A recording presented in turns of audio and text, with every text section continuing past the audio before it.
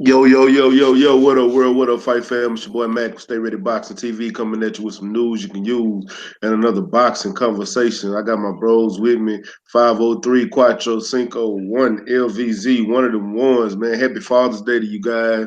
Happy Father's Day to everybody in the chat, man. What's going down, fellas? What's going on, Mac? Peace, Man, family. Peace, panel, chat, everyone.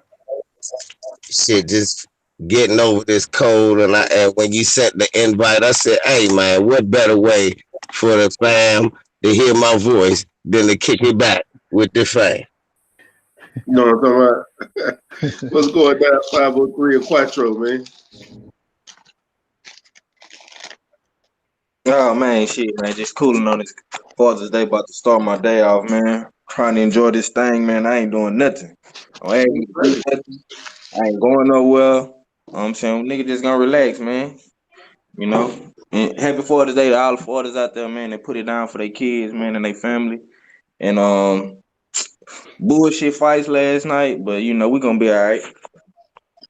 Yeah, happy Father's Day to all the fathers out there, man. For real, man. Happy Father's Day to you guys, man. Y'all make the world go round and people don't even know it. You know what I'm talking about? Mm-hmm. It's crazy though, because I'm gonna be honest with you. I didn't have mine, there with me like talking about, but you know what I'm saying, I still respect him because he's still a man, and he still did his thing later on in life, but and we Right, good now. right. But I just think of how what path I'd have been in if it had been any different. So I could just be honest with you, the importance of a father in your life, just for me not having mine, it means a lot. So y'all are all you fathers, the good fathers and everything, man, y'all are what that is. Y'all mean the world to a child, for real. Hey, and I want to say something right quick, bro. Just because you probably didn't have your biological father in your life, you know what I'm saying? You probably had your step pops or your grandfather. I know Mac, he had his grandfather in his life, you know what I'm saying? So happy Father's Day to everybody out there, just like you know what I'm saying. If you a father figure to your nephew, you know what I'm saying. You ain't just gotta necessarily have kids, you know what I'm saying, to be, you know what I'm saying, that father figure, So I just want to salute everybody, man, to help do whatever they do, man, in whatever type of way, you know what I'm saying. Whether you know what I'm saying, in the kid's life or you helping financially, man, whatever you're doing, salute to y'all. You know what I'm saying. Man, Yeah, well, big 100. 100. man. Shout out to Big Snack Pack. I see you in the building. Ramsey Sutton the third, Macadon one, Hey, Gil Cole. don't y'all hate early in the morning when your father come in the house fucking with you and you in your sleep and shit? That's Father's Day right there. Oh man, Trey Universe. I see you, baby girl. What's going down? Ramsey Sutton the third, Robert Stewart, Big LG, the homie.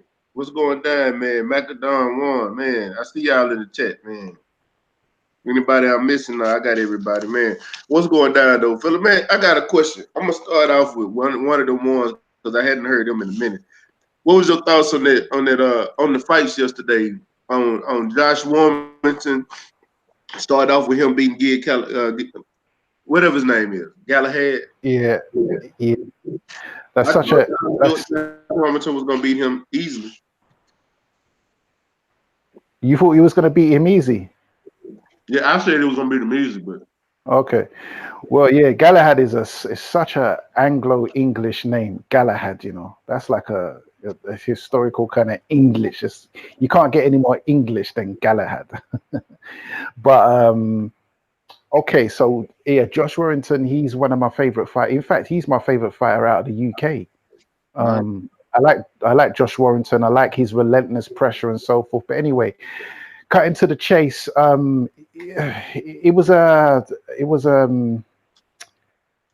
lot of split opinions. It was a very highly competitive fight.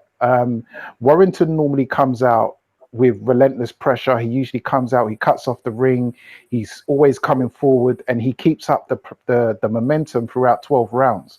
I mean, he lands a lot of shots. That's what Warrington's about. But in this one, he came out on the back foot, and Galahad was walking him down. So Galahad's part of the Dominic Ingle gym in Sheffield. So Galahad was walking him down, and there was a moment in the first round where Galahad made Warrington stumble on his feet and that kind of thing. It was very competitive. It was back and forth. Galahad was switching stances. I'm not a big fan of stance switching, but I feel like Galahad's game plan, where he was coming forward and switching stances and sitting back at times and looking for the counter, it kind of took Warrington out of his game plan. And it just kind of upset the rhythm for Warrington, because we all know what Warrington's about. He'll come forward and he's just relentless pressure. That guy just doesn't stop. He's on some ultimate warrior type shit. You know what I'm saying? So I think it was a good game plan by Galahad that they employed. Galahad roughed up Warrington on the inside a lot as well. You know, got a bit dirty, a lot of clinching, headlocks, you know, that kind of thing. It was very, very competitive. I think Warrington deserved the win because I just saw cleaner shots coming from Warrington. But I'm not mad at anyone that thought Galahad won. It was very, very competitive. I'm not interested in seeing a rematch. I want to see Warrington fight Shakur Stevenson. And because I know Shakur Stevenson, or I believe Shakur Stevenson will put a boxing masterclass on Josh Warrington. Wasn't the greatest performance by Josh Warrington in this fight, but I think the fight is relative. He fought relative to the opponent he had in front of him. But, you know, we're just going to have to see what happens next. And I personally, as I say, I want to see him fight Shakur Stevenson next. I think Warrington will be a good name on Shakur Stevenson's resume. I think Shakur Stevenson's got the ring IQ and enough tools in his arsenal to defeat someone like Josh Warrington. Man. Well, so what do you think about them saying that they trying to go at Leo Santa Cruz next? Yeah, I wouldn't mind seeing that as well. I wouldn't mind seeing that as well. I pick Warrington in that as well.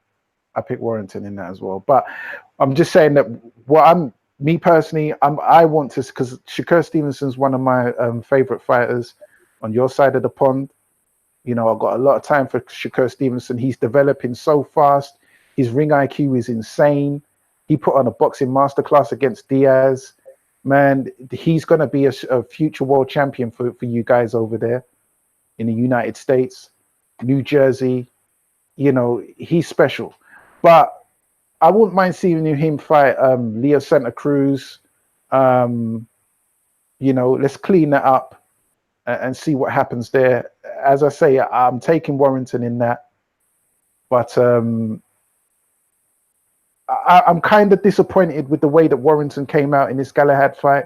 But at the same time, I could be wrong, because maybe it was necessary to deal with Galahad, because these two have fought twice in the amateurs. Galahad and Josh Warrington have fought twice in the amateurs. And boxing is not just about what happens in the ring. It's also chess, because you've got to understand that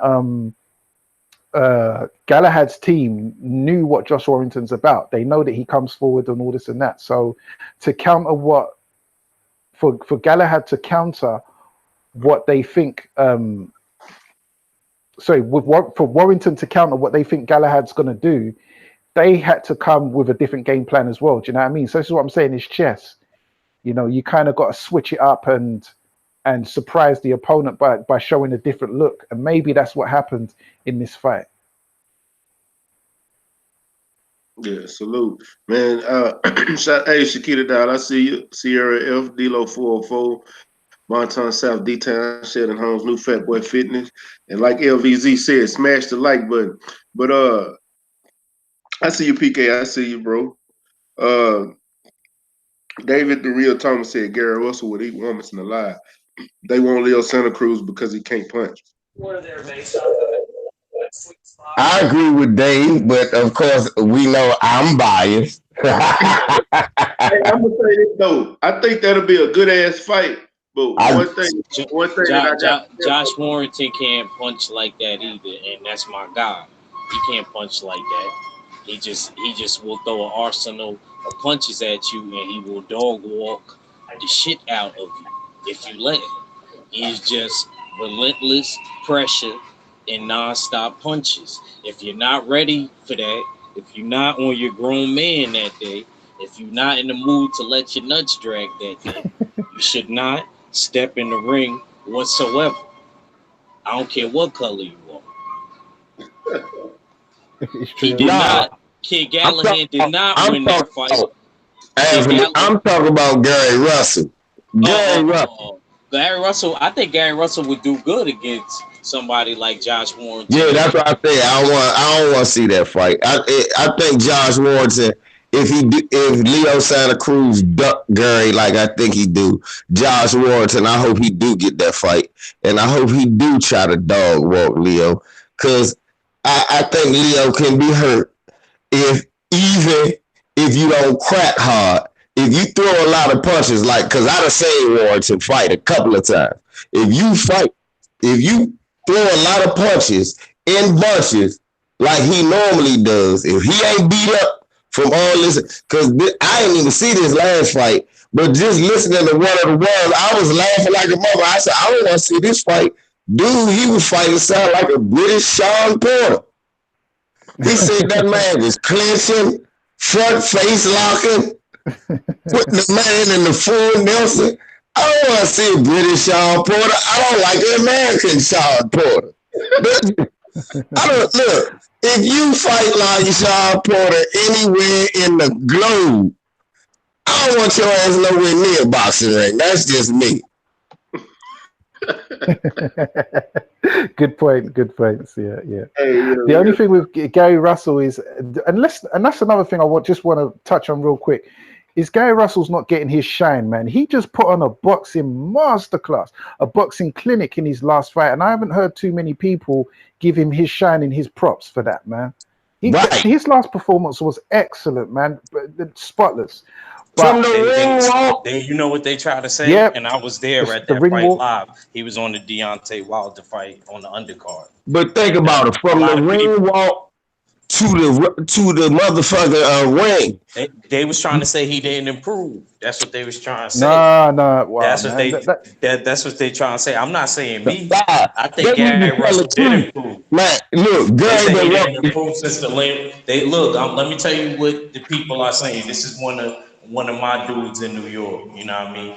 They was like, basically he didn't improve. They don't think he will beat Lomachenko, and I disagreed with him. Right. I said what I seen live. He was very swift and accurate. And let me tell you, right now, I see him walking around here and he pissed off. He seriously pissed off. Hey, this is what I want to say, LV. I got a question. And I know this is off topic, but this is about Gary Russell. You say he walking around pissed off, but in that same token, why is he calling out Tank Davis the way he is, but then when he go to 130, Tank Davis actually want that fight. But when he go to 130, he's not even going after Tank. He going after Miguel Burchett. That's two different fighters. You called out Tank. Go after Tank. Tank got the belt. What's the calling him out? Do the Burchett dude got a belt? Yeah, Burchett got a belt, but he for the fight. Burchett got the WBC belt at 130. That's what he was saying he wanted to do. He said he wanted to get one fight under his belt at 135 against that champion, so it could be a unified championship fight. It'll be 130, but still. 130. Okay, yeah. What's the point of calling out Tank the way he is in public? That sounds like clout chasing to me. Yeah, the only other thing about Gary Russell is his hands. I think he's got some issues with his hands. Yeah. So he might be lacking in power, but he's definitely got the ring IQ. His boxing skills is enough to. And another thing I want to give shine to is the ring walk. Man, that was a beautiful ring walk, man. I enjoyed that. Never felt proud of it. I said black man all across the world should feel proud the way he made that. I said, look, he let us know we all brothers together. We all was he was the little tribes. He was the leader of the tribe. Let's go. I said, let's do it. Let's do it, gang. We gonna whip some ass tonight. And then, like my brother Reed was, so he went in there and put on a performance. I don't think he clout chasing what's his name too much, as he just won a big fight. I mean, they ducking you with the Leo joke, and what's his name? Broner be mouthing off because it's a little pup. You know, that's a little rivalry thing. You gotta understand. Gary Russell from here, Capitol Heights, DC area. Tank Davis from the Baltimore area. That's a beltway battle. That's just a little inner rivalry thing. They gonna always have a little thing with each other. Okay. Now, see, now that's a good way of saying it. I didn't even think about that, and you're right. Yeah, that ain't. Yeah, you gotta understand. We all in the same circles. Yeah. You know what I'm saying? So yeah, that's more of a little beltway battle thing. That ain't really nothing about nothing. That's why he said he want to get the belt first. Cause One whoever LBZ, yeah. one LBZ. I want to ask you a question though, since you from that area and the rest of us is not. Only other person I know is CNT Walton and CNT and BFTB is from your area. So who do you favor in that fight? Like, do you favor Tank or do you favor Gary Russell?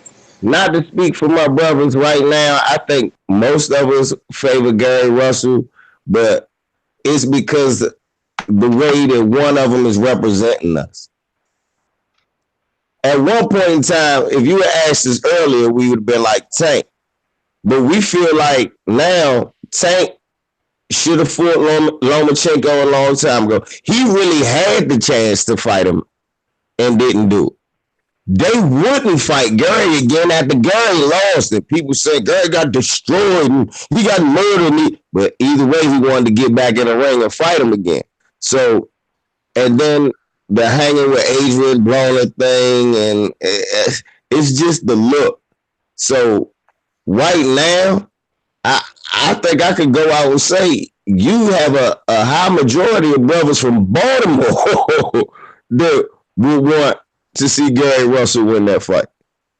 And also, Ak, have you seen the state of Tank Davis right now? See what I mean? Look, that's one thing about this area. We had a little rivalries or whatever here, but it ain't really that serious. It's about kind of like Houston and Dallas. Right, like Houston and Dallas. I was about to say, you should understand. Y'all got Houston, Dallas, and you know, it ain't really.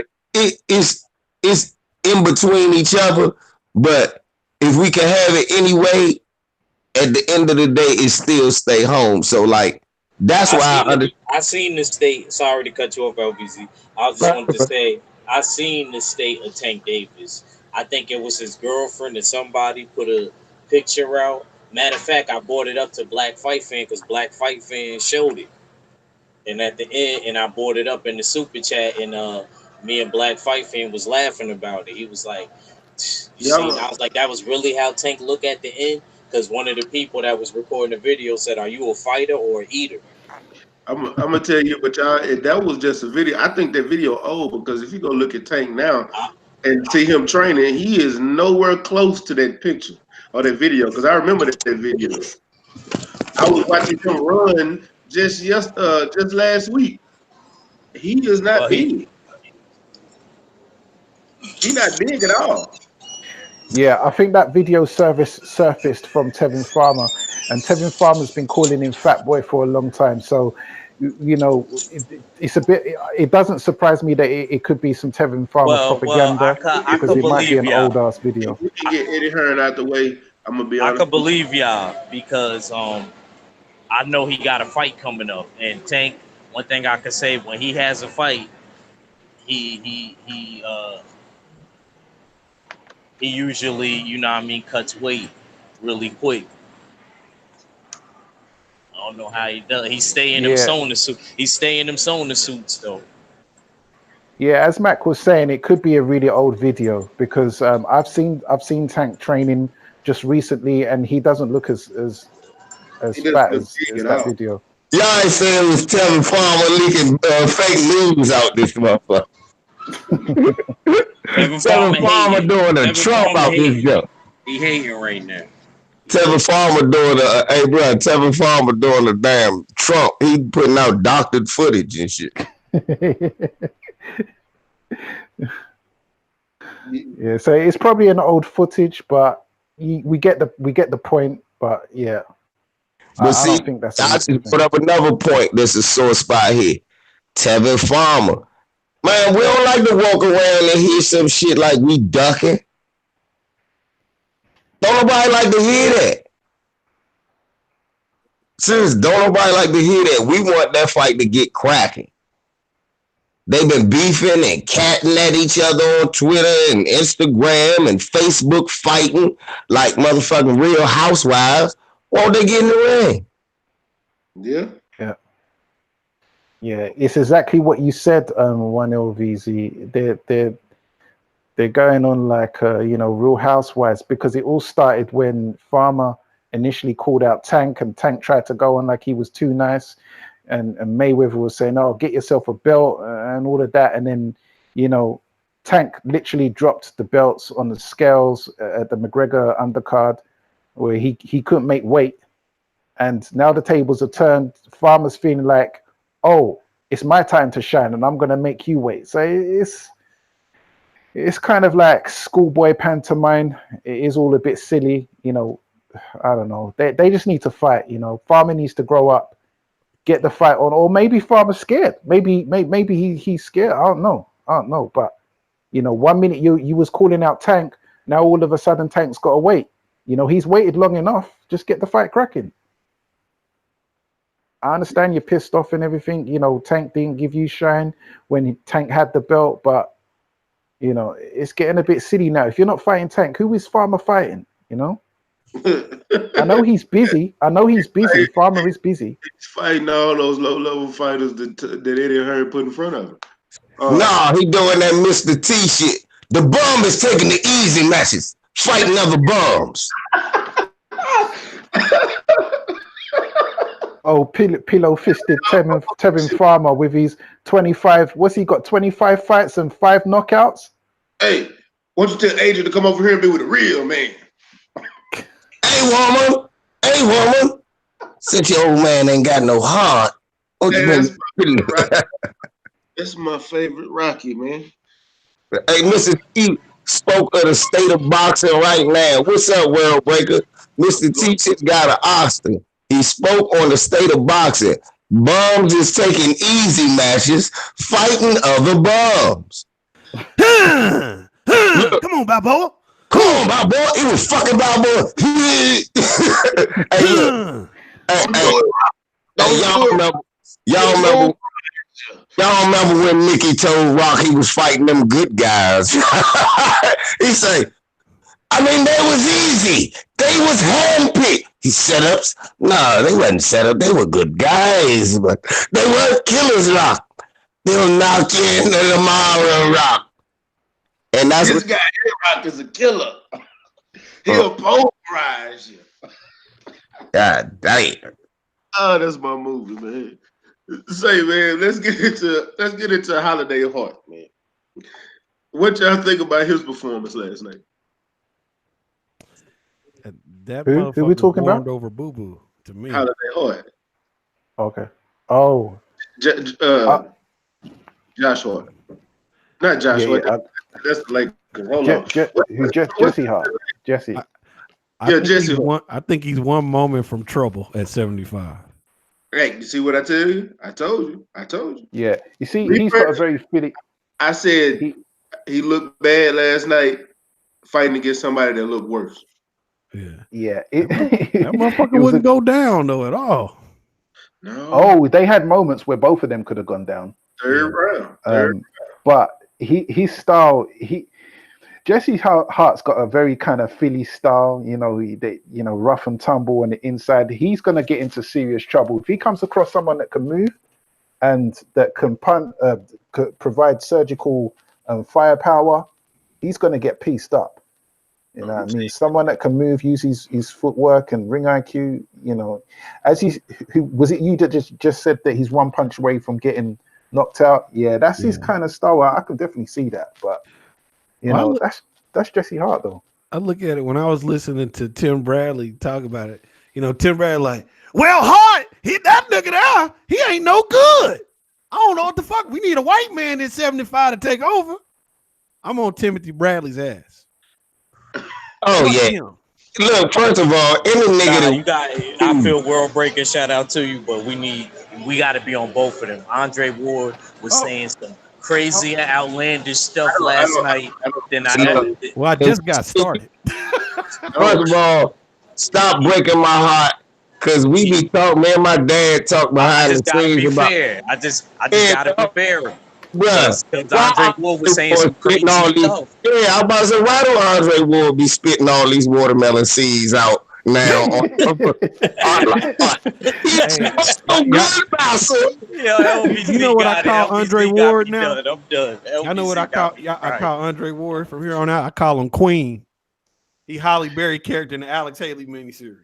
Mr. As a Bojangles, nigga, as a nigga. boot Oh licking, butt man, he said bouncing, Andre Ward was spitting Bojangles, out booty watermelon scratching. seeds. Yes, man. You be look.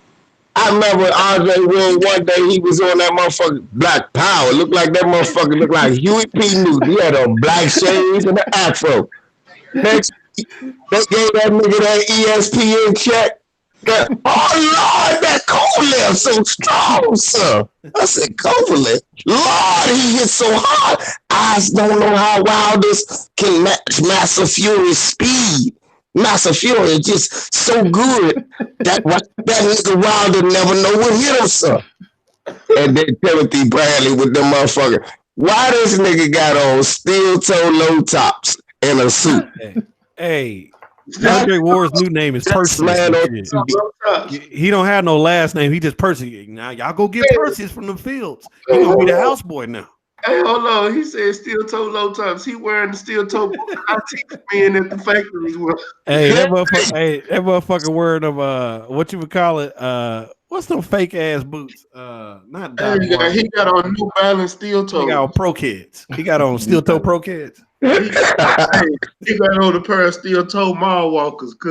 Right.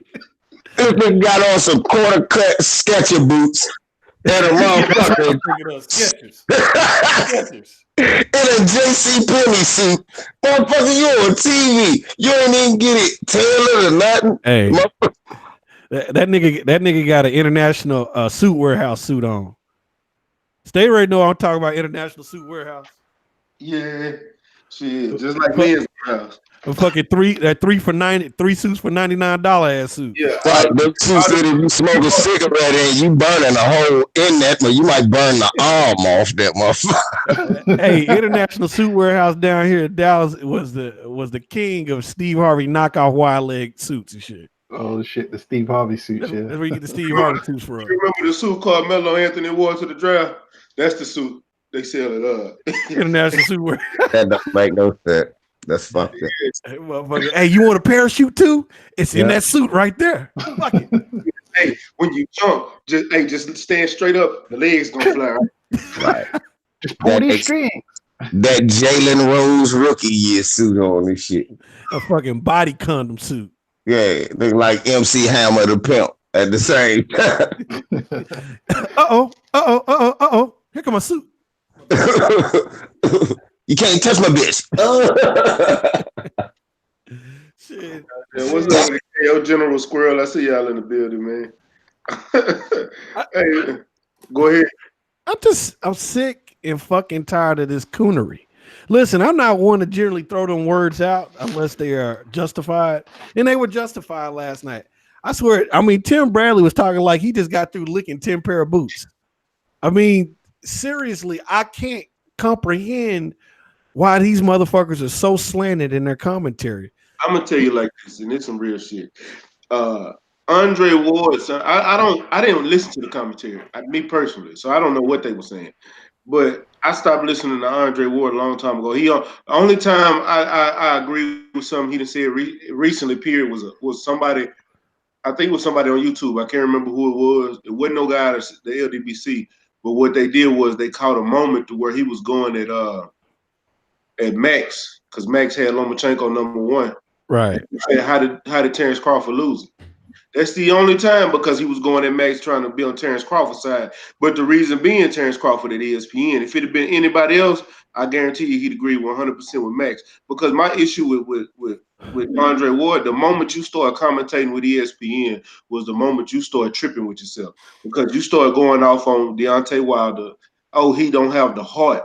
And then you went off on Fred talking about, well, I don't deserve forgiveness. How can y'all just come at me this one time and not look at everything else? You haven't had a reason for you to question me then, but everything you done since that moment has been questionable. Every single thing. Even with this, when AJ lost, he came out. I mean, he didn't say shit. Him or Timothy Bradley said shit until he showed up on ESPN and he said, "Well, I was gonna fight Joshua.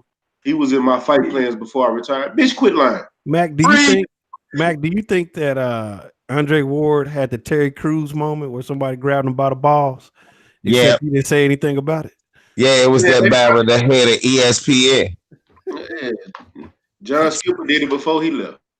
Look, once he put them glasses on, the coon came straight out. They put the coon glasses. I can see clear now, sir. Cool. I'm telling you, what's up with it? Saying cool. Top Cat, what's going down, bro? What's up with it? Peace. Man, chilling. Happy Father's Day, bro. Man, appreciate it, man. Happy Father's Day. Panel, man. Happy Father's Day to you too, World Break. I forgot to tell you, man. Hey, appreciate it, man. I got a big ass pancake and eggs for breakfast with some coffee that got my ass flying right now. Hell yeah, that man got that Starbucks straight from Colombia. No, my wife made that shit from scratch, bro. Just dropped the beans. Didn't even use the coffee pot. Got one of them little strainers. Put it in the glasses like Vietnamese style. That's where them beans come from, Colombia. Those was the shit Pablo used to take all night, drink that shit while he was up all night cutting this shit. Bro, the best coffee beans come from Ethiopia.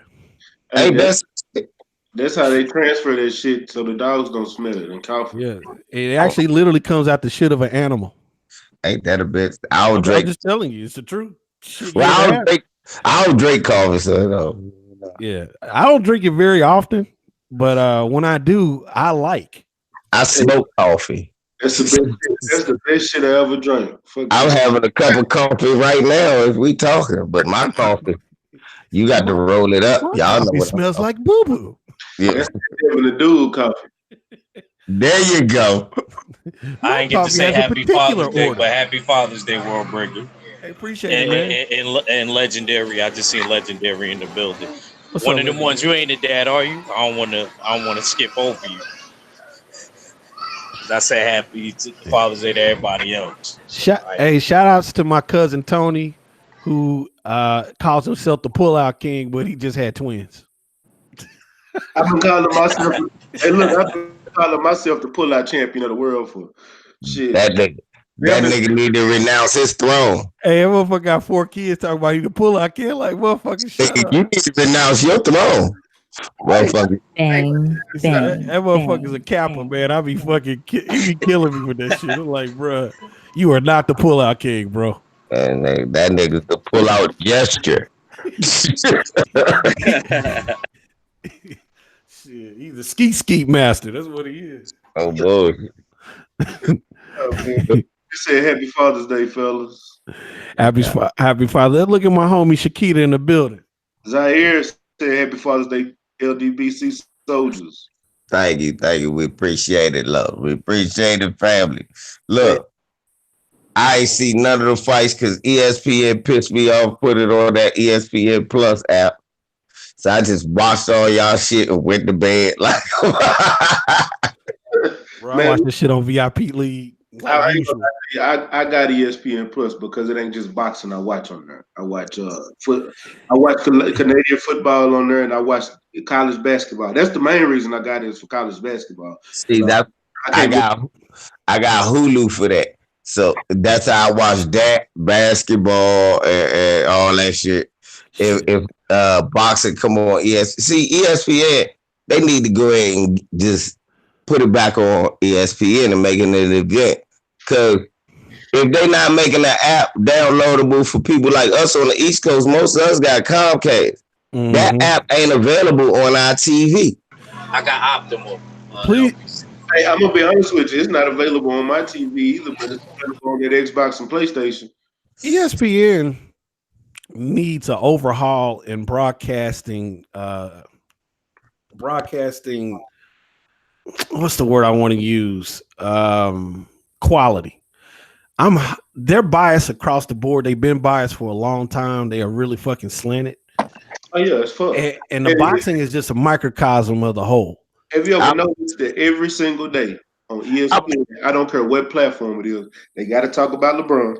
Yeah, they're gonna bring up the Patriots or the Cowboys. One or the other is gonna be talked about one of these every day. Stop that shit.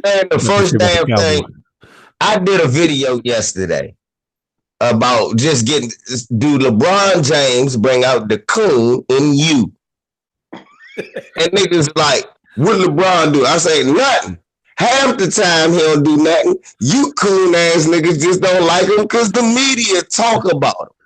Look, LeBron could eat a bacon sandwich. I hate that nigga. Yeah, look. Why this nigga all on TV? See, this nigga knew that if he ate bacon, they was gonna put it on TV. Nigga, are you serious? Yeah. See, you want attention. Nah, nigga, it look like he just wants some bacon, and they take a picture of it. Hey, real talk, 1LVZ. LeBron hate is almost equivalent to me what they hate, how they hate Wilder. Listen, I understand people have their favorites in basketball, but there's just, I mean, the LeBron hate is exceptional. These are the facts. The motherfuckers, he's statistically a top 5 motherfucker. That's just the facts. Whether you love him or hate him, he does great things in the community, unlike one with a 23 on his back before him. He actually contributes. I don't know why motherfuckers hate the guy. Speak on it. And this is real talk. I'm gonna be honest with you. I don't hate LeBron. I actually like him, what he does outside the ring. I do. And I do talk about it. But as for when it comes to this basketball, if they ain't a motherfucking Rocket, I don't give a damn about them. It's only a couple of players that I root for outside of that. You about to hear a lot about them this coming year. I mean, stay ready. That's not the fucking same. I know, but I'm just saying that's just me personally. I don't look. Before he put on a Laker jersey, fuck him. He great, but I hope he lose. But he's still one of the greatest players in the game. That's why I hope he loses. It don't mean it's gonna happen, motherfucker. You gotta give a nigga props, is what I'm saying. And niggas get to the point where anything that the media do, they follow them. Now, any other time, you got a problem with the media. But when it comes to another black man, you hate this motherfucker. Now, look, young Negro went to the finals 9 straight times. Listen, whether he win them all or lose them all, who the fuck goes to the finals 9 straight times? Right. Yeah. I mean, look, this young Negro put all his homies in charge of his personal and business affairs and turned them to millionaires. Ain't that what you was supposed to do? That's what we always say. You'll never go back to the community. Go get these LeBron did everything you want him to do. You still hate him. And he got 3 rings. Got 3 rings, been to the dance 9 times. I mean, he's a top 5 all-time scorer, top 10 all-time rebounder, top 10, I think top 20 all-time rebounder. I'm gonna say he ain't no top. Only thing he's top 10 in his scoring right now. I think he's top 12 or top 15 in assist. No, I don't know. I know he is an assist. He jumped up with 8,000 assists. Yeah. And if he keep playing at this rate, he'll be one of the only players to finish in the top 10 in rebounding, scoring, and assist. Yeah, that's a shit. In my eyes, that's a triple-double. Goddamn. Yeah. So, I mean, we as far as on the floor and off the floor, we can't be you can't discredit nothing that young man did. And all this, I want to love Michael Jordan shit, a motherfucker who ain't give a fuck about you. Look, when the Nation of Islam said, niggas in Chicago getting killed, Mike, how about dropping the price of these shoes? Republican buy tennis shoes too. What? Yeah. Michael Jordan is the ultimate backtracking Uncle Tom. That's a motherfucker from the country who don't give a plain fuck. Right. That is some shit. Yeah. Look, Mike, hey, I've seen Mike at a distance, and you can see he's an asshole. He's the kind of motherfucker. If he wasn't Michael Jordan, he gets stole on. He gets stole on in the hood. He still get stole on in the hood. Them being Michael Jordan don't stop shit. Shit, apparently he do. He Yeah, should have been solo years ago. It don't, because he don't leave out of his comfort zone. Don't leave up out of that Cuban chick. I get it. yeah. I know that nigga said that in 1977, a white girl called him a nigga and he threw a soda at her.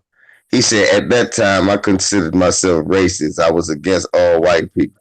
I said, you cool ass. So a bitch call you a shit kicking, watermelon seed spitting, sunflower seed chewing, back alley nigga, and you throw a soda at her and you the racist? What type of cool shit is you on? I just hated myself for hurling that can at her. It was just the hate that was so embedded in my baseball player. Yeah. I tried to injure her and I feel bad. My unforgivable blackness was not forgivable that day.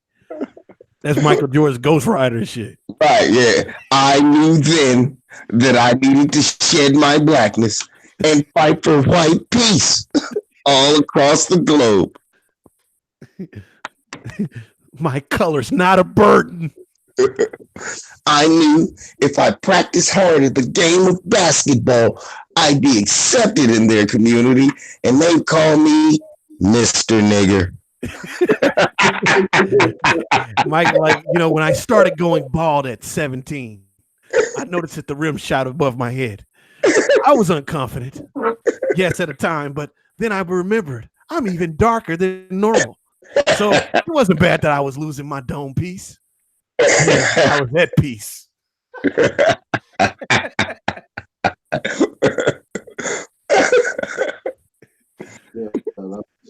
We give no fucks today. I'm sorry. We gonna call your ass out. This is not for kids under the age of 18. Yeah. Hell no. Because no, that's a lie. This for kids under age 18. Y'all need to. You must learn like KRS. Damn it. They not under 18 forever. Timothy Bradley is gonna get the work today. It's gonna be all day. Timothy Bradley, coon skinning. I'm coming on everybody's channel talking bad about that big teeth motherfucker. I ain't even had to see it. I know the cooning he was doing. He be doing it so much. You get mad at the fight you watching. If the black guy winning against the Spanish guy, it's always this. But Ramirez is fighting back, Bob. You should look at the punches he threw. Ramirez on the ground sleep. Ramirez had heart. Why Timothy Bradley head look like a ball joint? Motherfucker head like a ball joint for real. Oh fuck! It's egg shaped. That's what it is. That motherfucker look like he's a steroided chipmunk. Man, I just want to. You know what? I'm gonna be honest with y'all because I remember when he was talking about coming back and fighting Earl. I'm at a point that I want that shit to happen. Come on back. Let's. Oh yeah, I love that shit. Timothy Bradley to come back. I'm gonna start a campaign. Timothy Bradley come back and fight Earl Spence. Earl Spence, who, senior? I want to see him get killed in the ring. Hey. He gonna get brain damage. That's what's going on. I want to see him get brain Timothy Bradley be leaking boo-boo before they hit the bell. Right. Well, I don't know about this one, boss. How y'all let you talk me into this one? I don't know. Hey, and put it on ESPN so the world can see. Timothy Bradley ain't winning that fight. I know that. You know that. But he called out Earl first. So he don't know that. Man, Earl make that motherfucker body cavities altered. That nigga kill. Fuck that nigga, Drew. That's real talk. Don't nobody give a damn about that coon ass nigga. Man, that dude and his Bat Wolf family will be forever changed. In the words of Drago, if he dies, he dies. Timothy Bradley and his Bat Wolf crew, fuck him. Fuck him. To be honest with you, I want to see Andre Ward come back. Yeah, I want to see him fight Anthony Joshua. I know everybody keeps saying Andre Ward would beat Anthony Joshua, but I'm gonna be real with y'all. I don't think so. I'm not the one that thinks so. Y'all can keep talking that shit and making that shit believable, but he's going up from 175 to over 220. And if y'all really think he got the skills to go up there and put on 40 pounds, no, why do y'all go the long way around to go to an easy journey? Bruh, fuck all that. Hey y'all, we saw him get dropped by Cole. What the fuck you think gonna happen when Wood shut the power down? Game over. Let's talk about something else. I mean, there's Andre Ward would this get knocked the belief fuck that out. Andre Ward believes he's Roy Jones Jr. talented. Okay. I think that's And what happened? A lighter punching Antonio Tarver cut the power off. So let me tell you something. Go ahead up there. Mess it up. He better fight Ruiz. He know better. But also to He be don't beat Ruiz. Roy never really beat Tarver. He didn't beat him. Tarver beat him in the amateurs every time. That first fight was dubious. The second fight and the third fight, he clearly beat that ass. But Tarver was just that dude for Roy. Andre Ward don't have that. Andre Ward is just not as talented. He's a great fighter, man. Shout out to Sheldon Holmes. Hey, I didn't get a chance to read it, but yeah, get that nigga up out of here, cuz. Yeah, I blocked it on my channel too. Huh? I blocked him on my channel too, man. I got nothing better to do. Let's go and attack the Negro channel. Let me cutely spell the word nigger. You have no fucking life. This is straight up cock holder. He sits at home holding on motherfucking gerbil cocks. He got a house full of gerbils. He said he's on that Richard Gere plan. Yeah, he is. You know what? Hey, I want to go down. Go in. 503. What's your thoughts on Andre Ward fighting Anthony Joshua? He the one said it was on his fight plan. So, what's your thoughts on it? Oh yeah, man, that's a good fight. You know what I'm saying? That'll be a good fight for AJ, man. You know what I'm saying? I'll pay for it. You know. All right. Who you got winning? I got AJ winning that joint, man. Yeah. Against Ruiz 503? Against Andre Ward. Yeah, against Andre Ward. Yeah, but AJ and Ruiz. I got Ruiz. World Burger. Come on, dude. I had picked AJ in the first fight to win, man. But you know, I overrated him, man. Hey, I did too. Everybody, you, Fred Thomas and Reggie Owens. Goddamn, Fred Thomas won 6 stacks on that fight. God damn. Yep. You know, hey, bro. I think, man, hey, you know what? Since you brought that up, bro, stay ready. You need to start doing a segment on the odds for the fights, bro. So I used to do it, but those videos wasn't getting no views. I'm just saying, like you should like put it like in the segue for the show on the live. All right, I can do it during the week. And I forget how much Michael Johnson won, but he only bet $50. Bro, the stack, I'm gonna tell you, it was plus 1,100. If y'all would have bet $1 on Ruiz, you'd won $1,100. That's how the odds was against John. I mean, for Ruiz on that fight. Can I just bring up something random? I'm still sad about Andrew Tabiti. Damn, he got slept. It was like negative and a positive because, you know, I wanted Andrew Tabiti to win, but I wanted Dorticos to win because of the Cuban side too. So that's why I didn't really care in that fight like that. But I didn't want him to get slapped, yo. That right hand, whew, my boy fell back on his head. So so much for them saying that he was gonna win the world. And that was for the vacant IBF title. So now that shows me that Usyk is really serious about his transition into heavyweight, because he just gave up one belt. He gave up the IBF. What? Yeah, that fight was for the IBF belt. He had vacated it. So Andrew Tabiti missed out on the belt. What's the Mayweather collective Mayweather gym record? 25 and 100,000 and shit. I mean, they just produce losers. Honestly, Tank is the only winning person in the we can't. I'm not gonna lie though. It's hard for us to say that about Tank though. We still got to see Tank against all different type of styles. We haven't seen Tank. We can't. Tank didn't come to mind. Tank won 2 belts, 2 different belts, bro. But Badu Jack is the most. Yeah, but it ain't in successful two guy to different. box I would out have in been more the- impressed if it was 2 different weight classes, man. It was the same weight class. Badu If it Jack was is 2 probably- different weight classes, that's more of an accomplishment. You couldn't make weight the first time. You should have never lost your belt. Quite true. But Badu Jack is the most successful fighter I can think of that comes out of that gym, aside from Mayweather. So again, I mean, all those motherfuckers hanging around the gym and shining shoes and shit, that ain't paying off. That shit is high school, bro, and it's showing. They're not even a good high school. They're not even East Side High. What'd you say, bro? It's in the chat. Somebody named DB. Whoever the fuck he is. He up here talking about black people are emotional. Oh, the same guy that was there before. DB, dumb bastard. Hey, I'm back. Hey, just light him up, man. Light him up. You know what I mean? Dumb bastard. That's what it's about. What y'all need to do is report his channel on top of that. Yeah, just get him out of there, man. Ain't none. What's his channel? Reported as hate speech. And he's obviously a guy that's a human spool. Got nothing better to do than get on black people's channels. Look, I'm gonna mess with the blacks today. This is baking soda. I'm telling you guys now, this is nothing. You think these guys are trolls?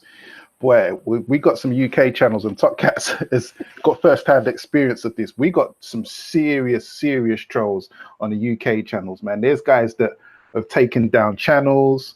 There's guys that will infiltrate and hack the Hangout, take down the whole Hangout.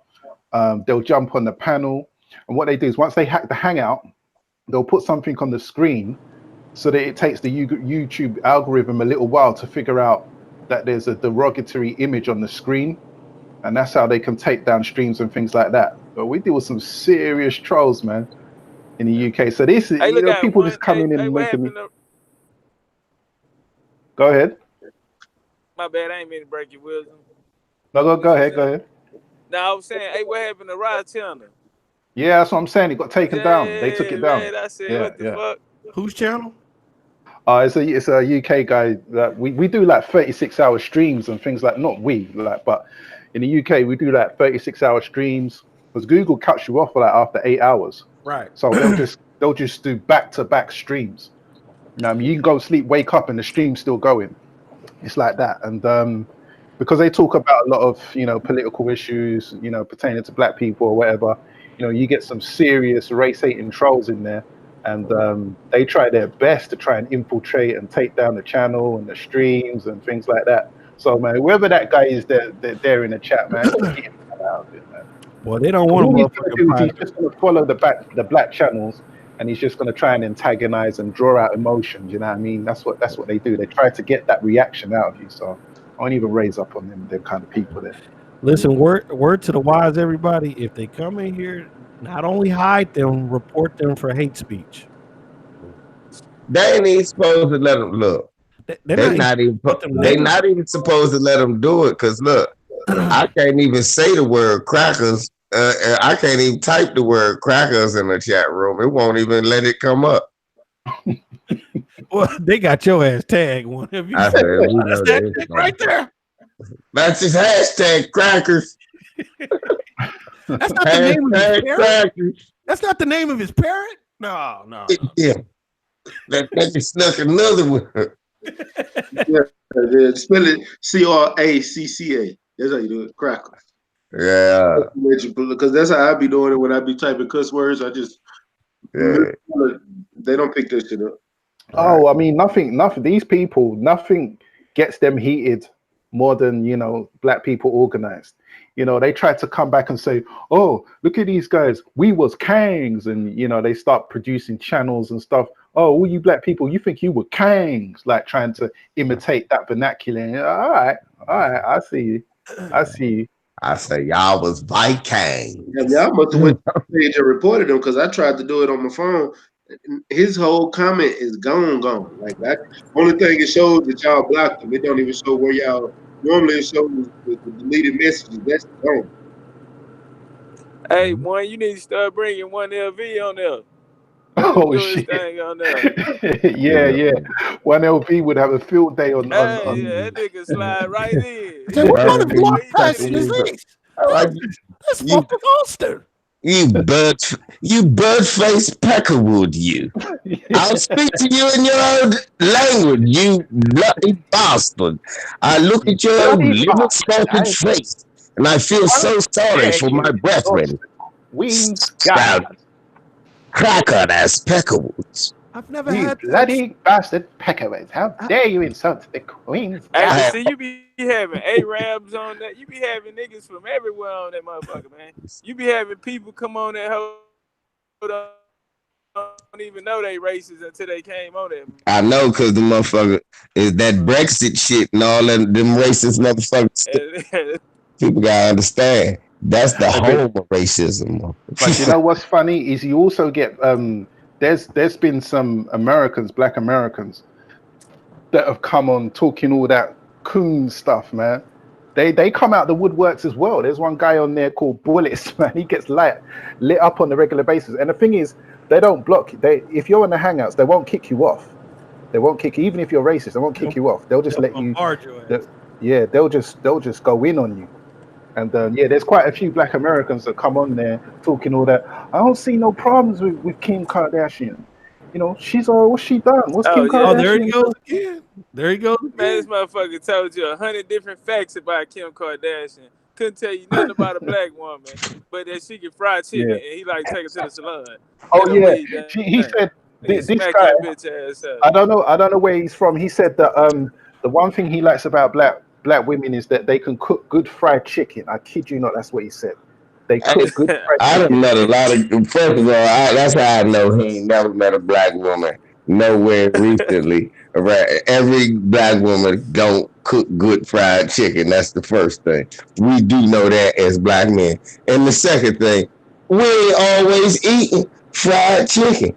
I know some sisters that cook some good ass lasagna, some bomb ass gumbo, some good with your tongue. See, that's how you know. Look.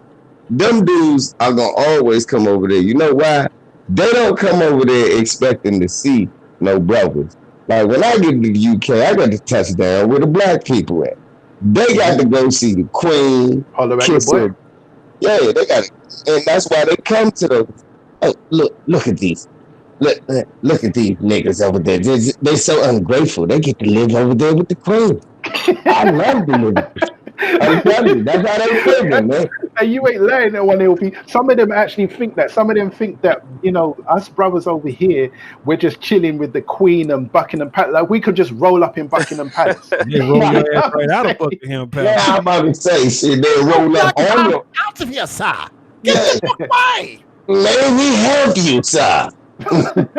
And what country do you come from, sir? Motherfucker, I was born when you motherfuckers snatched us. I came over here. No, sir, that's not there. That's over. I tell them I come from the country where those crown jewels came from. You know that country? Yeah, that country. No, I know what you speak, sir. Let's change the subject. They do that a lot over here as well. They're just uncomfortable talking about them kind of things there. Right. My Irish just shifted to the right a little bit. I don't think we can talk about this at all. Look, what I like is how they try to deflect with Americans over here. We never enslaved here, but as a matter of fact, we said that. Yeah, whatever. There you go. Why am I 20% English then? Yeah, I'm about to say, explain this to me. Why the fuck not from DC with 12% British peckerwood in my blood? That ain't perfect. Because, you know, on an annual basis, right, we have a reparations kind of march in the UK where we because they owe us reparations. Yeah, y'all lucky as fuck. Yeah, so we have it like on an annual basis over here. Because, you know, our slavery took place in the Caribbean. It didn't take place in the mainland. Yeah. And why did they? If you want to see the artistry of deflection, and what they call it, they call them what do they call them? Is it speech writers? They call it speech writers. These guys are experts at answering the question without answering the question. Hey, welcome to America. Welcome to We America. call it buck dancing. Yeah, spin doctoring and shit. That's it. Spin the doctor. British system, it's essentially a socialist welfare state. I was talking to somebody who gets disability. They get 2,500 pounds a month in disability and a fucking free car. And if y'all getting reparations, I want to know the source of that income, because the UK doesn't. They don't produce. They don't produce anything significant that they can export. Everything that they probably produce comes from the countries that they've subjugated or control their governments.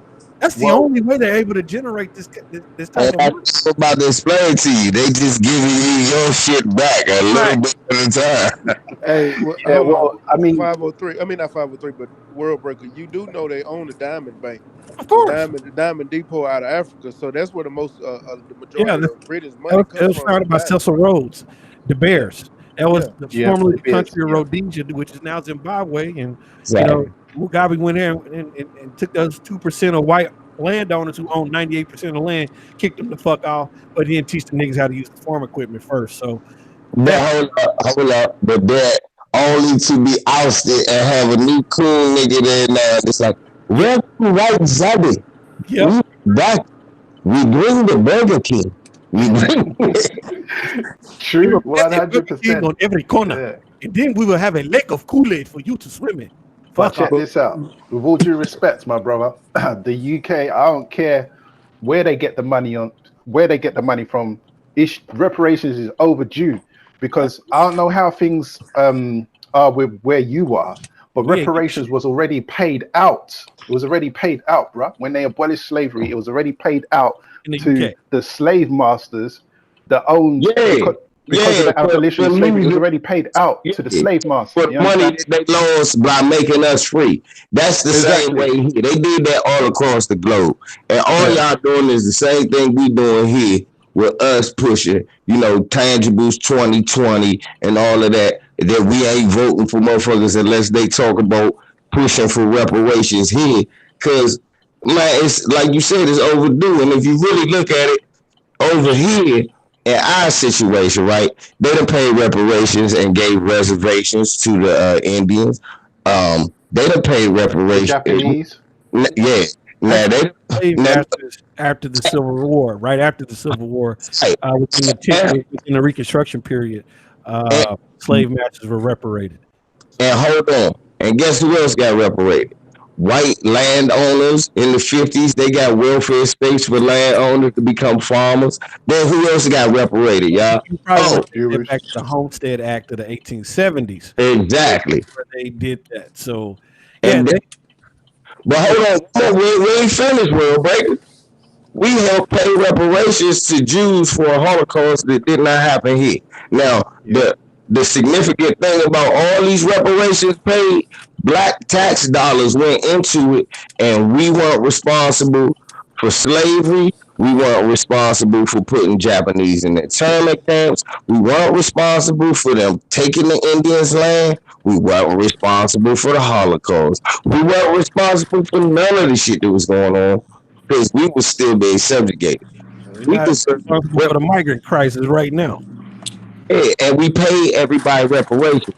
So the most insulting thing to me is a motherfucker say, why y'all deserve reparations? Because, bitch, I paid for yours and I ain't had nothing to do with it.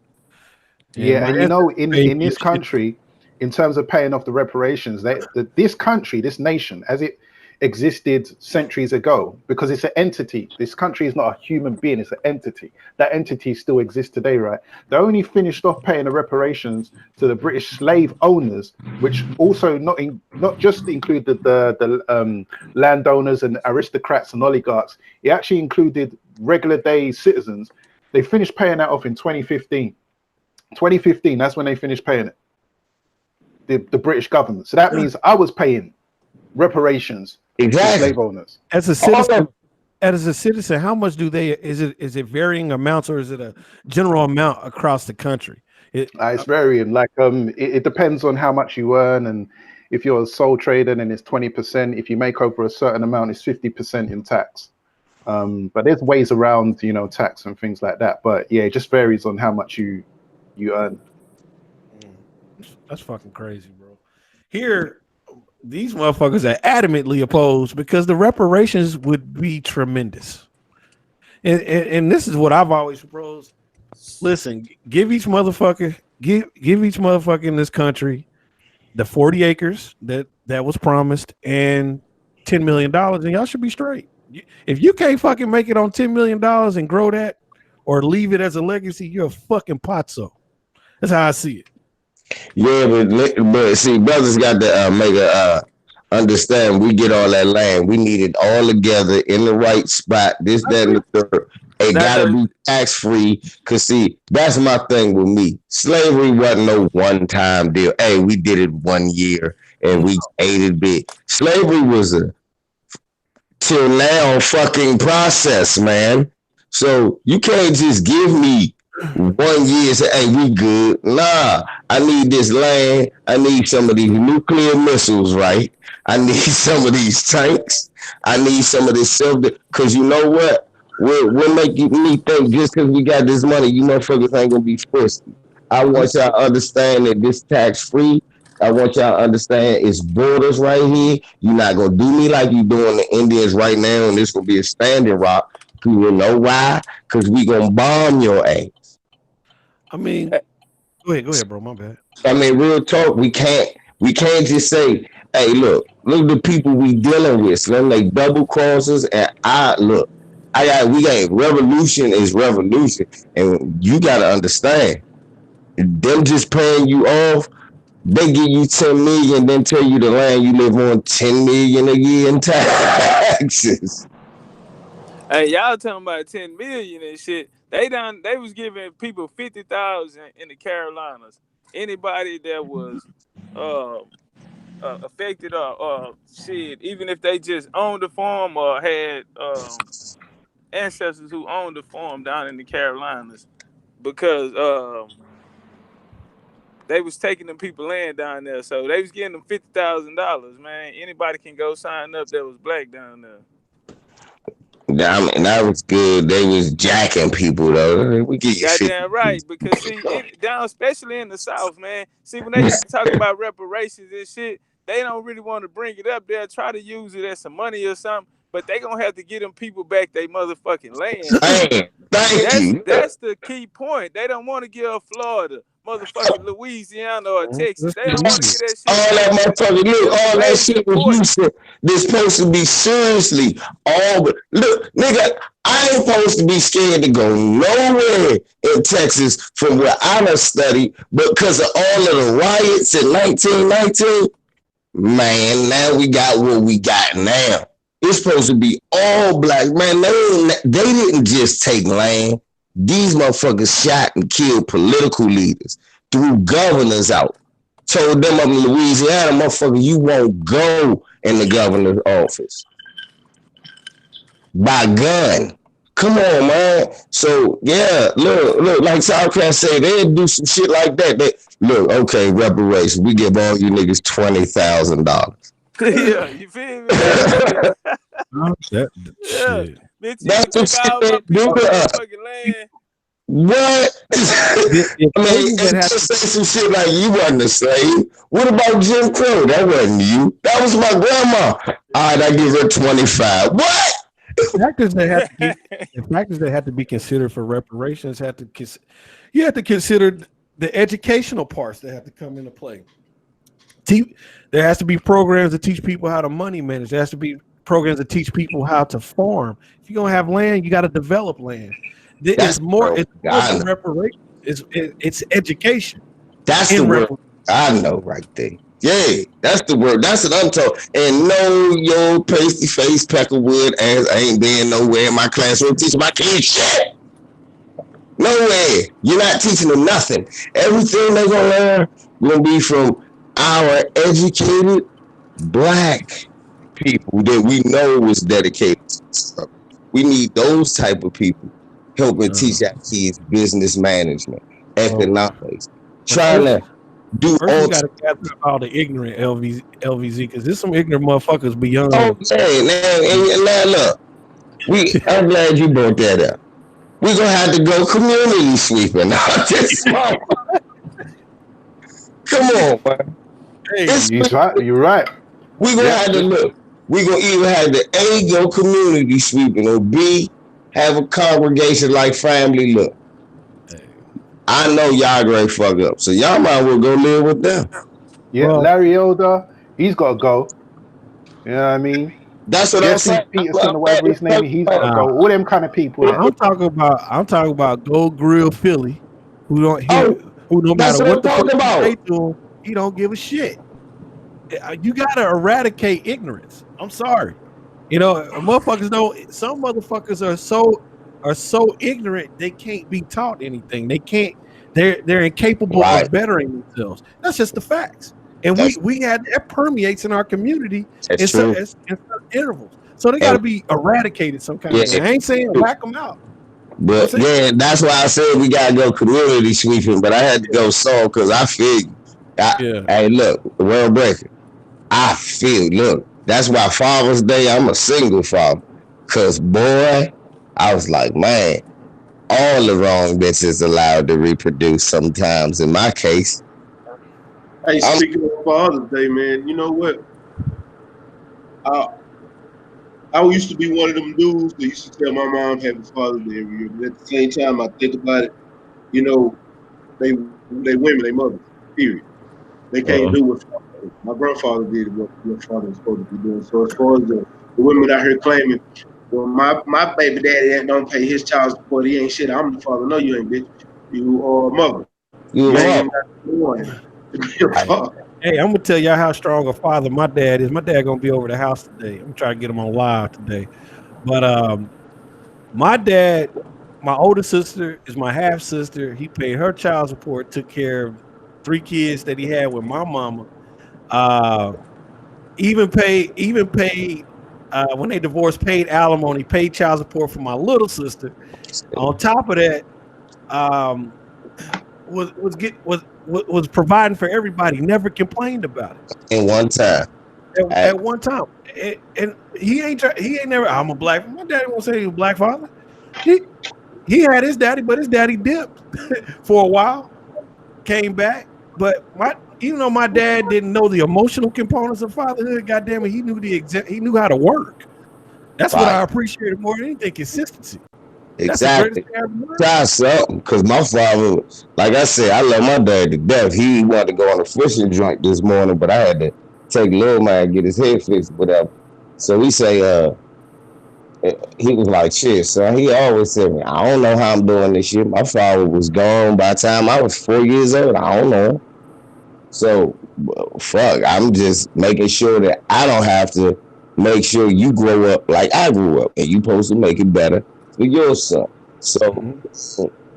for real, the importance of a father can never be belittled. I understand that because without my father, who knows what I'd be or where I'd be. My dad wasn't worth it. Like, hey, buddy, I want you to go over there and throw that baseball as hard as you can. My dad show up to the game. God damn it! When I ran track, that's when my dad got involved. You Right, know, that was his thing. When I boxed, that's when my dad got involved. My dad right. taught me how to fight. I didn't come into school, getting bullied, goddamn it, because I had hands. Because See, daddy was there for me from jump, see, you know. And I'm just that's being honest. the truth. That is the truth. It's just how it is. So the old man could fight, taught me how to fight. Had a talent for fighting. That shit get when you're. I come from a family of fathers, so I'm lucky. Every one of my aunts and uncles are married, and I got like 16 sets of aunts and uncles. So I've had an example. My grandparents were married over 50 and 60 and 70 years, that type of shit. I'm lucky, and I always appreciate it because I see the difference in some cats. Some cats can a lot of people can overcome and a lot of people can't, you know, and I'm appreciative of it. I'm truly appreciative of it. That's right. That's right. You're supposed to be. You're Yeah. supposed to appreciate your And family. more of them kind of examples need to be out there in the atmosphere and in the community, because there's plenty of examples of us coming that have been victims of the system, that began in the 50s and the 60s, which essentially the United States government was acting as the father and thing like that, you know. And I'm glad you say that, because, you know, the narrative has kind of been hijacked with this idea that, you know, all of us don't have our, you know, fathers in our life and things like that. And I, in fact, most of the people that I know, both online and offline, you know, that have got kids, they're active in their children's life. Do you know what I'm saying? One of the ones, I So, got statistics proving that black fathers are as or more involved in their lives than other ethnic groups in the United States. I'm actually going to post that on the community page after I get off of here, and show the truth of the matter. People don't get it, because the narrative is just like, well, when we go, let's go all the way back to boxing. People are projecting a narrative, projecting propaganda in order to sell you something to make you believe it. The fact is, my little brother has a son. He takes care of his son. My little brother's currently singing backup for Janet Jackson. He constantly in the music business grinding out. But man, his son, his kids are the epitome of his life, just like my kids are the epitome of my life. I don't give a fuck about anything but my children, my family. And it's a blessing to have your kid with you every day. That's why I'm doing what I'm doing right now. I'm at home, you know, getting on live streams. That's a part of a choice that I made, because I didn't want to miss my son's development in this stage of his life. You got to be there so they understand what it means to be a man. You have to be there at critical junctures in their lives to build the foundations of a great man. And people don't understand or comprehend that. My son is 3 years old, can read. My son's 3 years old, can do simple math. How many of our kids are out there able to do that? How many of them going into school ignorant as fuck? Because you know what's fucked power. up? You know what's so fucked up though, World Breaker? So Shorty got pregnant with my son. This is my second one. And I explained, look, I want to do it right this time. I'm 35. We should settle down together. He should have both in the house. Obviously, that ain't happened. But see, I was setting up with her dumb ass ain't know. I saved up enough money where I could stay home my first 4 years and teach him how to read and write. So by the time he was 3, he was reading, writing, and counting math. By the time he got to school for kindergarten last year, they were like, Jabari reads on the 3rd grade level.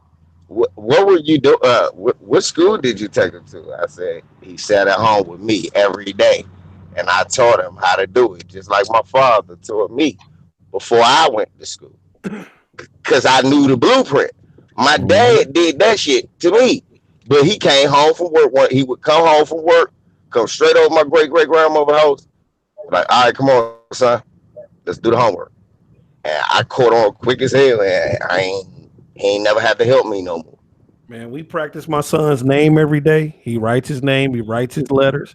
We got the little magnets on the refrigerator, little letter magnets. He spells words, 3 and 4 letter words. It's a thing that you do in phases in order to grow the child. It's just like a plant. A plant starts out as a seed. You water it. You treat it with fertilizer. You do whatever you need to do in order to facilitate the growth. And it's always in stages. So before he could crawl or walk, he was seeing letters. He was seeing words. When my wife was pregnant with my son, the moment I found out she was pregnant, I started talking to my son. And every day, never missed a beat throughout the day. When my wife was around, I'm having a conversation with a zygote. I'm having a conversation with a kid at stay at 3 months, 6 months, so on and so forth. Because you have to understand the bond starts before the birth. And if you don't develop the bond, you can't have a successful birthing of a child. And what I mean by that is, it's just not the physical act of the birth. It's the birth of intellect. It's the birth of morals. It's the birth of direction. And so you have to look at it that way, or you're not going to produce a productive human being. You know, My son is going to be reared to be great. Whatever he does in his life, he could be the greatest janitor in the world. That's because he was bred to be great. He could be the greatest archer in the world. He was bred to be great. He could be the president.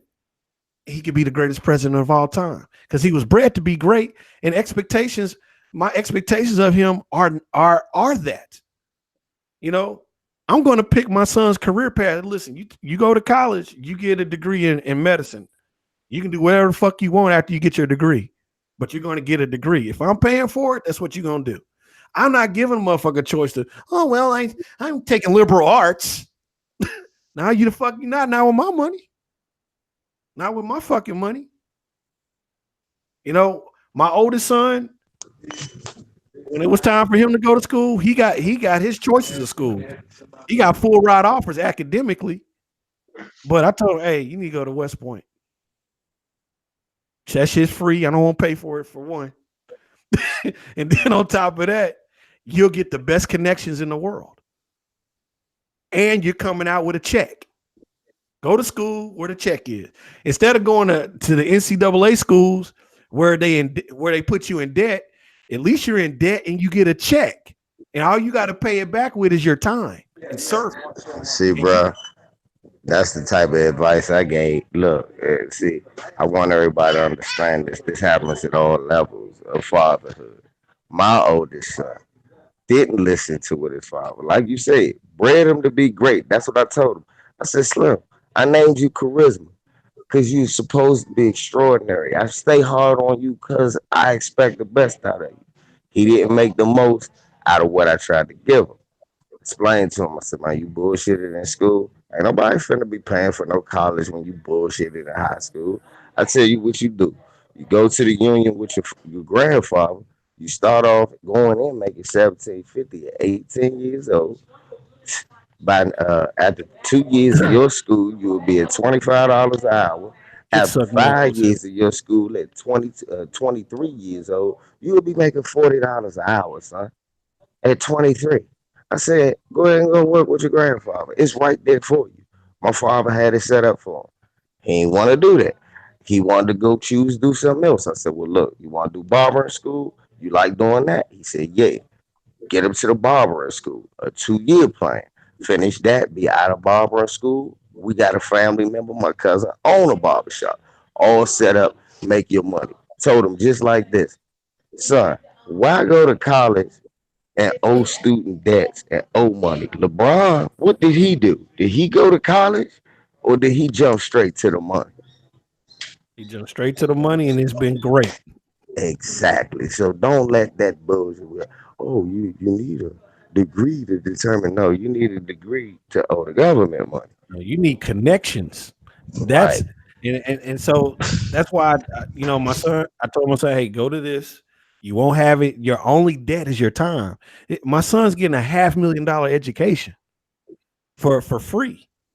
All he got to do is, I mean, he's going into his senior year. And he has to serve 4 or 5 years. 4 years. Yeah. Well, I think Yeah. it's 5 years. What he's actually doing is 5 years. He comes out a lieutenant, Yep. and he's set up and he's Yep. connected. That college is about connections, information and connections. That's all it is. You know, I know plenty of motherfuckers that are as dumb as rocks, have high paying jobs because of who they went to college with. It's just the fact that you went and you completed it and you made associations for most people, but they don't know how to leverage those. They don't know what college is really about. It's a club. But somebody along the way figured out, no, we can hustle this shit. Let's go ahead and put these motherfuckers in debt. And now college is just like college used to be back in the 20s, 30s, 40s, and 50s. Only rich people can afford it. Now the person that really can't afford it is leveraged for a considerable amount of their lives. People don't get that. Yeah, I know you end up paying for motherfucking school. I get that because I got a lot of family members that were shocked I was better in school than them, but I chose the military instead of college. I said, why? I said, well, shit. They talking about I gotta pay, and I got a kid right now. That's stupid. I can go to military, make money. They'll pay for it. No, hell no, hell no. I ain't gonna owe you for some shit I might theoretically never get to use. Plus, I get to Now, travel the world, get my dick sucked by exotic women. Anyway, yeah. If I'm bored, I at least get to do that. I'm gonna change the title of the show.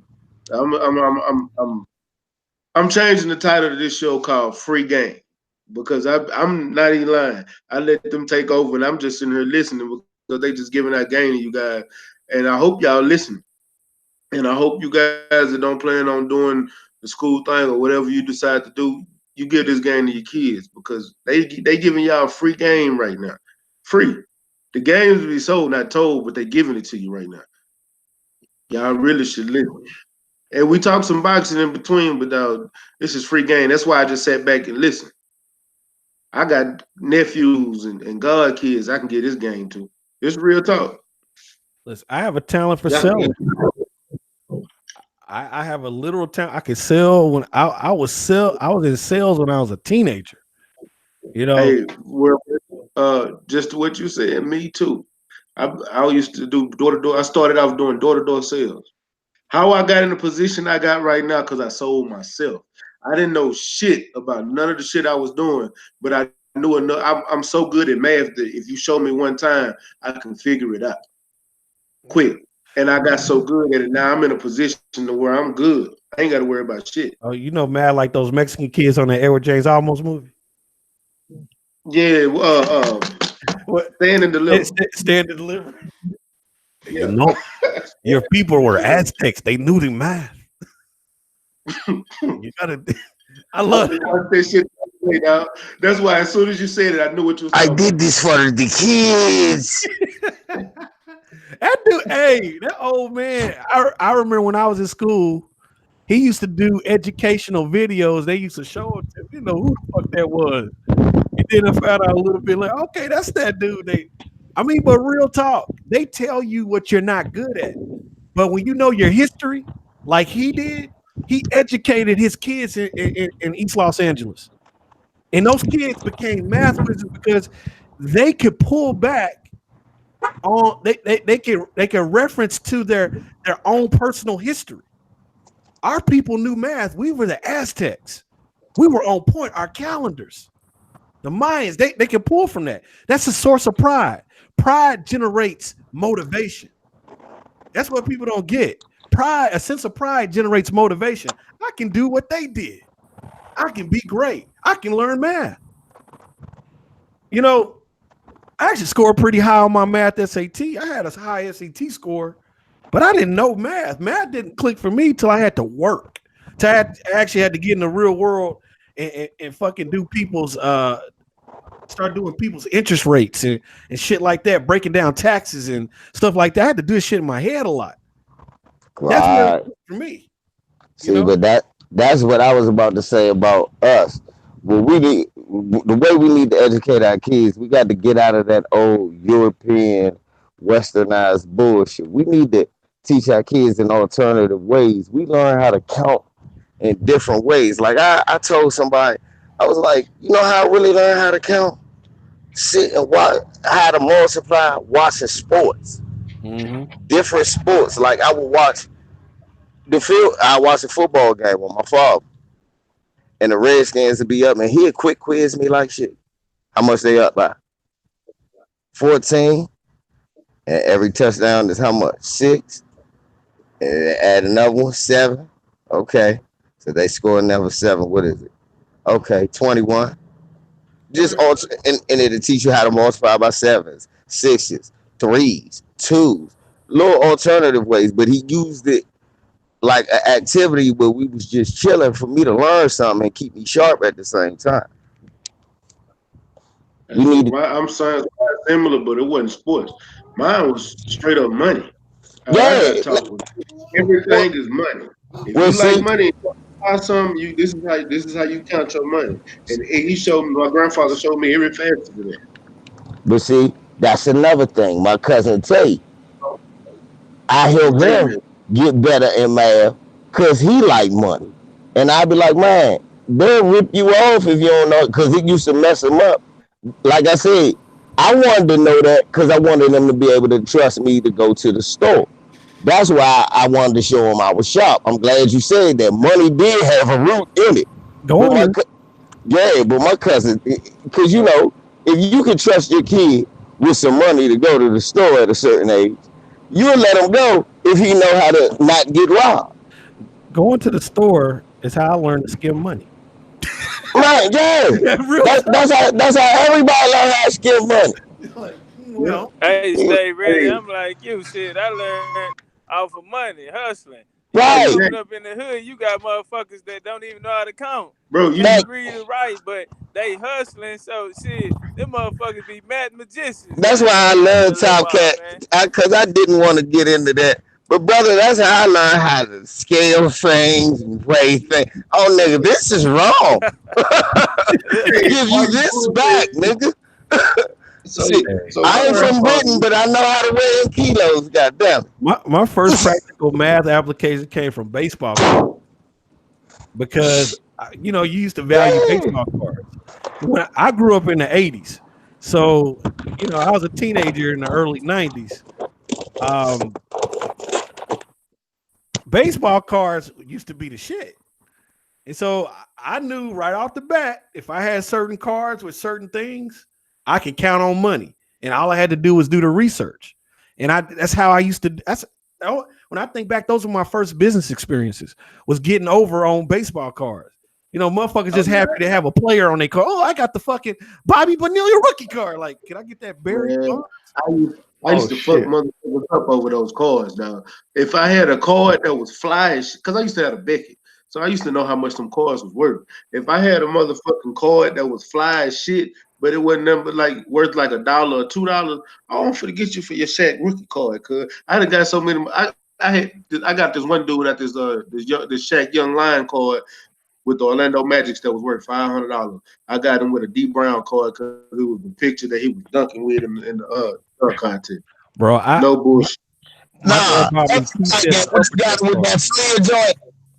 Huh? What'd you What say? you got with that Flair Ultra joint? I got a Bama with that D Brown hide your eyes dunk joint for Yeah, a that's long. what I'm talking about. That's the one I used to get that Young Lion.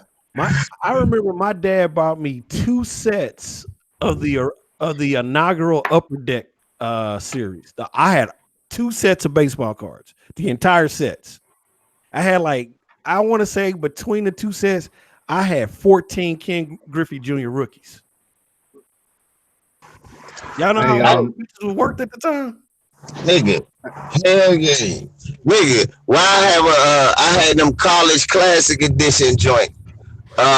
Drew Bledsoe at Fresno State, but why I had Brett Favre rookie college have his college card his senior year coming out the draft?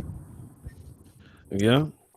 I See, I sold just motherfuckers. realized. shit and fixed the engine in my car. Exactly. Hey, Motherfucker go to baseball shop, be like, God damn, I just got paid.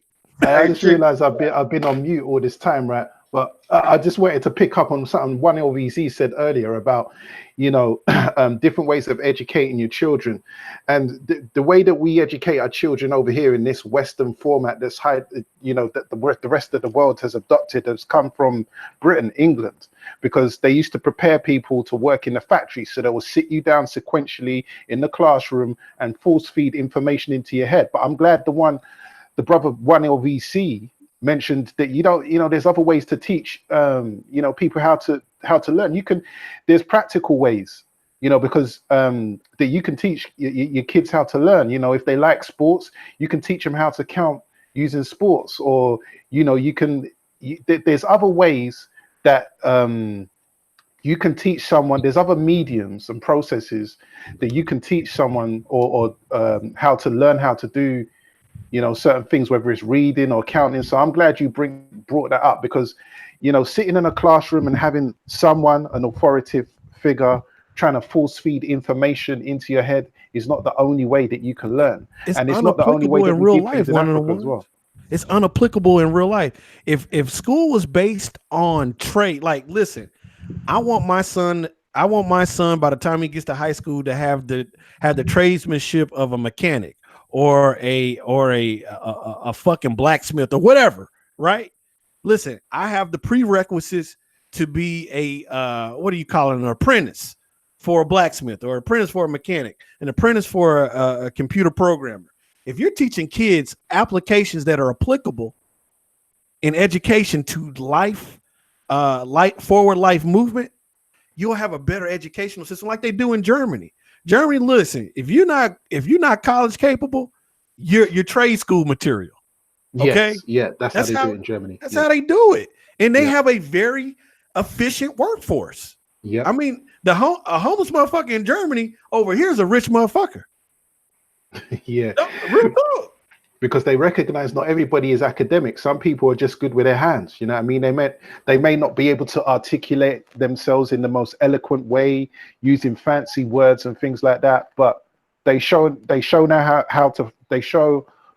know how to throw hands, or they're good with their hands, they're good at engineering and things like that. So yeah, that's a good example as well. And I feel like this is part of the reason why you need a father, or ideally you should have a father, in the house, to bring this perspective, because women can do their thing. And shout out to all the real women, mothers out there. Do you know what I'm saying? But to bring that other side and that balance to a child, I've been listening to the build. I didn't realize I was on mute.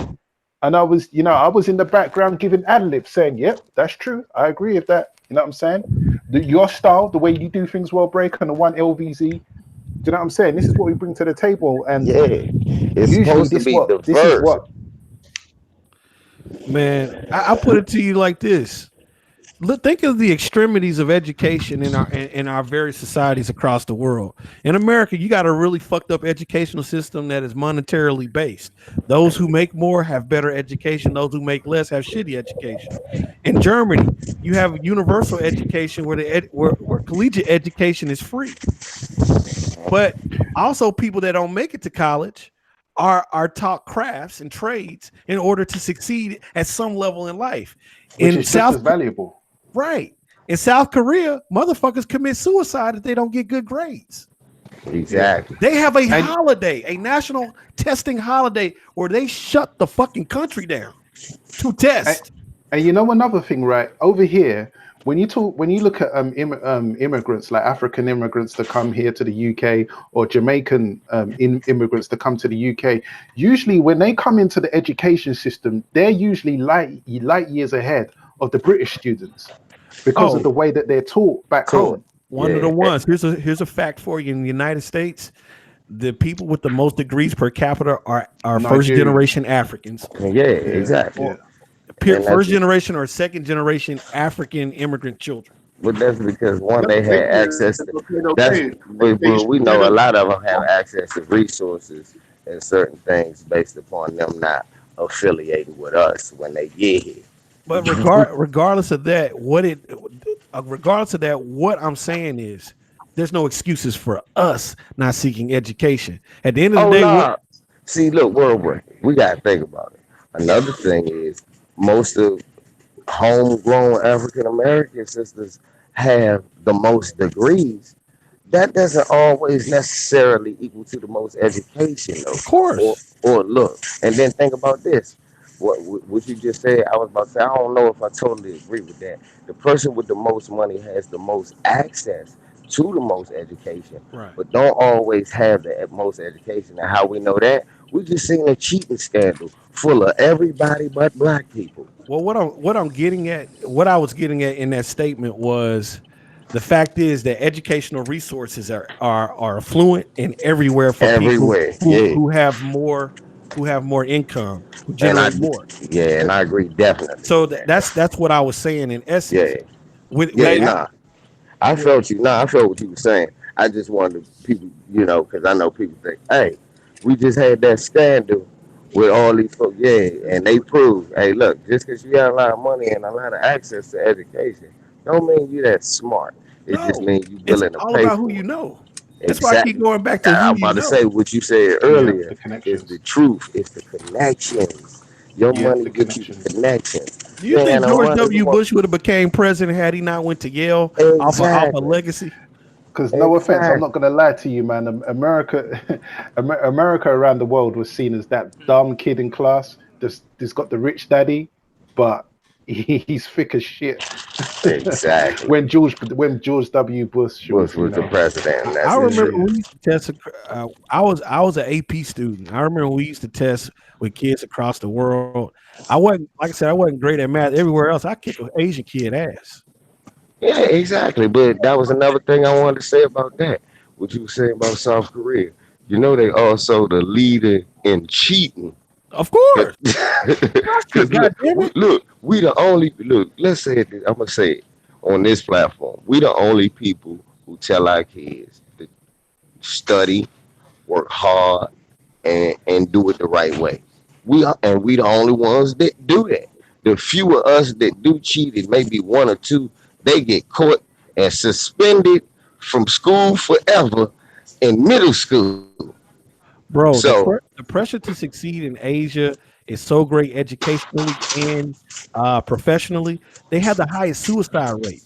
Japan yeah, number one is suicide. They literally have suicide nets in Japan suspended from their buildings, bro. they doing kamikaze. I Right. want that. I I got have my an offended family. Ah! yeah. I'm not even going to front, man. You know, them Asians, man. They in Japan. There's something called the suicide forest. You, You know, God damn. Chun Lee, you know, you know people. you can do something else, right? No, no, No, I but gotta that pee. saying No that in plumber in my Japan as well. family. No They have electrician in my family. in Japan as well. They kind of have that culture of you know, if you've dishonored the family or anything like that, then you're supposed to commit what's it called, Harry Curry or Yeah, whatever, Harry and that's Curry, what. yeah. Yeah, you stick the blade in your nut and you rip out your entire. So they're kind of, you know, but yeah, there's something called the suicide forest in Japan where people go there, you know, to commit suicide or whatever. But Hey, really, being an electrician, I mean, being a postman ain't that bad, my nigga. I mean, it's not that bad. I don't Yeah. want to die. He said, I'm gonna open a top ramen restaurant. Fuck all y'all. Hey, yeah.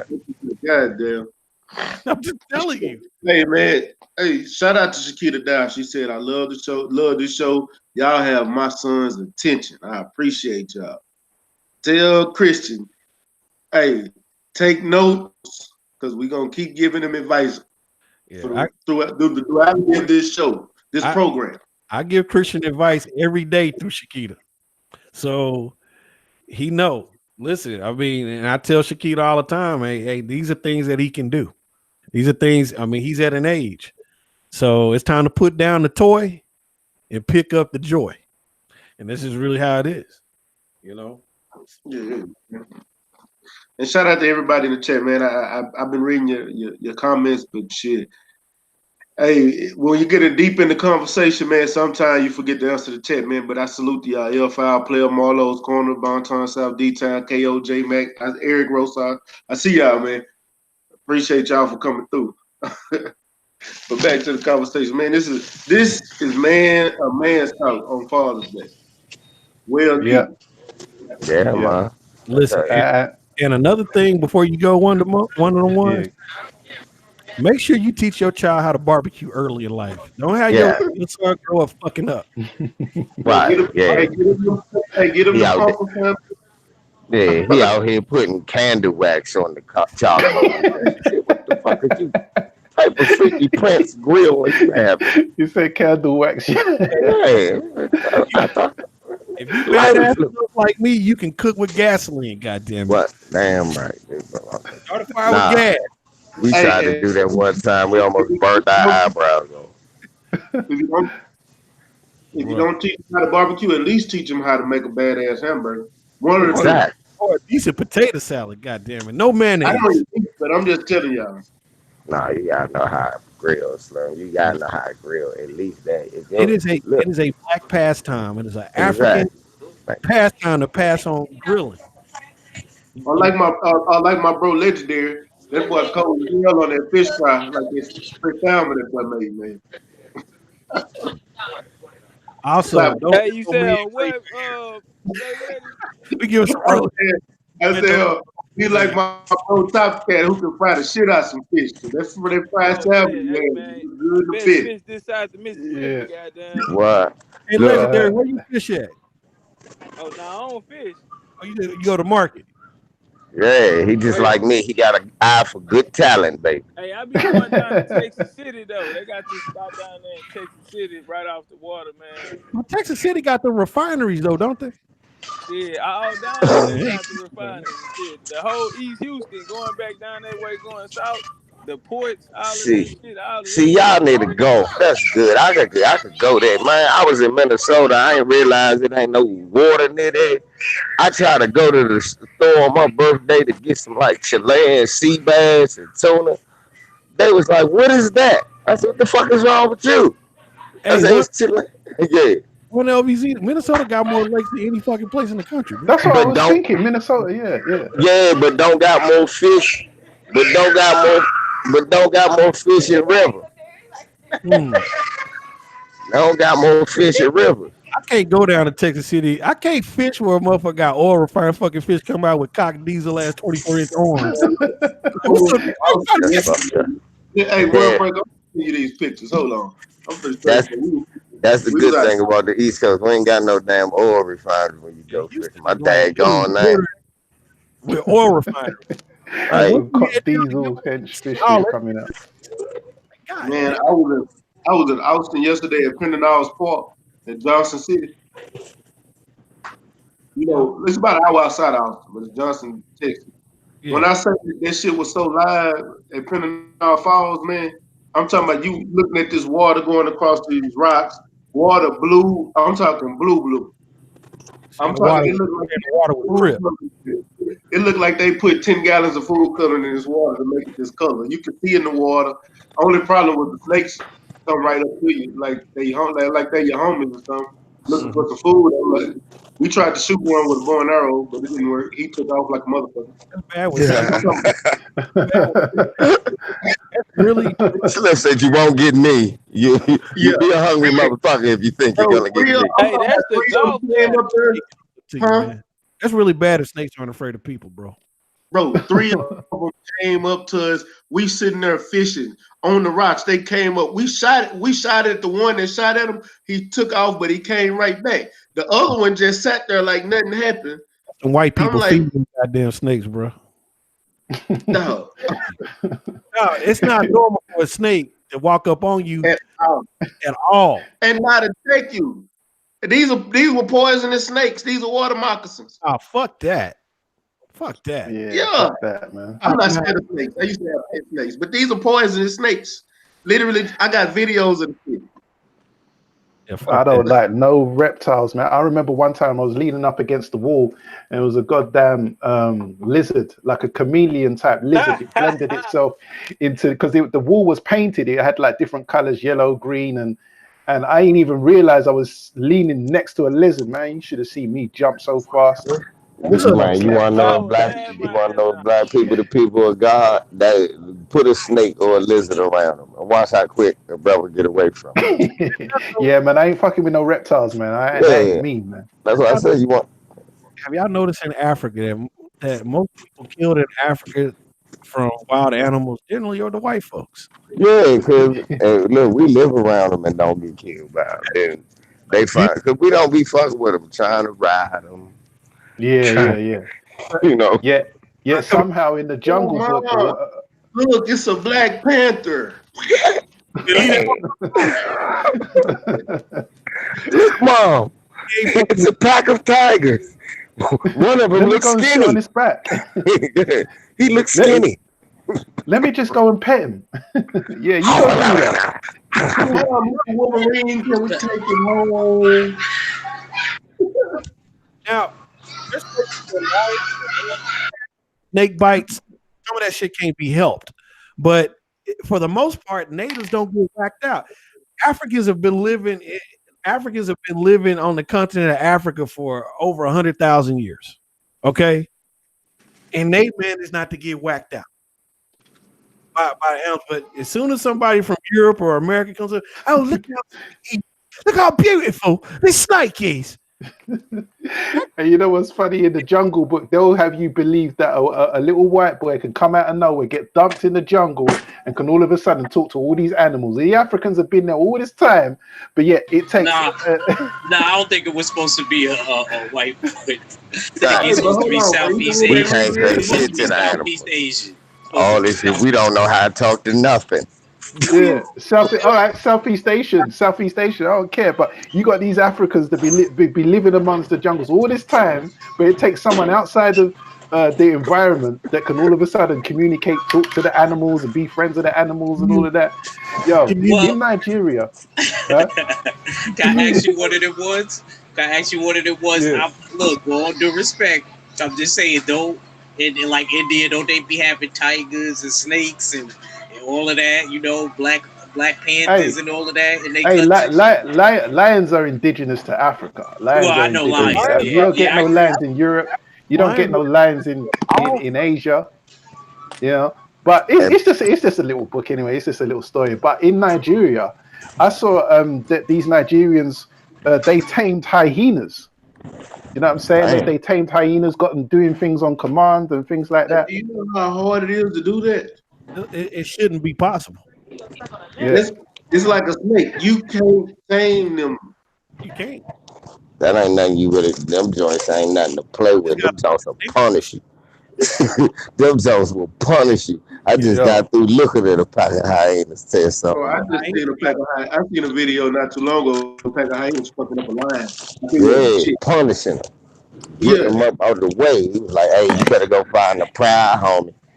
bro, I'm trying to tell you, man. Some brothers in Nigeria, they tame those hyenas. And it weren't just one. There was about 5 or 6 of them. Sit down, stand up, walk over there. Yeah, man. All of that. See hyenas up close, bro. That's a big motherfucker, bro. Yeah, Yeah, he it got is. him on a big ass chain too. It's Bro, Yeah, that's it's a, yeah. They had not. them on a big ass chain. Yeah, Hold yeah. on. Yeah. Go on that's YouTube. Go on YouTube. It's a dude that don't have one on the chain though. He actually had one healing, walking beside him, chilling, not attacking him or nothing. No chain at all. hey, real I talk. Real talk. We got that one black dude, the real Tarzan, that brother, that young brother. That's an animal. That's an animal guy. I just saw a video the other day where he's walking next to a liger and shit. I'm like, this nigga is crazy. This nigga is crazy. He's gonna get. I hope he doesn't. I pray for his safety. Nah, the liger looks say, but I see him all the time. Oh, that ain't nothing but Raheem. Raheem, what's up, bro? Your mama okay? I'm gonna be back there later on. That's what I'm telling you. See, we've been around these animals for years. We don't try to ride them and put them in cages and sell tickets for people to watch them and shit.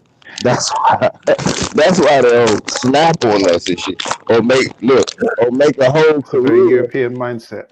Yeah, or make a whole career. Some Australian motherfucking colonizer. Look, that's the greatest tiger in the world. Let's get a closer look. Cut. He bit me. Yeah, Tucker Wood. Because the last time he seen you, you snatched a baby. You I heard snatched. that dude died from a stingray bar. Yeah, that stingray was from the hood. Stingrays are gentle, bro. That's one out. As long as you're not behind them, you good. You Look, they good. they gentle to us because we Yeah. don't fuck with them. Oh, you a Negro. I ain't fucking with you. You cool. Yeah, they say, oh, wow, I don't even see many of you. They bust out laughing with their partners because they don't see many of us. Look at it, we don't see many of you. Look at this nigga here. Go ahead. Motherfucking animals getting tagged. They being listen. The animal getting tagged by a human being is the equivalent of an alien abduction. Exactly. And they remember that. And don't think they can't talk to each other. They know who locked Goddamn them up. right. Hey, turn up. Right. They know who locked them up. Tell the Top Cat. That's why Slim got stung. A tag stingray hit him up. He like, hey, Jeff, what's that on your tail? Motherfucker Bob Irwin bitch ass was down here. Tag my tail. What? Now, Chim What Chim, he, we're going to take a stool sample. What? right. Right. Put a green light on that nigga ass. What he look like? Green light, SOS. Yeah. He an Australian cat. Oh yeah. Don't worry about it. We gonna send the word. We gonna send the word. We got you, home. The I ain't gonna motherfucker. do our family like that. You know, the craziest parts. I knew a brother that from Liberia. They had chimpanzees they kept. His father was a high official in the Liberian government. They grew up with a chimpanzee. I read about white people that have chimpanzees and their faces get ripped the fuck off. Yeah. They get destroyed. But the brothers that can tame them don't get fucked up because they respect the animal. It's just like I remember, Stay Ready. You remember that show I had about a month and ago? We started talking about the grizzly man. Yeah. Oh, nigga. Hey, LVZ, have you ever seen the grizzly man? You I ever seen seen? a black bear. I never seen a grizzly. There's a documentary called The Grizzly Man about this guy. He don't have any Well, baby, animals. you know damn well why the chimpanzee don't rip off the black man face, but rip off the white man face. That white man is screwing that chimpanzee. Nothing likes to be raped. He's like, I see what happened to he said y'all. nothing likes to be raped. He says, I see what happened to you guys. That ain't finna happen to me. Not no 400-pound chimpanzee, gorilla, whatever. I ain't playing that. That woman, the movie Gorillas in the Mist was based about. They said real talk, the real biography on her said she was having sex with some fucking gorillas, bro. She was actually involved physically. They had reports where the African guys come in, this motherfucker's doing some dirty shit with these animals. And I mean, it's just like that. I was asking one LVZ, have you ever seen the Grizzly Man documentary? This white guy from Boston or whatever, with no education in any type of animal anthropology or anything, has no education in it, decides to move to Alaska one day and start to commune with the bears and shit. And he actually made him about 5 or 6 years before a bear ate him and his girlfriend. Damn. That's you get. That situation was unbearable. Hey, we went. Hey, the Grizzly Man is horrible. It's the funniest shit in the world to me, though. Because, Mr. Fox, how are you doing today, Mr. Fox? Look at that bear cub right there. Look, oh, come here. What is this nigga doing? And the bears go crazy. Like, what the fuck? This dude is rolling around and he's trying to get near the bear and he's acting like he really thinks he's communicating with these bears. And so his girlfriend was scared. She didn't want to go camping near a bear site. So one day he decides to go near a river where the bears are about to go into hibernation. They come across a bear that he had never seen before. He said, well, that bear's a little different. Turns out this bear was old and this bear was hungry and he couldn't hunt. And guess what? White people are easy prey in the forest of Alaska.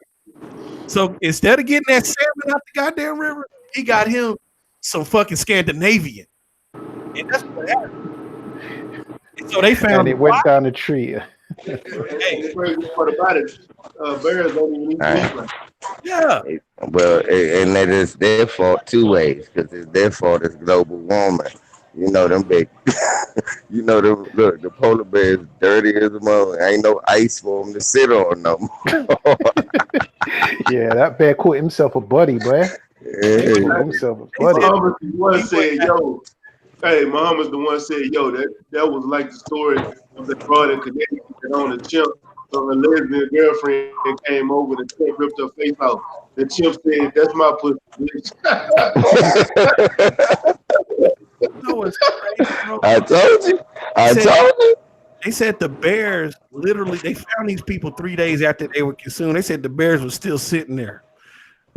Sleep like a motherfucker. Bear had itis like shit. That motherfucker was good. The bear said that 3 days motherfucker was good. The bear sitting here with the fucking itis. Bob he got a Rolex in his mouth, stuck no in his cell phone in his stomach. You see, he got an iPhone in his stomach. Waves app Shit going still on. ringing to this day and shit. No bullshit. Just saying. They found an adolescent bear, I think about a mile away. They had shot that had the bitch's hands in his stomach. I mean, this shit was crazy, bro. Oh yeah, that's what you get. That's what you But get. the chick didn't want to do it. She was just following behind this crazy ass dude, bro. Well, that's what you get. You don't follow behind stupid people. Like I told Kellyanne Conway just a minute ago. You don't follow behind stupid people. When you follow behind stupid people, stupid shit happen to you. Fuck You get hey, I fuck with people I know are safe. right, exactly. You know what? Stay ready. If you come here, I can guarantee you a lot of shit. And one thing I'm gonna definitely guarantee you ain't gonna get ate by no bear. You gonna find a way. I was over there in the wilderness yesterday. I'm gonna tell you how bad. I had to do a 2-mile hike to get to the river where I was. Cause what we were gonna do some regular fishing and we're gonna do some boat fishing. All right, bro. All right, All right, peace. I was going to boat fishing and some regular fishing. We had to do a 2-mile hike in the mountains. You know? That shit, I'm still sore about the fucking walking and carrying them packs. But we had a bow and arrow I had my pistol, my 45 with hollow points with 4 clips. If anything would have walked up on us yesterday, it was dying. Damn right. All the white folks we saw yesterday hiking. And I had my Bible knife with a pocket and a fillet knife, whatever. Hey, you eat what you kill. But I guarantee you kill them with grilling. Yesterday had no protection besides SPL 40. Something else getting gay. I'm not getting ate. Shit. It's a natural instinct for us. You see, how Stay Ready saying, okay, if anything, I don't care who you are, you're gonna catch some of this. Yeah, you need to be walking right down this trail. Don't come walking out no bushes. You better be illuminated. I'm a Dick Cheney your ass. I swear to God. I went better positively identify yourself. Excuse me, you better, when you walk up, you better say how the fishing. Exactly. You best give the code word, the black word. You know what I'm saying? I'm just saying, because it ain't that I'm scary. I'm not scary because I grew up in the woods. You know what I'm saying? I grew up around this shit. I used to go hunting, fishing all the time. But the thing is, like we was close to West Texas and South Texas. That shit, it's mountain lions over there. It's snakes, like I told you. We had water moccasins coming up to us like they were homeboys or something. You know what I'm saying? I'm looking at alligator gar in the water. You know what I'm saying? You can see these big ass fish. If y'all know alligator gar, just Google it. That's all I'm gonna tell you. Julio, you ain't gotta explain nothing now, man. You ain't gotta explain nothing. Look. And it's fish, but they fuck your ass up. I'm telling you what I know because I do this shit, so I stay prepared. Look, they talk about this a baby bear walking around Montgomery County, Maryland.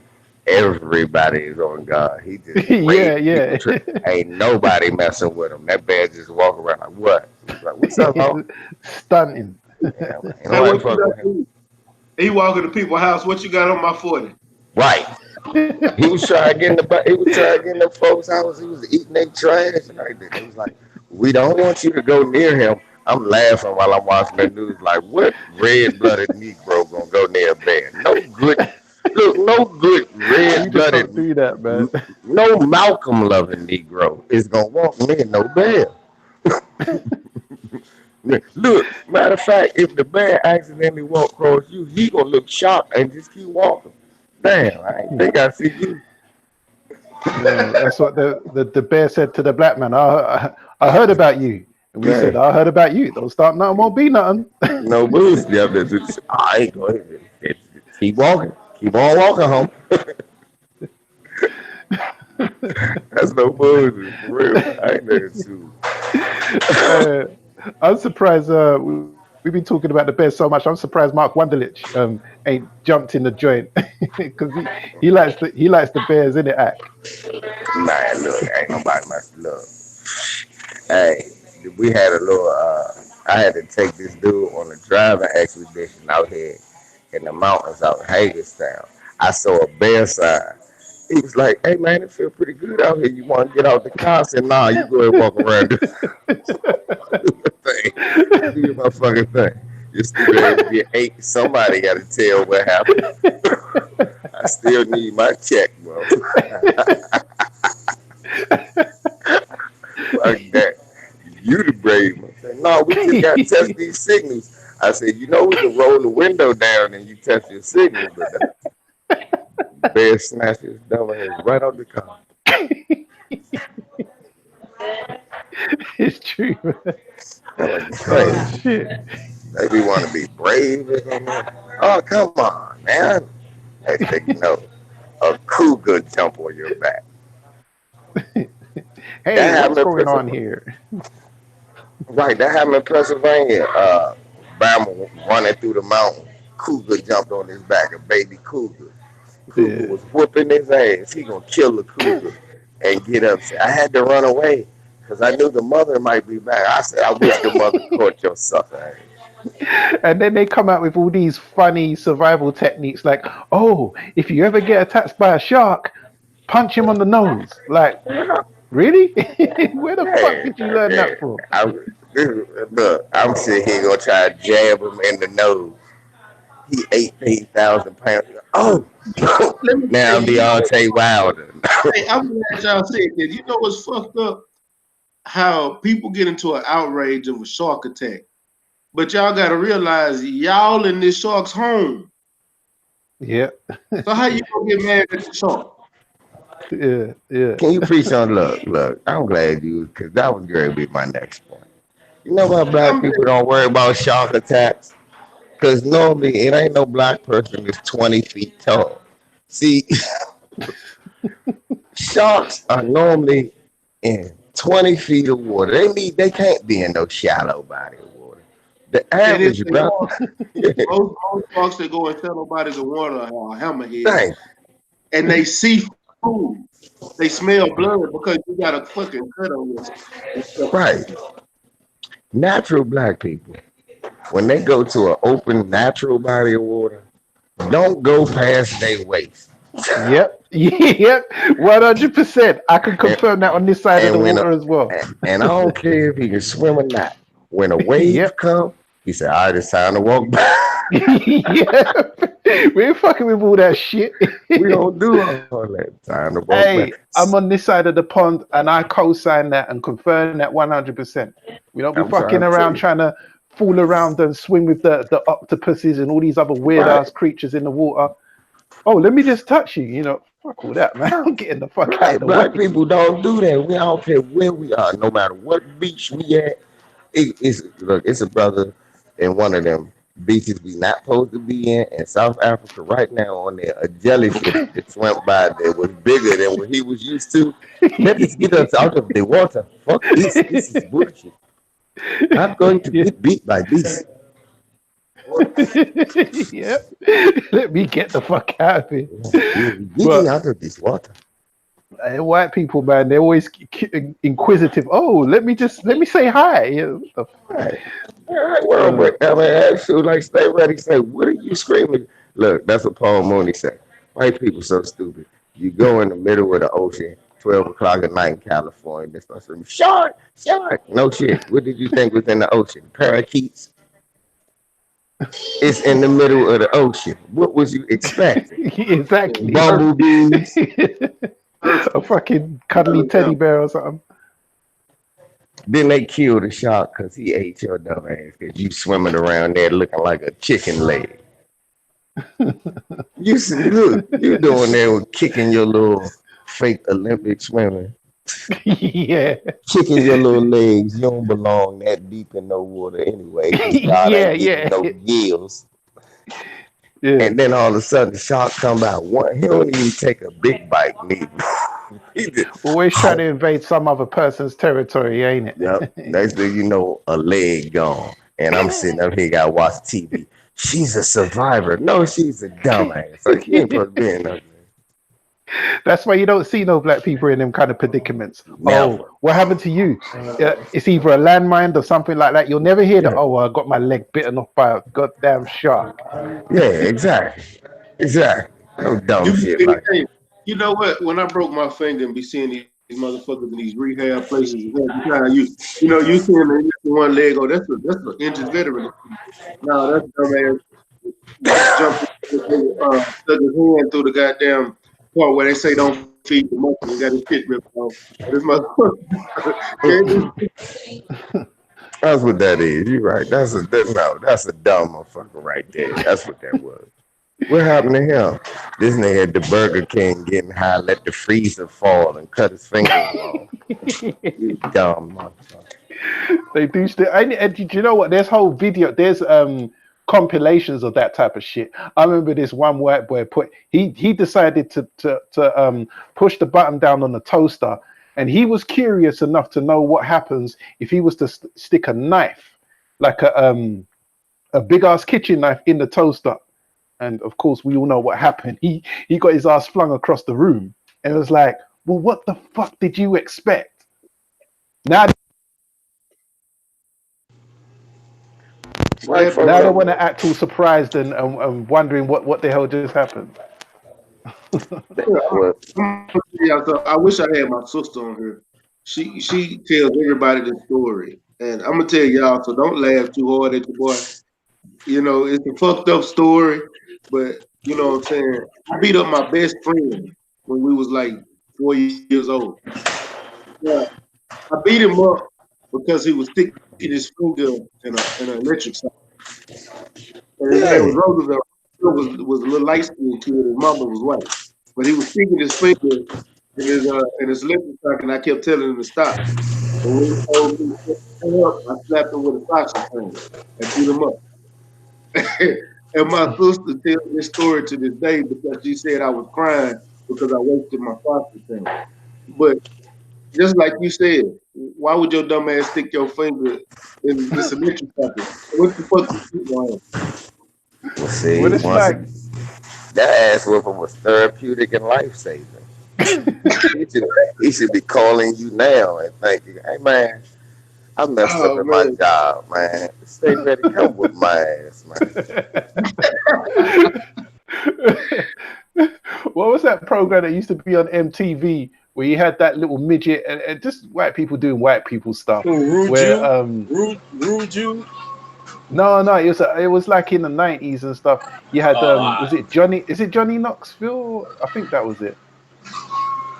Where Nah. Maybe I'm thinking about what they call him, Beetlejuice, some ugly motherfucker.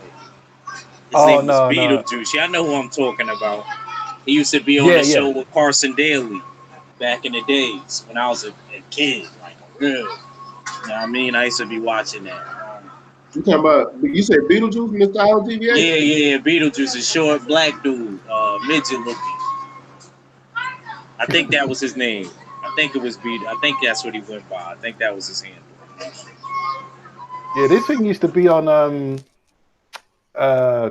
MTV. They used to show it on MTV. And it's just them like jumping into stinging nettles and jumping off of a garage roof. Yeah, jackass. That's it, Jack. Yeah, that's it, Jackass. Jackass. Yeah. Yeah, that was the perfect name for him, and the name of the people who. Cause look, the homies that used to watch it, I noticed that I don't talk to them no more because they ain't really evolved fast. They ain't never get. Thank you, baby. They ain't never get. But that was the dumbest show in the world. Look, hey, Yeah. I mean, I know I smoked a lot of weed, but I ain't the type of person. I I don't like to see white people do stupid shit to themselves and then laugh. I rather watch a horror movie where they be getting cut up for doing dumb shit. I can't be watching it. Hey, I'm gonna take and then everything they did was gay. They would run Yeah. around naked and gay shit like that, doing stuff with their penis. Mutilating themselves one way or another. Yeah, that shit. Yeah, I was like, man, who is this funny to? And I said, that's why it's called Jackass. You got to be a complete and total jackass. The only You reason ain't why I lying. know about it, is because I around that time I was doing some training with about 12 white boys, and they used to love that stuff. I'm trying to tell you, you couldn't be around them and not know what it was. You couldn't work around one of them. You know about Jackass, right? I'm like, no. I said, that's the shit on MTV when I know it's time to turn. But that's what I know about with Jackass. You know when your cable guy, you look at it like, oh shit, the rerun of Martin about to go on. I don't know what come on after the rerun of Martin. It was Jackass. I ain't gonna lie to you. I never watched Jackass, so I I couldn't tell didn't you. either. I'm trying to tell you though. I got homies that used to watch it. Hey, look, I stopped watching MTV when they took the videos off MTV, so I don't know. Thank you. That's what I was about to say. I didn't understand what MTV was even about when they stopped putting that shit on. Look, let me tell you what pissed me off with MTV. Music, television, but it don't play music. So wait, what? They don't play music nowadays on MTV? No. Oh shit! I didn't even know that. Yeah, because they used to play videos back to back, music videos. Exactly. That's what they were. That's what MTV is supposed to be about. And it used to be about just white videos, nobody black. Rock music.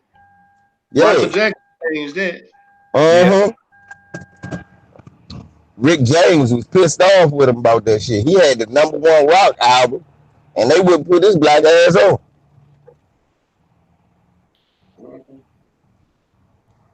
They didn't have no choice about Michael Jackson because them white folks started getting in their ass. Yep. Michael Jackson came in and just changed everything up. They couldn't deny him. That's why I don't like how on this channel. Fuck Oprah. He's trying to tell fat bitch. She just mad because Michael hair was better than her.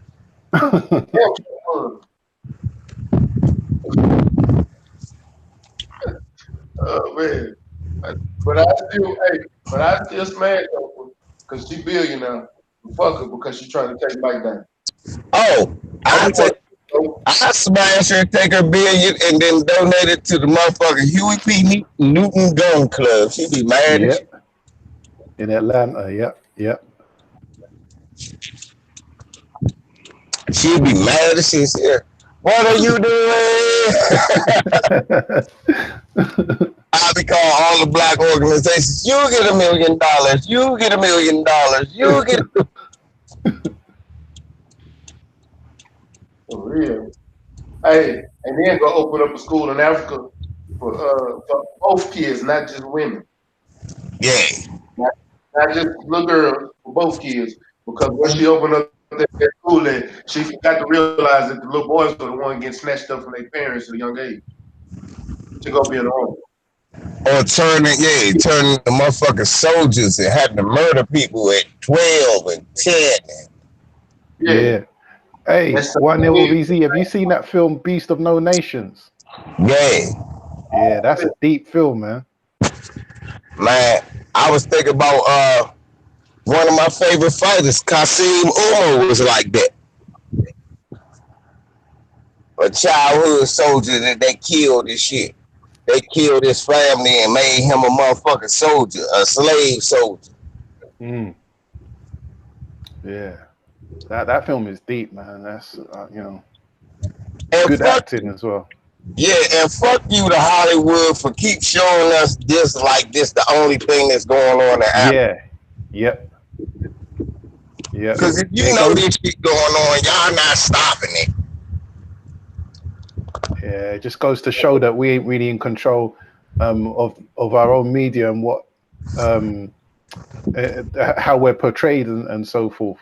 Do you know what I mean? So they just do what they want. Even things like in 2004, I like that film 300. I actually, from a cinematic point of view, I liked it. It was a good cinematic film. But when you watch it, when you check it deeper still, man, there's so many subliminal shots, racial shots in there. Do you know what I mean? When you're talking about the Persians and they've got these weird ass beasts, and Yeah. you know the what's it? I forgot the Xerxes or whatever is some weird looking homosexual looking.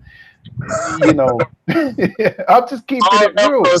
all them actually supposed to be black people and shit of that nature, but Yeah, because in Persia that's part of what is it? The Middle East. yeah, Persia was Yeah, but Persia is essentially Iran, modern day Iran. all that. right. So them people were supposed to have complexion, so they had to make them people different. Yeah, and then That all the Spartans as well. They had these perfect six packs, and they had excellent martial ability.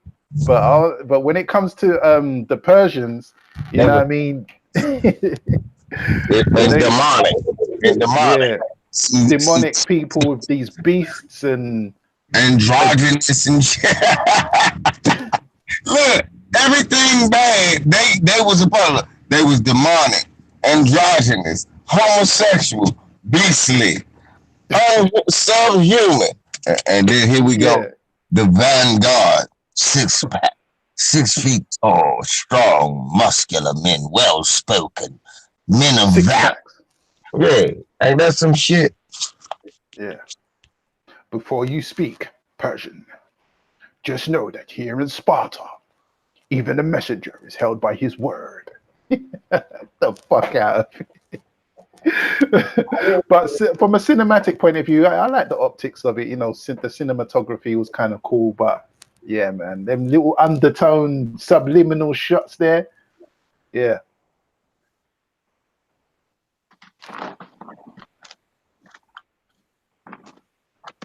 Hey, hold on. Hey, y'all take over real quick. All right. Um, But he says, "What about the Spartacus?" Who's that? Nick French says, "What about the Spartacus show? Them motherfuckers was real facts. I haven't even seen that. I've seen the advertisement for that Spartacus You show, back but in I haven't Dallas seen it. already? Nick French has put that How's the comment in the party go? comment section. Have any of you that's brothers seen that Spartacus show How's or the whatever party that go? is? nah, was that shit? That shit probably was like Swamp Thing for Quest X. All right. What's up? Swamp Thing Right. had 1 episode and got canceled. Yeah, I know. yeah. I remember that shit. Yeah, How in the fuck you ain't even have a pilot if you got 1 episode? Cause the plane never left the ground. yeah. Yeah, that shit hurt because we Uh, went uphill and shit. um, Well, we was way on the other side of Austin, but up in the mountains. hold on. Real Hey, ready. Mac. I mean, stay Hold ready. No, on. I came back. Hey, Mac, stay ready. You We was gonna camp, but man, I look, don't He think he can't. realized. I don't even think he know. He ain't even muted Let me himself. try and put him on mute so he doesn't. I don't think he you wants know, his conversation on the air. I'll kind of No. put him on mute. I Hey, did stay think about it. ready. We can hear you, man. All right.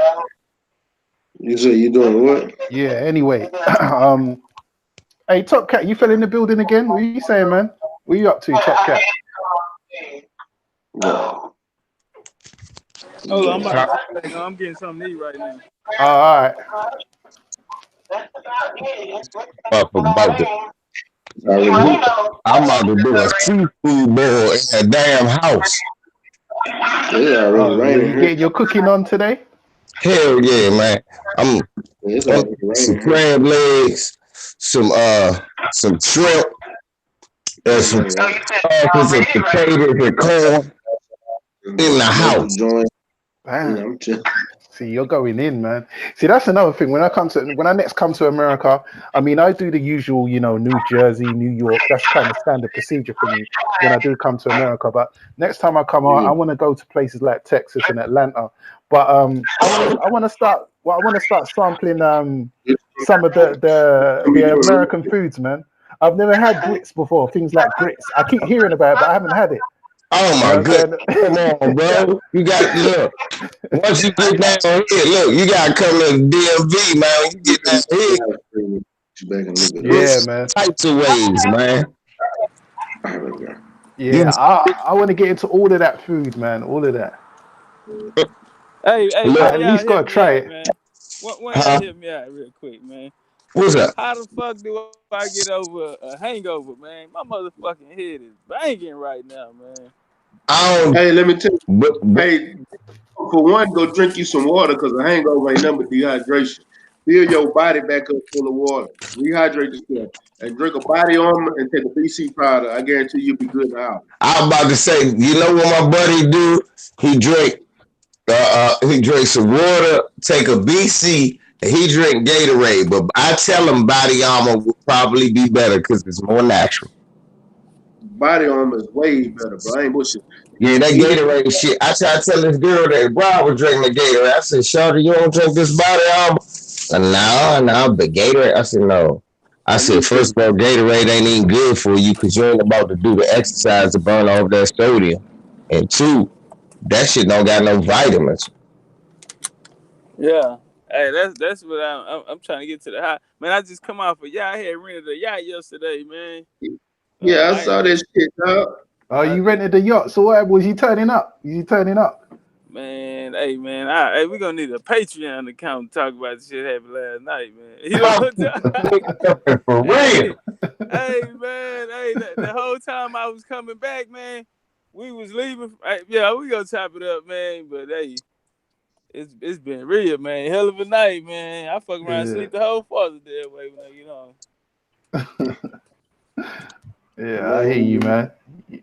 Sound like you My had a man good ass Tomcat time. was out there like Pepsi, man. I got to get out there and bet on that years hot. Yeah. man, Top Cat, you should have called your boy. I wouldn't even went fishing yesterday. I'd have been like, fuck that trip. Yeah. I'd have been Yeah. like, no goddamn man. I'm gonna chill with my man Top Cats on the motherfucking yacht, man. Damn. Hey Yeah, man, hey, yeah, I hey. got my linen ready. I'd have threw the linen on and been out there with your ass. Check him out. Hey, man, what's up? I'm just telling He said, I would have you, threw the hey, linen. Like a look, let me tell motherfucker. you something. Hey, you Hey, ain't got to you be got a ready free to say ball in that. that linen though. When I pull that linen You out, got I be that free right. balling. Hey, You no got that socks, right, no man. Look, drawers.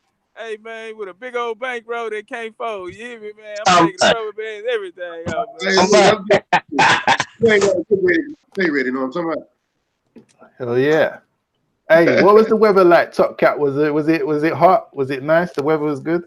Yeah, man. You know, we down here in Texas, man. You know, this shit damn near tropical, man.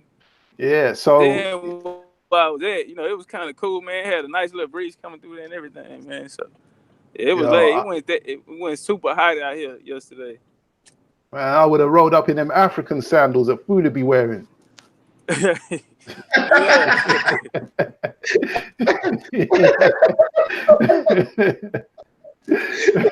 Hey, the motherfucking Jerusalem 2000s.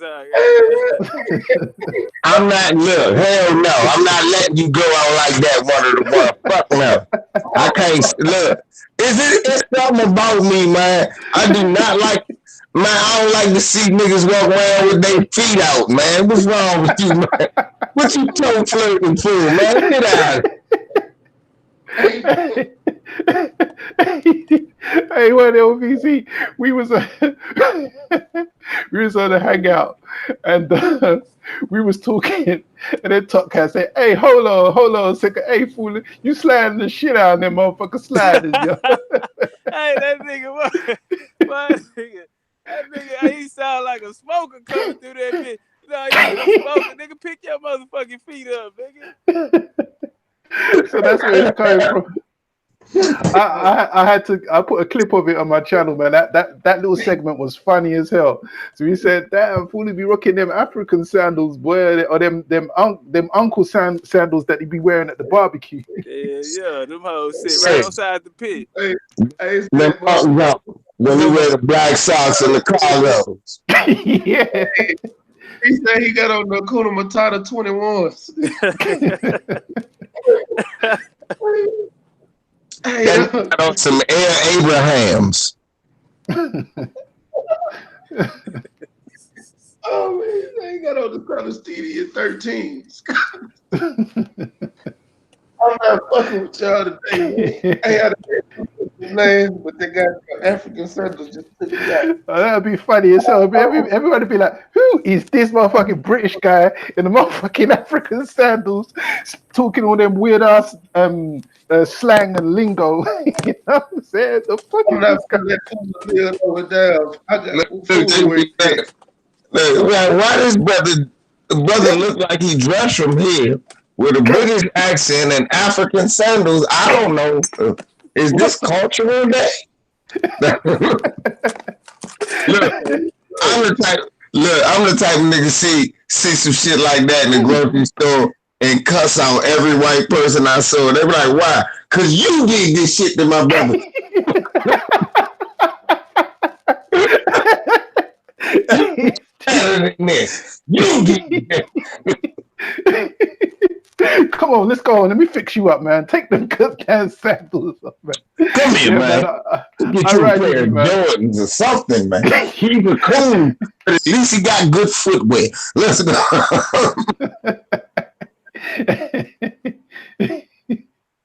Yeah, man. Yo, I'm not too keen on the open toes things, but no. I'm not even gonna lie. When I was in Miami a while ago, I did rock the Adidas sliders, man. Them shits was comfortable. Yeah, look, but it went with the outfit though. It did go with the outfit. I keep my Nike slides at all times. I had the 6-pack shining, you know what I'm saying? I had the motherfucker, we going down Orlando, right? And we had, when we was at Universal last year, man, Jabari, I realized, I said, damn, I can't wear no goddamn tennis shoes because we could get in the water park. And and then one of us on like flip-flops, sandals and that. I went in traditional my style, went into the Foot Locker, found me a pair of tight aqua socks. I said, I'm good. There we go. I got my aqua shoes on. I'm good. And then that's when I got to thinking, a nigga toes should never be exposed. That's when I got to thinking the rule. A nigga's toes never be exposed. And let me say this on Stay Ready right now for every black man. Hey, what my brother Southside 601 in, because I know when he barbecue, he haven't told me about that. Look, Southside, outside, your big ass, no. Don't nobody want to see, look, your big ass bear claw while you cooking sausage. I ain't even hungry no more. I wanted one of them burgers and then your big ass bear claw out. No, a nigga toes should never be exposed. Yeah, man. All right with that statement, man. Right, man. Oh shit, man. I've been with women for 10 years. I don't think they know what my feet look like. They say I'm the handsomest nigga from head to ankle they ever say. Yeah. 100%, man. Yeah, man. Man. I ain't gonna lie to you. My feet was out yesterday because I was standing in the water fishing.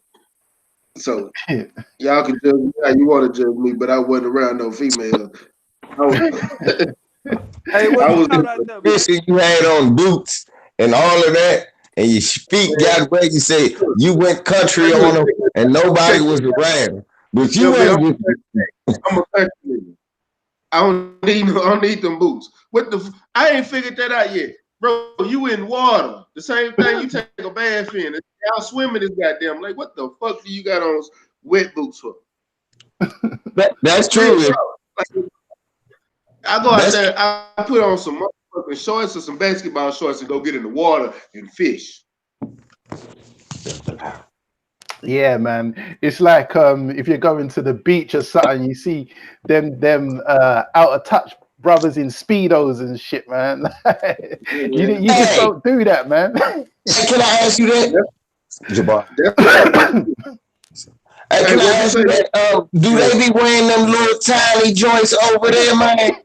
Nah, man. Not the brother. The brother's not over here, but no, not the brothers. Look, I'm talking about the foreign dudes. Like yeah.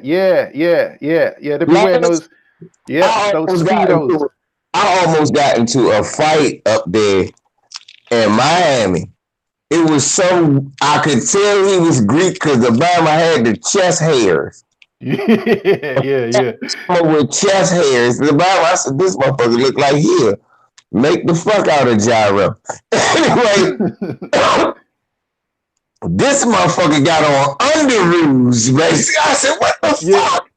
You can't be walking. We got kids out here. You walk around here and shit them little ass drawers on your gut. All out. These are the European shorts. No. Yo, that's a European thing. Exposure. That's a European thing, bro.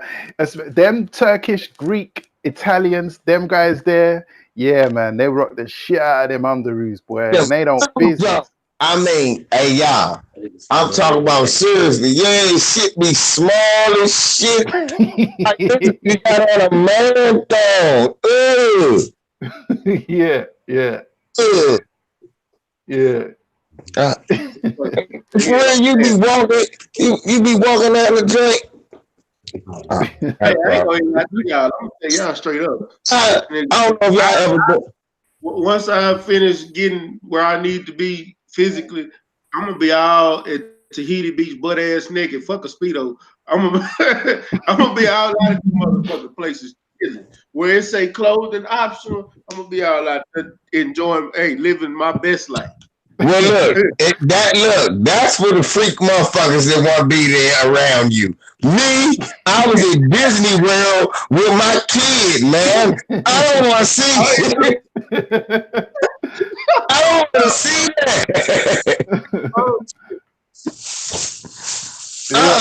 I understand if some of you exhibitionists run around here. That is fine. What I'm saying is that shit ain't welcome everywhere. Yeah. Well, all that, yeah, man. Take your ass to those nudist beaches and stuff, man.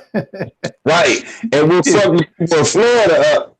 They like, y'all got beaches up there in Maryland, but they touch your ass indecent out there, they'll wrap your ass up out. Hey, what the fuck? No. We won't be having none of this shit in front of our kids. Yeah, they love those nude beats in Europe as well, man. I don't understand how that shit works, you know what I mean? Maybe you see a fine ass, you know what I mean, a fine ass chick. I don't understand how them things work. First of all, that's one thing about the nude beaches I noticed.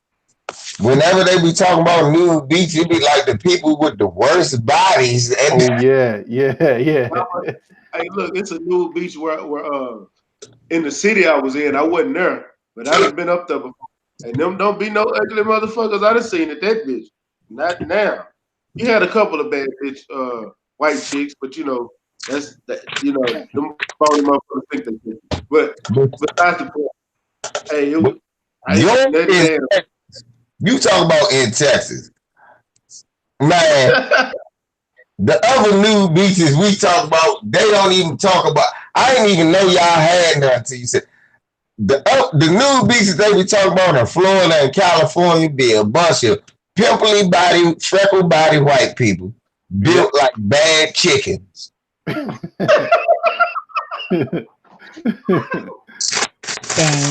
Bang. Yeah, man.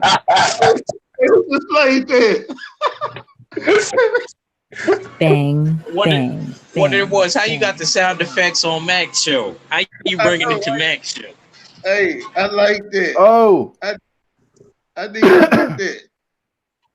Oh, I didn't even I didn't even hear that. Yeah, you played it a couple times, and it came right on time too. I wish it came when I said nobody likes to get raped, because that's because everybody knows. That could have been a Don DeMarco, like that would have been a Don. Wait, why can't I didn't? I actually hit the button by mistake, but I didn't even know it was because I've got that sound effects on mute, so I didn't even realize. But it was on time. Okay. Yeah, that bitch hit right on time. Right on time. It fucked me up. I'm like, yeah. I scored with that one, huh? But y'all know I be telling the truth with this, man. Look, because the first time I heard of a nude beach, it was like everybody else. I was 13 years old watching Real Sex on HBO. Hey, man. I remember that. Yo, I you remember don't know that show. was crazy? I can relate to LVZ on that. But see, when I was a real little kid, they had the box, the chip. They used to call it the chip in New York, where you put it on your TV and then you get all the pay-per-view channels, all of that shit. Yeah, all of it. So I had the luxury of having that because I was in New York and they was just selling those crazy on every ad, So I got to watch all the wrestling when my mom would leave and go to church. Me and my cousins would be watching porn. It was crazy. It was a madness. See, so like everybody, that's where we learn about nude beaches and all of that. Yeah. First time I heard of that porn star Anna Sprinkles was from Real Sex. Yeah. I had all them hoes recorded. I ain't gonna lie to you. And look, that's when I got to realizing, why do black women get a bad rap for being hoes when it seemed like the motherfuckers that started the porn industry wasn't us? Yep. Black girl just perfected the porn industry.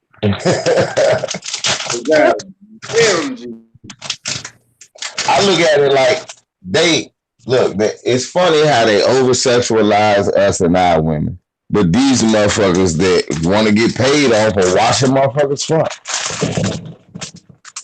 For real. And thought it was a good idea. Washing our motherfuckers' front. Hey, we should take this. Think about it. They even got a whole thing. Jeff had to teach me what it was. I didn't know what the fuck cuckold was. Oh, yeah, I know what you're talking about. Yeah. I had to figure that one out as well. Yeah, I was like, what the fuck is that shit? That's what I said. Yeah. Time out.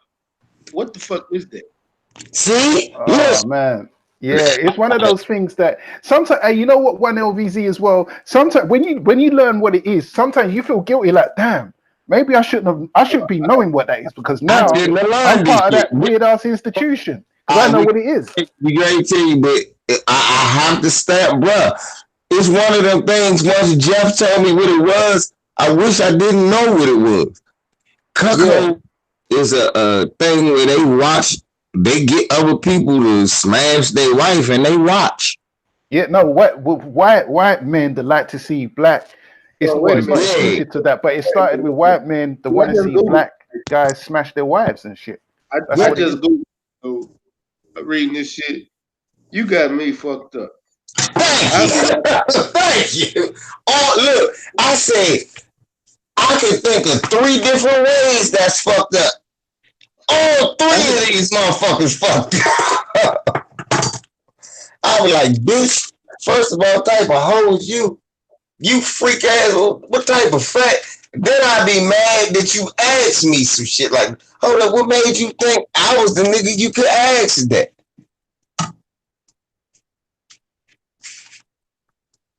That's just all kinds of ways offensive. Told you, man. Then they be like, how you gonna say we're the devil? Because we invented science and the gas mask, the stoplight, and y'all invented cuckold and gerbils up the butthole. Man, look. It's real talk. We invented science, all the religions in the history of the world. They invented cuckold and gerbils up the butthole.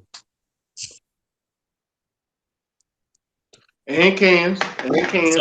So how y'all feel about this Bud and Spence thing possibly getting made? How y'all feel about that? Come through with the boxing question. I didn't know how to transition because I thought this shit fucked me up. But yeah, man, hey, Spence and Crawford, that's gonna be a good scrap, man. I just don't like Mac. I'm gonna be honest with you, and I never said this before. I do not like how calm Terrence Crawford fucking is right now. I'm so worried for Earl. Every time I see this motherfucker, he is so calm eating candy. I don't like that shit. I I don't do. like that shit because that tells me you. A lot of people don't know. That means you actually honed in. Like you ain't worried about nothing. You in shape. You know the game plan. You know what you about to. I don't like that shit, bro. But I I don't ain't like that expecting shit, the bro. same level. I ain't feeling that. So for all the Hey, Crawford fans, take that, for all the Quattro. Crawford fans, hold on. Before I will give you how to say this. For all the Crawford fans, I still think my man's is going to win. I don't want y'all to think I'm backsliding now. But I just probably boosted Terrence Crawford percentage up slightly. I'll admit that because this dude is just too calm. Like I'm gonna tell you this. Calm might not don't mean that all the time. Calm can mean that he knows he's focused because he knows this could be his first loss and shit like that. So he's just not thinking about it. That might be the only thing that's on his mind right now is Earl Spence. He at the fight probably wasn't even paying attention to the fight.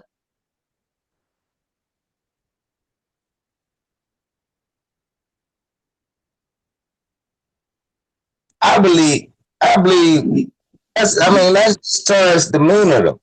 When have we ever seen Terrence overhype or over emotional? He always been calm and ready for this fight and ready for this moment.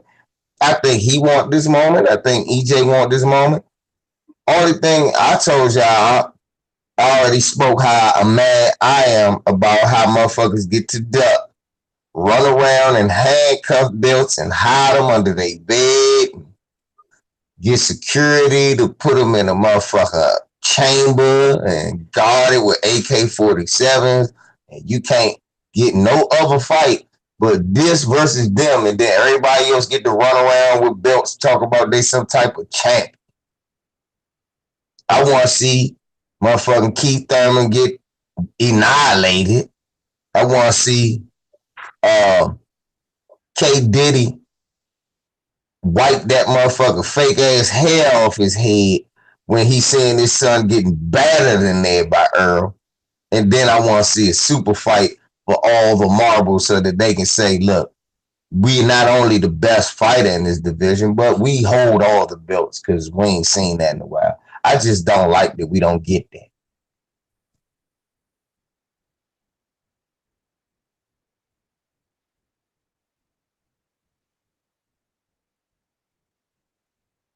Man, what's your thoughts, Top Cat?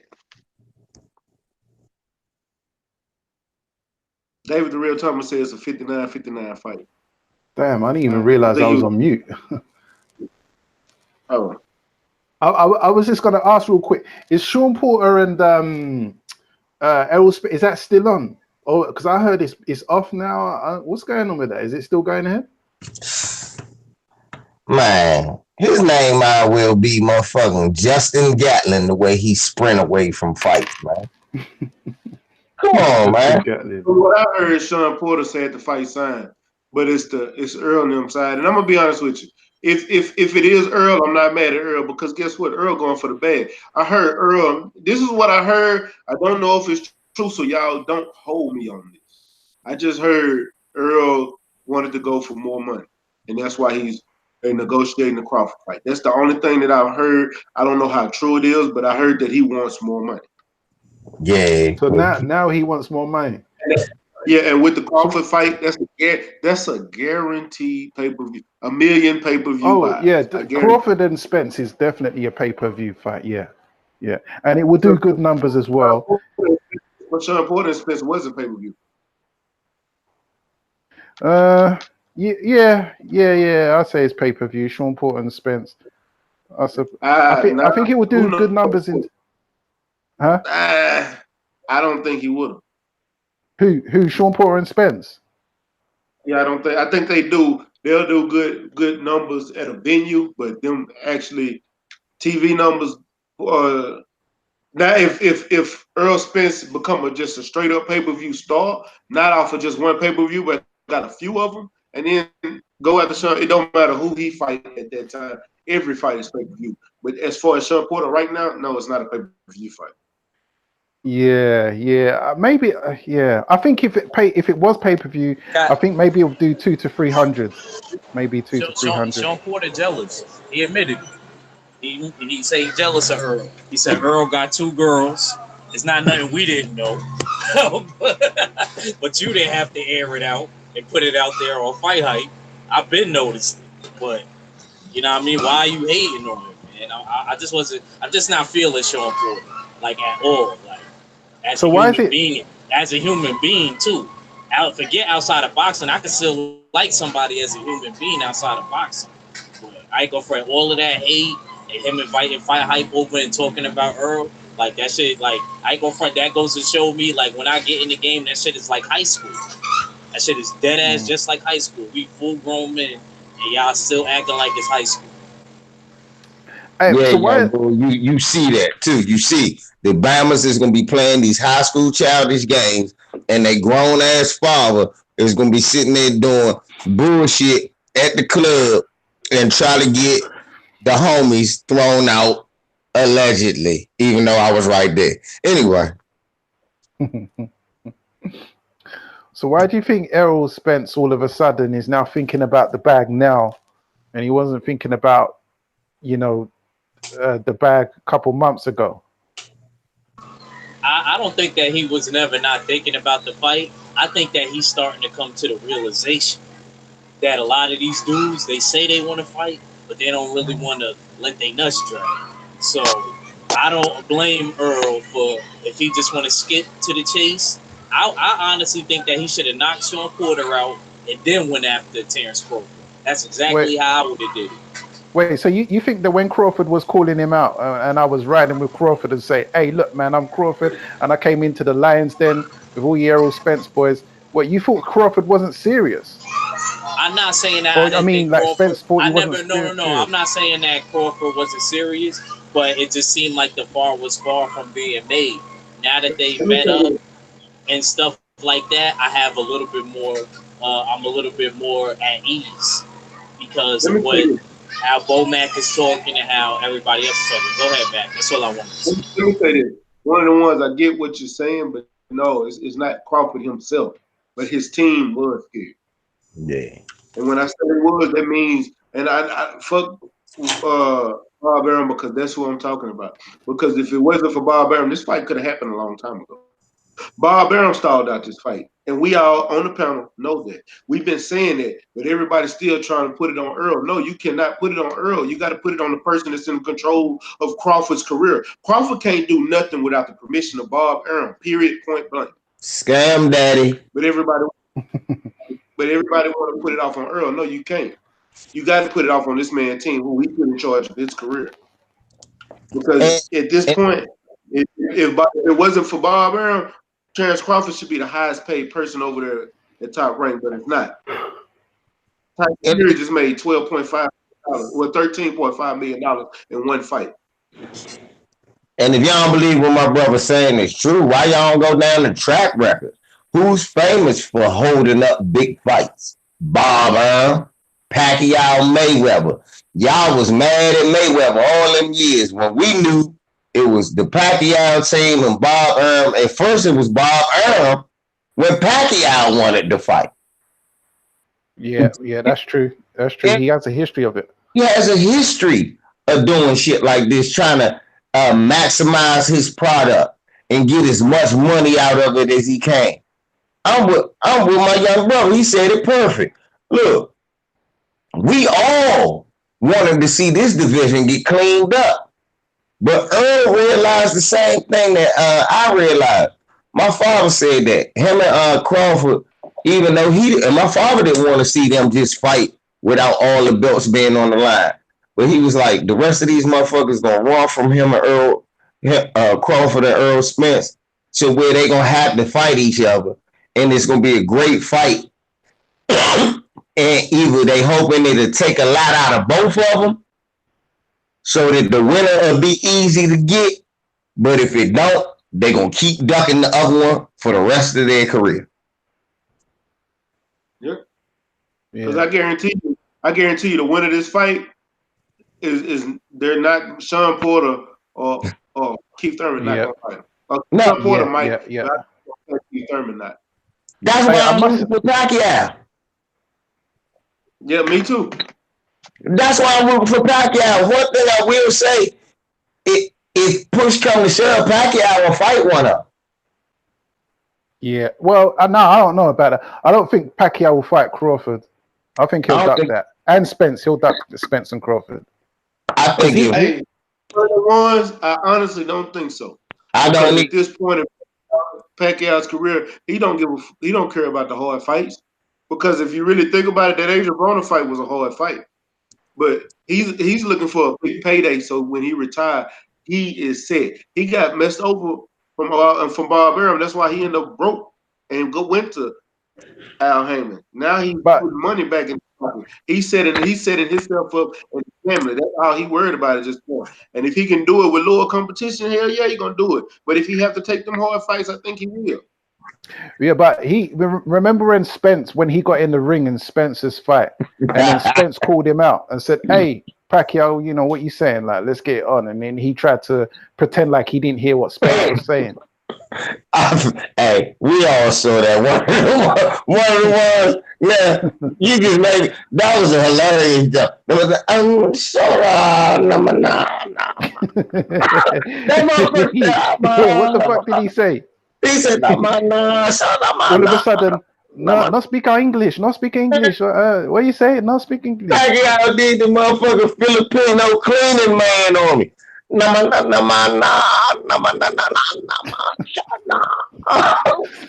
the fuck do that mean? That nigga said, I love to fight you.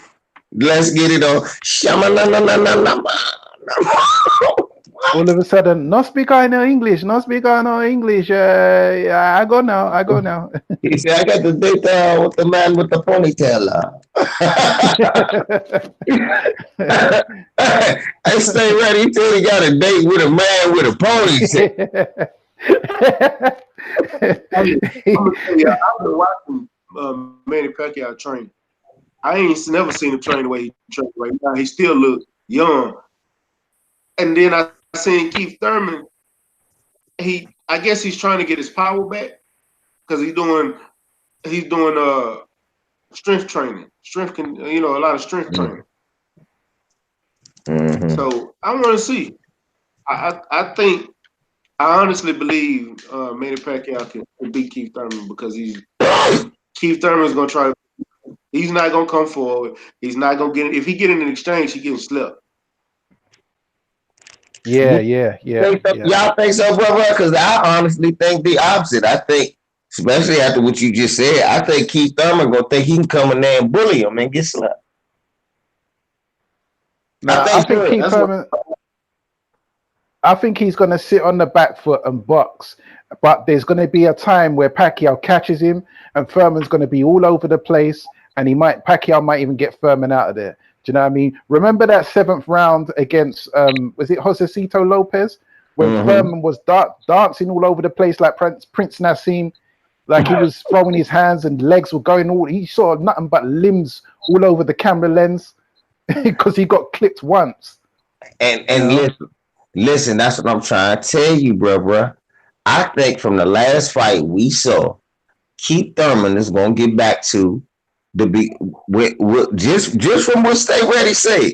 Keith Thurman getting back to gonna try to get down to sitting down on his punches and not moving as much, and trying to rely on his power. I think Manny Pacquiao, small Keith Thurman already saw himself as a big welterweight. Anyway, I think Keith Thurman gonna come in with the intentions of trying to bully Manny Pacquiao and get fucked up.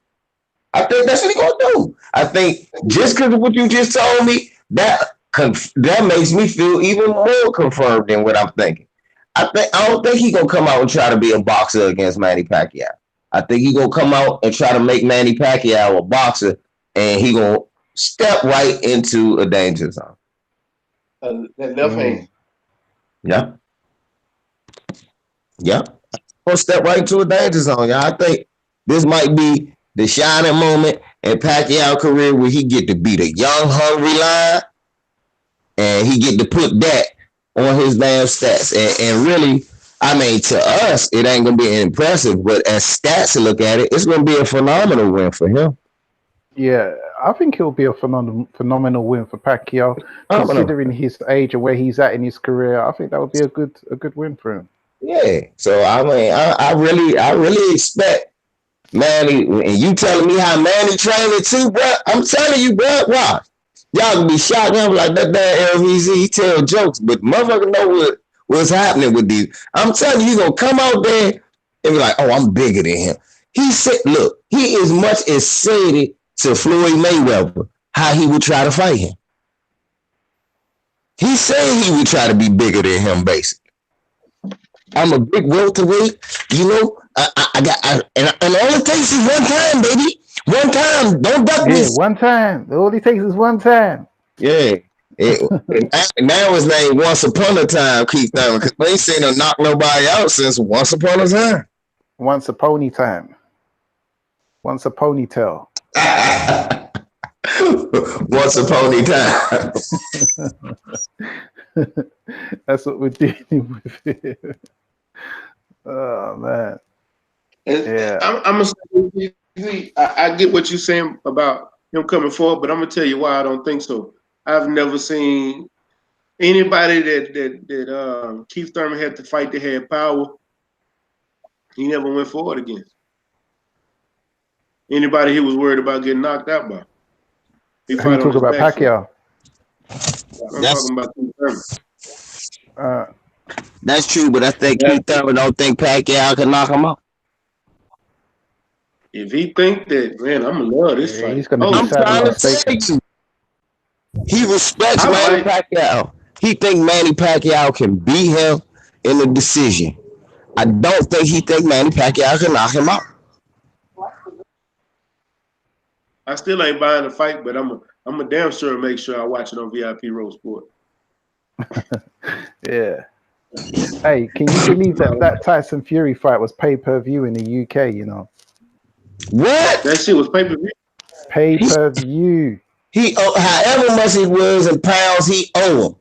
He owe him all back. First of all, you can't be fighting nobody that look like your little brother. That motherfucker look like Tyson Fury with hair. I'm gonna win this. He fighting a family member and shit. Yeah. I couldn't believe it. I said pay-per-view. I got a lot for usually when we have American pay-per-views, we throw a fight party and there'll be about 15 of us and we all just watch the boxing. A lot of them are casuals, so it's good to get their perspective or whatever. But I phoned up one of my boys and said, "Yo, you know Tyson Fury's fighting?" He said, "What? Backside, blouse and skirt. What Tyson Fury? What time is he fighting?" I said, "Well, he's fighting in America, so it's gonna be 5 o'clock in the morning." He's like, "Why is it 5 o'clock in the morning?" "Because it's pay-per-view." Pay-per-view. Nah, bro, I ain't buying that shit. Hey, the fuck out of me. I ain't buying that shit. Who's he fighting? I said, some guy called Tom Schwartz. He said, blouse and skirt, I ain't buying that shit. We're gonna fucking come off my line, man. You telling me about this nonsense? So fucking Thomas, look, sound like he fighting his accountant and shit. Yeah. Don't that sound like your accountant name? It's Thomas Schwartz. If you want your taxes done right. But we know why that is, man. They're trying to make out as if, I don't know if ESPN and Top Rank are believing in their own hype like they did with Lomachenko or something, and they truly, just because they say what they believe, and they're thinking, well, yeah, Tyson Fury, he's a pay-per-view star. No, listen, Tyson Fury ain't got that type of pulling power over here in the UK. Are you lot crazy? But I'm not gonna lie to you. He hasn't got that type of pulling power. Who the fuck is Tyson Fury? You know, when you think Tyson Fury can fight some nobody and you're gonna make it pay-per-view, watch when these numbers come out. When they come out, I'm telling you now, those numbers are gonna tank. You're gonna see something like 200 people bought that pay-per-view. And that's how he's gonna be forced. And that's how he's gonna be forced to fight Deontay. Because what's gonna happen is Deontay versus Ortiz is gonna do pretty damn good. And he gonna realize that the only way he gonna sell, even back at home in the UK, is if you get that big Alabama slammer in that ring and take look and take one more for the But look, it ain't no way none of these Bama's gonna make no money. And now Anthony Joshua will put you in a no-win situation. All money travels through Alabama. yeah. But the ESPN be fucking up though, because I'm not even gonna lie to you. As a Terence Crawford, fan or whatever, that Crawford and Khan weren't no fucking pay-per-view, man. That was definitely not no pay-per-view fight. Amir Khan, pay-per-view. And nobody knows Crawford in the UK. No one knows Crawford like that in the UK. Only hardcore boxing fans know who Terence Crawford is. So I don't know what the hell they were thinking. But saying that, I heard it did like 700,000 views in America. Crawford and Khan. It did? Yeah, that's what I heard. Damn. It did. How many? 700,000. 700, about 750. I'm about to say, no, it did. That's what I heard, but bro, I need to get some clarification on that. It hit 190, I think. I'm about to say, bro, did it crack too? No. No. Matter of fact, let me Google. Because, matter of fact, I think I hit it. Because I think it was 150. Can you check it on the Nielsen's or something? You got that Nielsen's website or whatever. Let me tell you how I knew the joint didn't do that good. Because nobody was even talking about it. Everybody was talking about it in the sense that it was a bad fight, man. ESPN is fucking Terence Crawford's career. 150,000 pay-per-view buys. See? Damn. That weren't no pay-per-view. Yeah, see, there you go. That weren't no pay-per-view. No. Fight. Look, stay ready. Did I hit it right? If you want money, all gold roads travel through Alabama. Yep. If you a heavyweight, think you gonna get some money. Now, Andy Ruiz was still $1 million buys. What was Andy? How much was Andy? Yeah, but he a Mexican. He a Mexican American. That's a whole dynamic. A lot of UK people. That's why, for real, Anthony Joshua got knocked out. He ain't familiar with. He's familiar with Americans. You gotta be familiar with these Mexican Americans.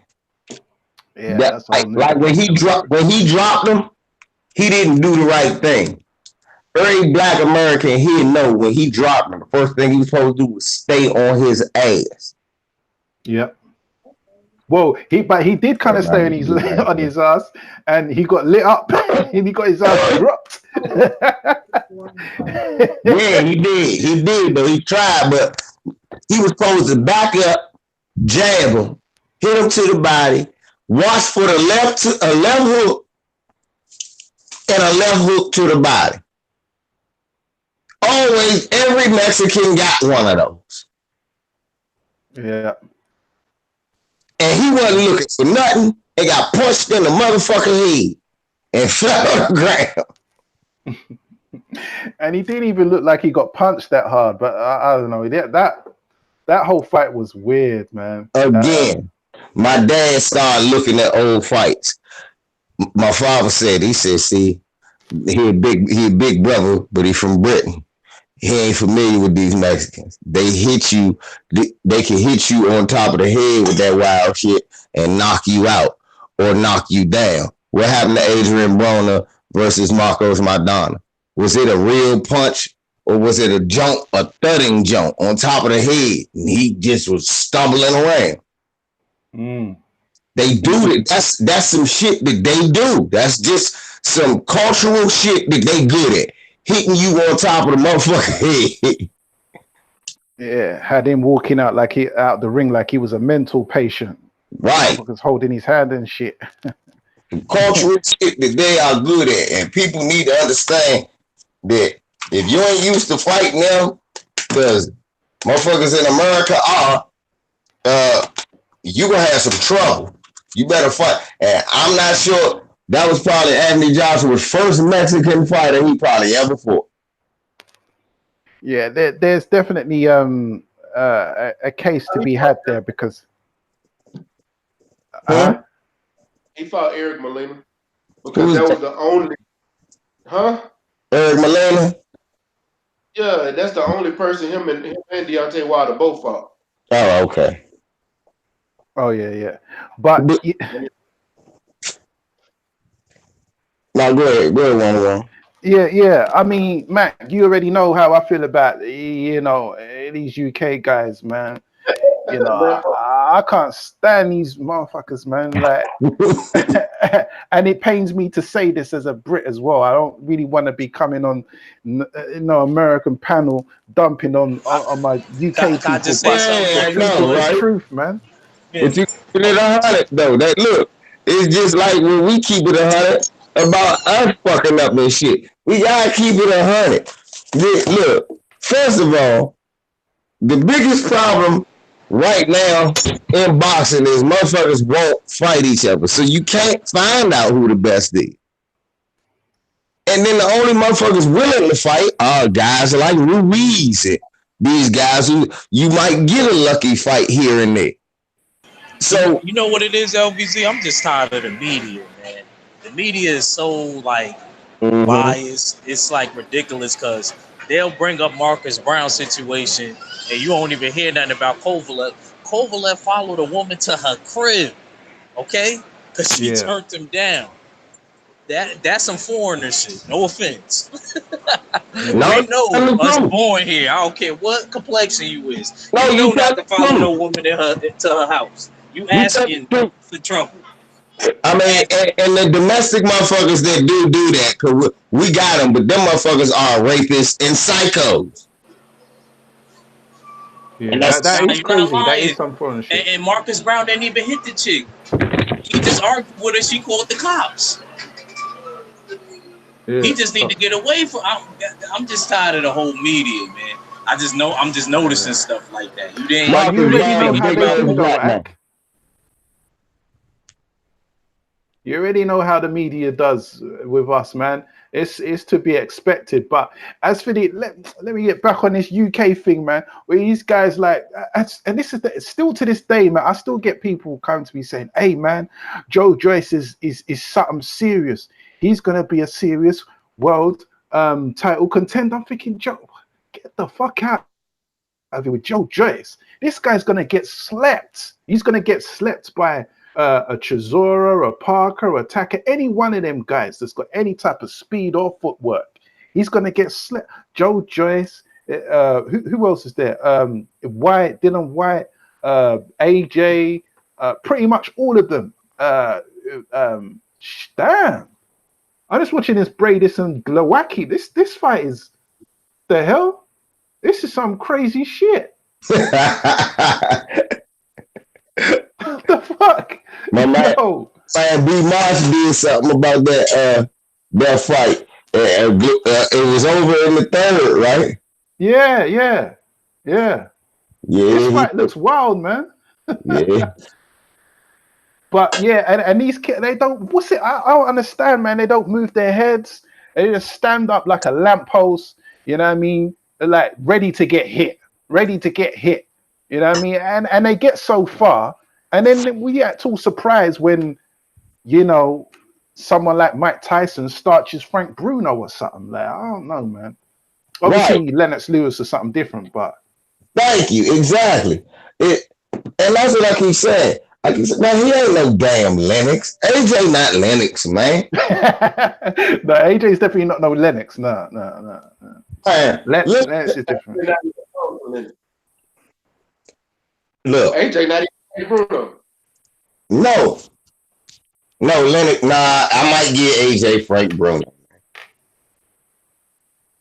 I might give him the new Frank Bruno. Nah. I reckon Frank Bruno starches AJ, man. Because Frank Bruno, he was quite big on the domestic scene. But this guy AJ, man, I've been saying it since before 2015 when everyone, before you guys even knew about AJ over there in America. Mm-hmm. In this country, oh my gosh, the AJ fanfare, man, like, yo, I had to tell people, listen, man, this guy is not as good as you're making him out to be. He's basic. He would be a C-level fighter in the 80s, a B-level fighter in the 90s. He wouldn't even make it in the 60s and the 50s. You can forget that. You know what I mean? He wouldn't even be able to turn pro. Football. He's a good-looking body. That's it. Yeah. That's really what people were stuck. Motherfuckers don't want to say it. They were stuck on AJ because he's a beautiful specimen. Yeah, I would listen to, because y'all commentary is far more unbiased than our commentary. Oh yeah. So, it is. Yeah. You listen, right? AJ, he's a beautiful specimen. And then they'll say in the next, he's had a little objects with his skin, but I'm like, no, that's not a butt. That's the difference. That's a huge problem that y'all gonna have to get together, or Ruiz coming. And that's just for real. That's what it was with AJ. They was more stuck on what he looked like as a boxer. That's what it seems like to me. Because but his body's not built for boxing, though, man. How is no one in his camp like telling him, hey, look, all this muscle and all this stuff, like, if you're trying to compete for Mr. Britain or whatever that competition is, yeah, cool. But when it comes to boxing, bruh, like that's a hindrance, that's a limitation. That's a liability, because all that muscle mass is just going to weigh you down and fatigue you. That's why he gasses out. He can't go 12 rounds. Hey, man, listen, I'm going to have to throw something else in there to balance this up, man, because I don't want to come across as if I'm some kind of a UK sellout. Man, we got Josh Kelly and we got Josh Taylor. So, quick question. I saw an article saying it was the day before AJ came out and said he was staying loyal to Rob McCracken. But it says that he got rid of his trainer. Is that true? Yeah, that's what I heard. Yeah, he's got rid of Rob McCracken. Yeah. And this is what I'm saying. This is another thing that pisses me off about these UK guys. Tyson Fury's a crackhead. You can't trust anything that comes out of this guy's mouth. What he says one thing, then the next thing he backtracks on what he's saying. And AJ as well. Listen, I don't know what the problem is. I did a live stream the next day and said, look, man, has he got some kind of mental issues? Because his body language was all wrong. And I broke it down. Stormy B-Man was in there, right? I broke it down and I said, listen, man, there's something wrong. His eyes are rolling all over the place. It looked like he didn't know where he was. And then anyway, after the fight, he came out and said, no, everything was all good. We had a good camp and all this bullshit. And I'm going to stay with Rob McCracken. And we're going to have the fight I want the rematch in New York and all this stuff. Now, apparently, he's departed and he's getting a new trainer. So I don't know what's going on there, but I just think it's a wrap for him, man. I think it's a wrap for him. I think actually I don't know. I don't know. Look, hey, do y'all think Eddie Hearn had some influence on him getting rid of Rob McCracken if they did split? Hell yeah, because Eddie Hearn listen to all our channel.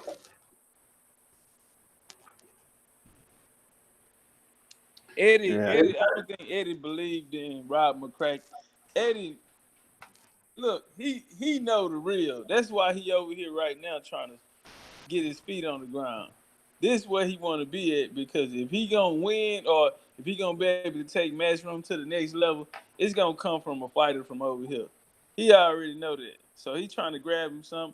Like he got the co-deal with little Devin Haney, so he really banking on that. Once he got that, he ain't really just tripping on AJ right now, man. He want him to bounce back, but if AJ don't bounce back, like one said, he probably be done. Shit, he can move on, but he trying to save what he got right now. Hey, man, Rob McCracken ain't gonna get us past this. You know what I'm saying? So I think if he did split with him, Eddie had a talk with that nigga, man. And we got to go get something new, man, for real. If we want to compete on this level. I want to tell everyone, I'm from the UK, but we still got Joshua Buatsi, goddamn me.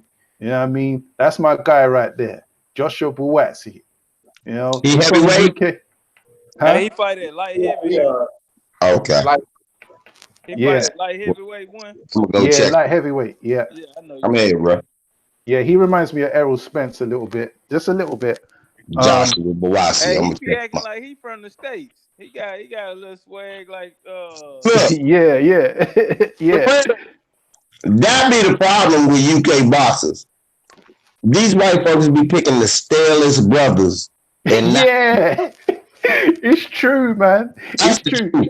That's why a lot of the brothers can't even get with the brothers that's boxing because they just stand there like, wouldn't hang with this fucking cornball.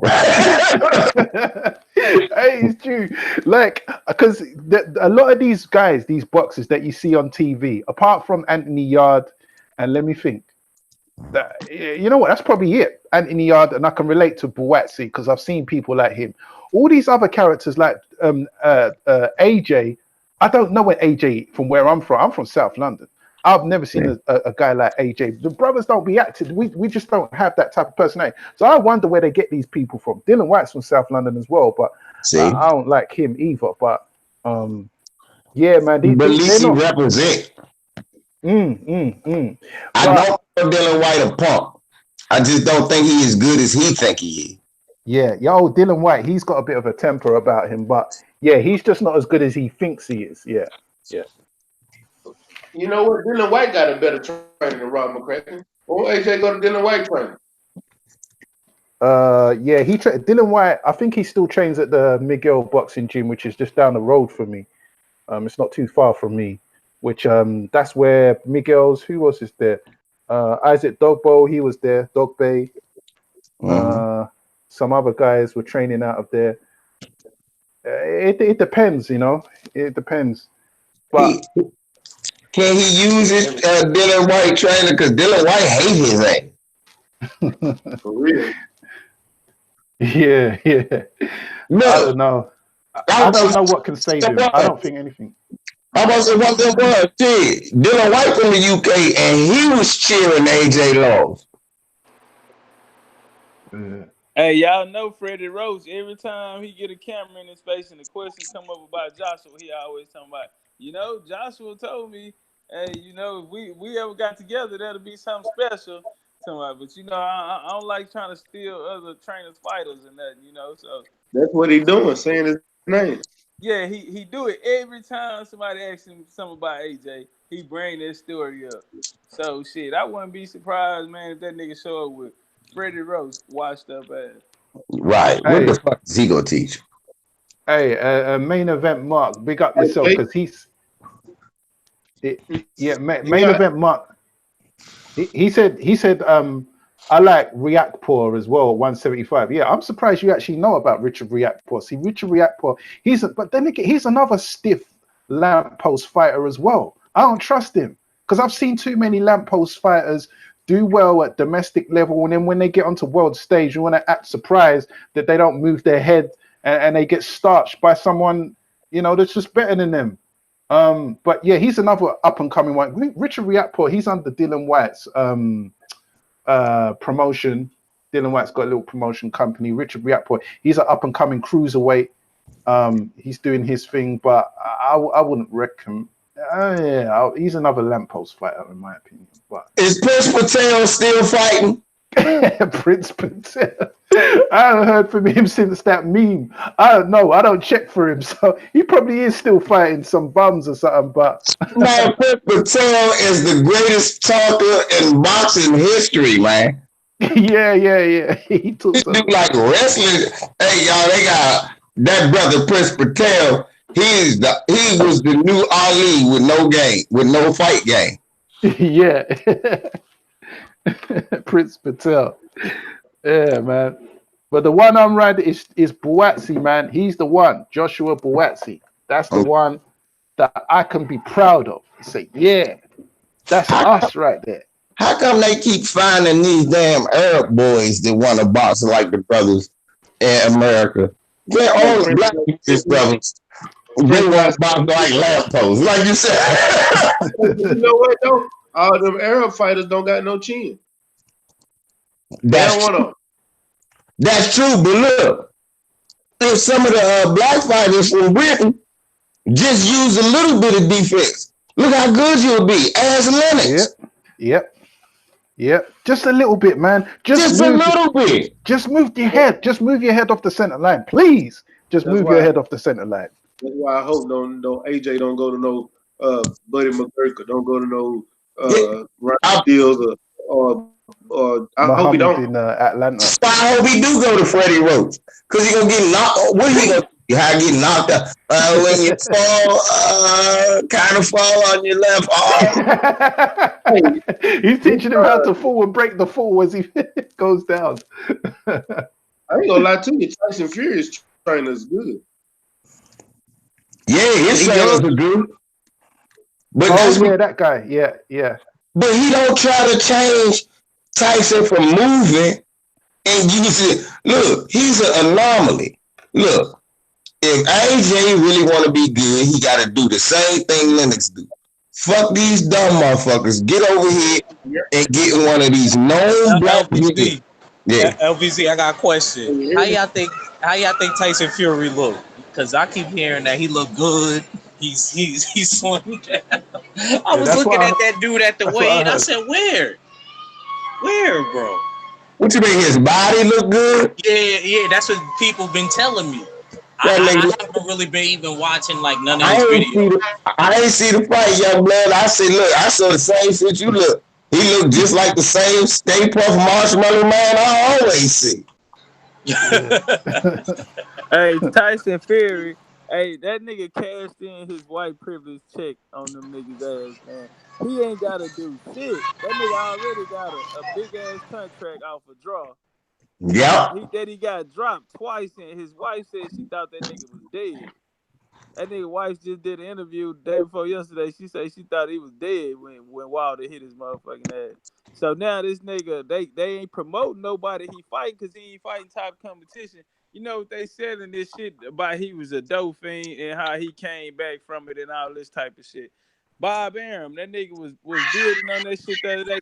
This is what they selling. I said, ain't this about a bitch? But look, it ain't gonna work though. Cause a lot of motherfucking white folks in America is dope fiends. You know what I'm saying? Or addicted to something, whether it's gambling or whatever. You know what I'm saying? They ain't really gonna tap into that shit. You know what I'm saying? They didn't heard that shit before. That nigga Tyson Fury gonna end up fighting Wilder for all of the belts, man, after he fought nobody. Man. You know what I'm saying? But he the one gonna cash in and get a big check. And this nigga do shit. And he getting it off the back of Anthony Joshua because longer like one said, niggas don't really know that nigga Fury over there. Don't nobody know him over here. It's like, nigga, you ain't really bringing nothing to the table but that lineage. You know what I'm saying? And that he a white boy. That's really what he bringing to the table. He a white boy. You know what I'm saying? That nigga gonna cash out on this shit.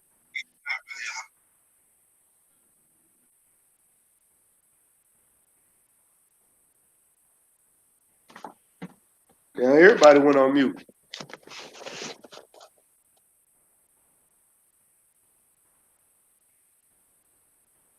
Did it stop?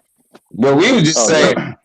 No, we were just saying, you know, we all feel the same way. Look, boss. Yeah, I agree. Hey, before you go, one thing I did want to say with Legendary about Tyson Fury coming out and use his white card. Boy, did you see him come out in the American flag, playing American made? Yeah. Nah, I ain't see the fight. That was just marketing. That was just marketing. That, man. Bro, he know what he doing. You remember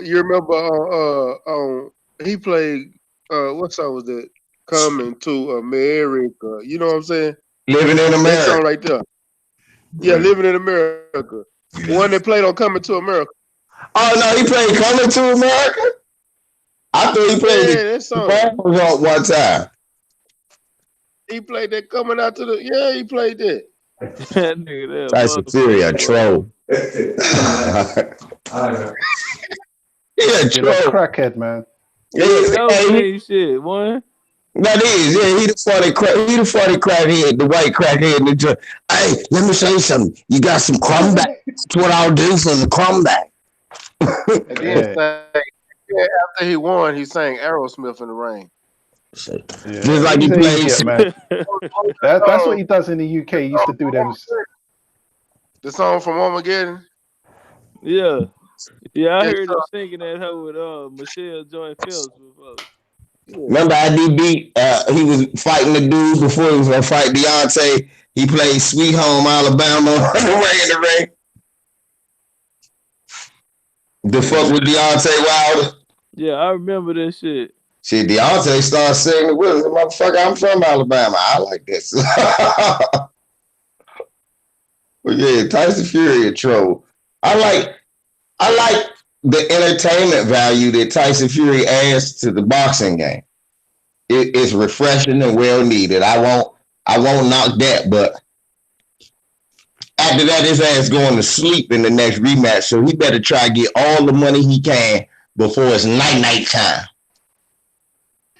Yeah, obviously he didn't buy this bullshit ass pay-per-view, but I'm curious to see what he looked like, fighting. I heard he was looking kind of sharp, but I don't know.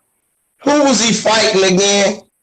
Yeah, see, that's what I'm saying. Like, Yeah. they put this nigga out there with a nigga named Tom Schwartz just to showcase him, man. So I can't give him no points off of that because this nigga finna come in and fight for the undisputed title, and he ain't fought nobody. That nigga ain't fought Dylan White. That nigga ain't fought who was the other nigga they said he had to fight? He ain't fought no Ortiz. He ain't fought AJ. You know what I'm saying? That nigga ain't did none of that type of shit. Hey, Top Cat. Yo. Top Cat, that nigga fought a nigga with a name after a dollar store watch. What was his name? Tom Schwartz. See, don't sound like a dollar store watch. What kind of watch is that, Tom Schwartz? Oh, you got that for Family Dollar, huh? Hey, what was the other dude? Hey, you got that Schwartz on, cuz? Say it again. He got that Schwartz on. Yeah, like a motherfucker. Hey, shit that weak though, man. That nigga Bob Arum is a straight up hoe, man. That nigga's a hoe, bro. That's why niggas be talking down on Terrence Crawford. You know what I'm saying? Cause that nigga talking about that nigga resume and shit, and what's the top name on that nigga shit? You fucking with Bob, Tim Bradley. Sorry, weak ass, punk ass nigga. You know what I'm saying? He went over there and let that nigga, what's that crazy ass white boy spit all in his face and shit? What's his name? Be on ESPN, man. Who? Max? Nah, Teddy Atlas? Teddy Atlas. Spitting all in that nigga motherfucking face. You know what I'm saying? That nigga, you gotta walk through the fire. Y'all remember that shit? Oh, yeah. What the fuck is this nigga talking about? You know what I'm talking about? You should have been saying, "Weed, you dumb motherfucker, weed, weed." Well, that nigga Pacquiao beat. Hey, boy, you don't bring your bitch ass here, weak ass Teddy Atlas, man. Yeah, but that nigga, Tim Bradley went over there, let that nigga spit out in his face and shit. Nasty ass nigga, boy. Nigga thud out, man. This is fucking. Yo, I'm not just riding on Tim Bradley. I'm riding on Andre Ward too. I ain't forgetting about the yellow brother. I'm riding on that yellow brother. You want to tell me? On God. On God. Thank you. I really needed it, Don DeMarco.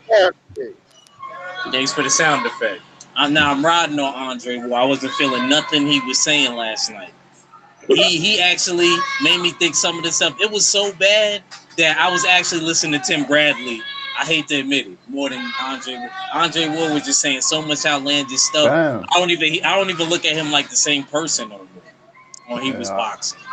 I didn't hear none of the telecasts, but yo, bro, maybe I should turn it down so it don't have me feeling a certain way about people. I told you, I don't. Andre Ward was saying. That's why I gotta start calling the fights every weekend so I can turn it down. So not for real. So I can save some of these people. So I can save some of these people because it's gonna make me not like nobody that's commentating. Yeah. I'm not gonna lie, man. Your American media, man, is so fucking biased and unprofessional. It is compared to British media. Not like a British media is perfect or anything, but damn, at least they're I agree with you. I agree with you on that. I think that the British are biased in certain aspects, but they're not as bad as America is just so bad. They don't got at least their bias ain't as racist and obvious as our bias is here. Yeah. Oh, they're very slick with the with the bias and the racism. They just don't. You see, in Britain, the racism and stuff is like James Bond. You guys are like Rambo. You know what I mean? It's just that's a good analogy, right there. That is a good analogy. I always did like James Bond. I like the Rambo too, though. Yeah, but James Bond was smooth and undercover, and you ain't know he was fucking shit up.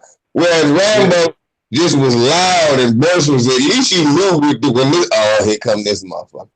Yep. He had the bullets hanging down from a belt. You know what I mean? You knew what what it was when you see him. Yeah. But with James Bond, you know what I mean? He presents one hand and he's got his other hand in your back pocket. You know what I'm saying? Right. So their racism over there ain't as racist as ours, as it seems, because they still concerned about the bottom line. Where over here, they like, look, we gonna make the money. God damn it, we want the winner to look like us. And when we mean us, we mean not y'all.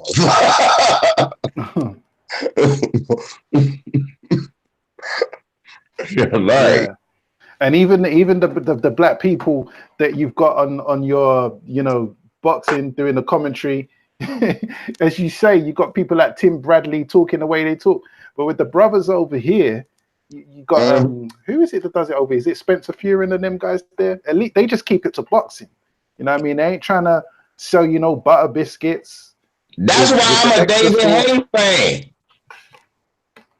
That is why I'm a David Haye fan.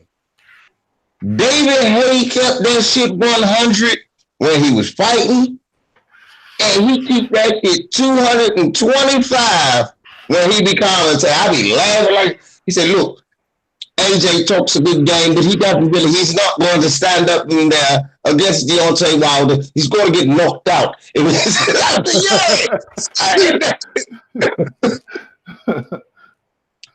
talks a good game, but you don't want to stand under fire. That guy really rocks, hit hard, and I don't think AJ's going to be able to stand up to it.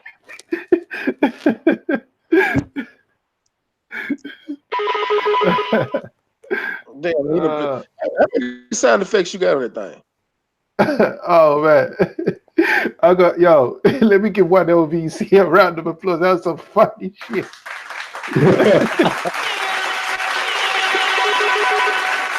Bang, bang, bang. You know that's how David Haye be talking. Look, I told people, if I fuck with you or I watch you enough, I can get you. And David Haye, that was my guy for a while. Motherfuckers like, you love David Haye, man, huh?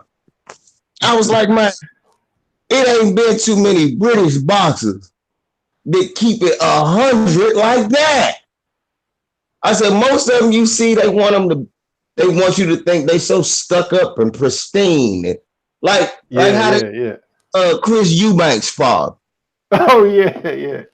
He was a troll as well. See, Chris Eubanks was the original troll, because when he was fighting, I was a kid. I don't know, like 5 or 6, and I used to think, who is this weird ass black man on the TV disrespecting the culture?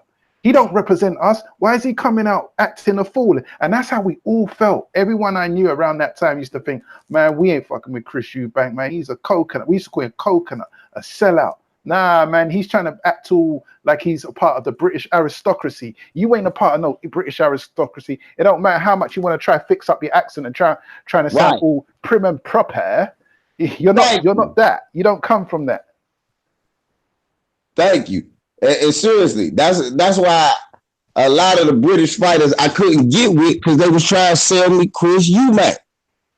Man, when I saw David Haye, that nigga had the cornrows and was talking shit like a nigga from motherfucking Alabama with it. Look, he talked more shit than a nigga from New York with an English accent. I said, this nigga gotta be Slick Rick, cousin. He's a Slick Rick. Chris Cage, all right? What you rather me have a picture? Look, he said, Max Kellerman gonna ask him some stupid shit. Why would you have a picture where you were holding the Klitschko's heads and you were standing over their bodies? And he looked at it, what? Would you rather me have a picture of you stroking their head and sending them to sleep? No, I want their heads. That's exactly what I meant. I said, yeah, I'm fucking with this dude. Then that nigga got the ring and started showing his feet. I said, "Oh man, oh!" But he's still my guy though. Yeah, but I understand Chris Eubank now. Back then, I just didn't get him. I never used to like him, but I get him now. He basically he was trolling. He was just. But I think when some people they do all of that trolling stuff, and then they start to just believe their own hype. I was about to say the problem was, bro. It started out. I know what you mean when you say he was trolling. He was basically mocking, playing a WWE style role. Yeah. Bro, he started acting like that though. yeah. And I ain't even from Britain, and I heard the story. So, and then he got so far away from the culture, he started running around with every white woman he could find. Yeah, he's got a black son as well, called Nathaniel Banks. Yeah. He got starched. Oh, he got knocked out something rotten. Like, who knocked him out? Some little blonde boy from Norway in the World Boxing Super Series. Damn. Nathaniel Banks, that's his name. Yeah, man, he got knocked out. Who, Chris Eubank's younger son? Yeah, but he's black. He's actually black. He's a. Oh, okay. So he was cheating, huh? He got another son. Yeah, the son that he don't mention. Yeah, the one that's his complexion and shit. Yeah, that one. they don't get on. There was an incident where Nathaniel Wilson was, I think he was doing some kind of training, and then his pops was there, Chris Eubank, and then Nathaniel Wilson, he greeted what's his name, Chris Eubank Jr. Yeah. He was like, yeah, what's up? What's happening? Like, you're preparing for your fight? Yeah, good luck or whatever. And then when his pops came over like to greet him, he was like, "You all right, son?" And he just looked at him and he was like, "Yeah, whatever, man." Anyway, he just kept it moving. He just kept it moving. Man, he sunned him, man. He sunned his own pops. Like, yeah, he's a motherfucker. I'm just happy to see my brother. You get the fuck away from me. Yeah. It was like that. Brother ain't had nothing to do with this shit. You piece of shit. Get away from me. Yeah. Oh man, yeah, man. That'd be the biggest thing why a lot of Americans don't get with the British fighters. And really why I think a lot of black Brits don't get with black British fighters. Cause they put the squarest motherfucker out there. I was like, I know they got cooler motherfuckers than this. Motherfucker, we know it's cool, but that's what I told somebody. I said, you gotta be an idiot to think a black man in America don't fuck with a black man from Britain. I said, nigga, I'm from DC. I grew up listening to Slick Rick, Dana Dane, Moni Love. Them all black British people. Yeah. They came over here and got right into the culture. Sade, all that. They got right into the culture. Know why? Because we're all really the same. It's just one people. Yeah. Right. But just like over here, y'all got y'all butter biscuit coon. Yep. And y'all racism is different. It's different. Yeah, they pick the motherfucker that they know gonna be the square coon to be in the spotlight. Yeah. The radical black people, you gotta search for them. Yeah, you really gotta search for them. You gotta look for people like Leo Muhammad. Well, that's what I'm going to tell you. I'm about to say, 5-6 years ago, I had a brother. One time we was talking on LDBC joint from Britain, and he said, "Leo, you said Leo Muhammad LBC." I said, "That's my motherfucking dog." Leo Muhammad be speaking the truth. I said, "But you know what? We don't know nothing about him over here in the state." He said, "Why not?" I said, "The same reason y'all won't let Farrakhan come over there." Yeah. They don't want you to know it's nobody like him over there. Yeah. He reminds me of the late great, one of the greatest black men to ever walk this earth, Dr. Khalid Muhammad. That's what he reminds me of. That's exactly who he is. He is y'all's version of Dr. Khalid. Yeah. That's exactly who he is. But you see him, Leo Muhammad. He used to be. I forget what his Anglo name was or whatever. But he used to be a comedian. He used to, For well, real? not a comedian, but he used to be on a television show called The Real McCoy, which was like a black, it was a black kind of comedy show where you would have sketches of just Okay. black culture. Yeah, like basically a black Saturday Night Live or in living color. Yeah. But it's That, all skits. it's It's called all The Real skits. McCoy. You said The Real McCoy? Yeah, Real McCoy. Yeah, The Real McCoy. I'm gonna look that shit up. I want to see that shit. Yeah, he was kind of funny, and he used to have different skits as it pertains and relates to the UK and stuff like that.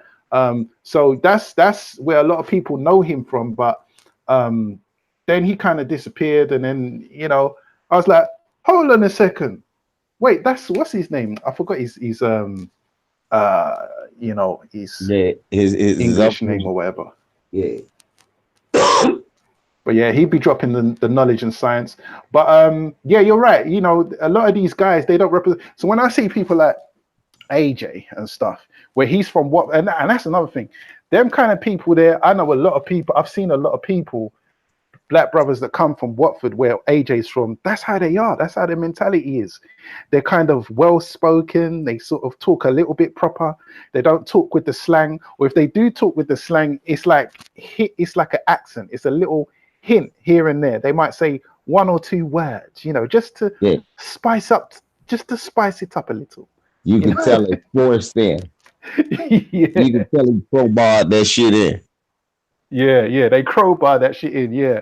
But that's how they are. They're a different kind of they're different people. But from where I am in South, and we're just different out here, man. It's just a different kind of mentality. The closest person I can think of is maybe Anthony Yard. Mm-hmm. Other than that, there is no one that really I can say, you know what? That's Mandem. That's our term. That's one of the boys. We say Mandem. Yeah. That's one of the Mandem. You know what I mean? I can't think of no one. This is what I told you. David Hay was my guy. Look, I told you when AJ said that stupid shit. Cause look, they asked David Hay about the shit. He said, of course, if I was from the States, I understand there's a black amount of color. Black, of course I'd be kneeling for the anthem. I said, see, I knew I loved David Hay, man. AJ stopped, they asked him about racism and soccer over there in the UK. He started talking about, you say something racist to him, he gonna put you under his wing. Oh yeah. And I'm gonna give you an education, and I'm gonna cuddle you. Need an ass kicking, not an education. Yeah. I know what you're talking about. Yeah. He starts talking all that he starts trying to be politically correct, and we need to educate them and let them know about the trials and tribulations of a black man, and that these things are inappropriate, and they're just not. Fuck out of here, man. You think these people are that stupid that you as a black man need to sit them down and tell them about racism? You damn fool. Yeah, you motherfucker, they already know. They mad that you won't stay in your place. Fuck it, you. That was the word. Why I get ejected? Why I get ejected? What I do, man? You ain't do nothing, Crossroad Sicko. You know Google do that shit. Wait, what happened? Sometimes Google will kick you off for no reason. Look, one day I was on Lisa Cabrera joint on her channel. They kicked her on her shit. I got kicked off my own shit before. See?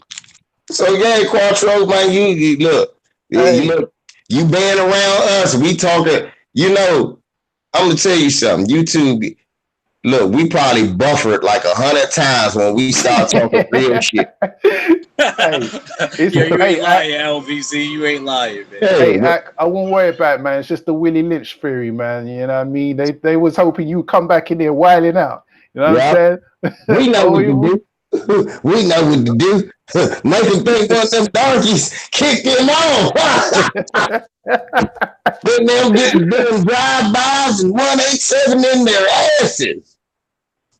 Because you know they watch TV and still use them outdated ass. Yeah. You jive turkey.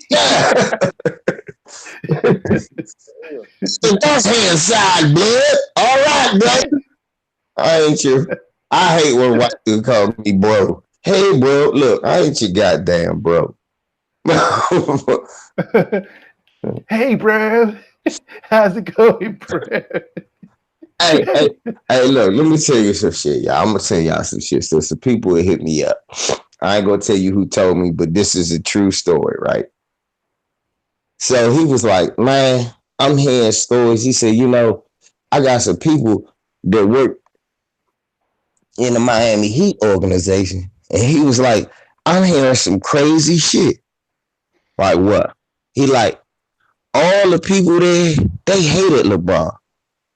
I said, who? He said, well, let me rephrase that. He said, like, all the trainers and all the little ball boys and the dudes cleaning up in the arena, they was good. They said LeBron to come through, shake their hand, say, what's up, man? They'd be like, he'd be like, call me LeBron.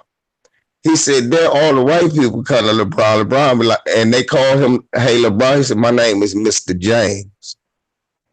And he said, and they said, stay ready. I'm dropping this jewel on your channel. It is a known fact that when he was in Miami, LeBron would make every white person call him Mr. James, and every black person called him LeBron.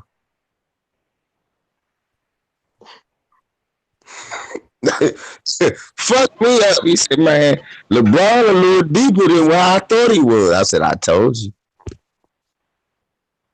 Yeah. LeBron's been in the media quite a lot recently, hasn't he? I mean, what's going on over there? Is he retired or something? I mean, I don't know much about basketball. I'm not too up to speed, but I've seen his name pop up in the media quite a lot recently. LeBron tried to do stuff for black people and speak up in the community as an outspoken black man. Now anything he do gonna be news so that people can hate him. LeBron ain't even supposed to be talked about. I'm glad you said go LeBron get it, LVZ, and they hate Westbrook. Those are the two most hated basketball players in this generation. Basketball players in this generation. They can't stand Westbrook. I don't know why that people can't stand Westbrook. Kevin Durant and Westbrook. I can understand why people don't like Westbrook. but he give you maximum effort. For itself. Hey, look. You know what, bro? I can't debate that statement right there, man. He do. It's selfish, maximum effort. It's like sometimes the motherfucker act like he playing 33. I guess it's 21 where other people live at, but it's 33 here in DC. It's like he playing a one-man game. It's me versus them. What about the other 4 motherfuckers with you? I'll pass it to them as long as I got to. But yeah. He paid for him to get his numbers. That's what I mean. As long as I got to. You see what I'm saying? It's like he a willing passer because he know you want him to pass. So what it is like, all right, when I get 10 assists, I can take 15 shots. Now, he won't pay attention to the fact that those 10 assists came easier than him getting 15 shots and take the 15 shots and be like, I already had 10 assists. I gave the ball up. So that's what you mean, right? Stay ready. Yeah. Yeah. After he hit his numbers, he don't get that ball up no more. Thank you. Look, only thing he gonna do is rebound because he want to get the ball so he don't got to give it to you. And then sometimes they let him rebound on his own. No. See, you being too nice, and I'm surprised you did that. He be stealing rebounds from his team. Yeah. Look, he be still. Look, if you box out and the ball bounce in front of you, and then you say, LVZ, come get it. No, I'm still on rebound. When he keep doing that, he do that the whole time. I seen that. I seen one time where the motherfuckers wouldn't touch the ball until Russ got there to rebound it. Yeah. So yeah, I love Westbrook. I understand some of his criticism. KD is the next most hated to LeBron James, and both for the same reason, because they donate too much of their money to their community. I mean, oh, interesting. Okay. But you Yeah. know, over here, the Chicago Bulls, they were big in the 90s. Yo, let me tell you how big the Michael Jordan, they were big. And basketball's not even a sport over here. I don't I even, was going. I was going to ask you that. How was that in that era in the oh UK? man, As the you was old Chicago. enough, you know what I mean, to actually watch. No offense, you're one of them ones. I'm not trying to get at you because I know every time I say something like that, before we go, I just know that you was older than me watching Nah, Jordan. I was Google Gaga watching Jordan. I'm not I ashamed see. to admit. We ain't mad at you, baby. Hold on, that Hey, boy. Stop on him. Hey. You and this goddamn founder face, dog. He hey, scratched the record on me on that one. hey, I like the way Act put that disclaimer in there. Hey, it's all love, brother. I was just clowning with you that time anyway. Act said, hey, one of them was something about, yeah, because you grew up in the 90s and the 80s and the 70s. I was like, good damn.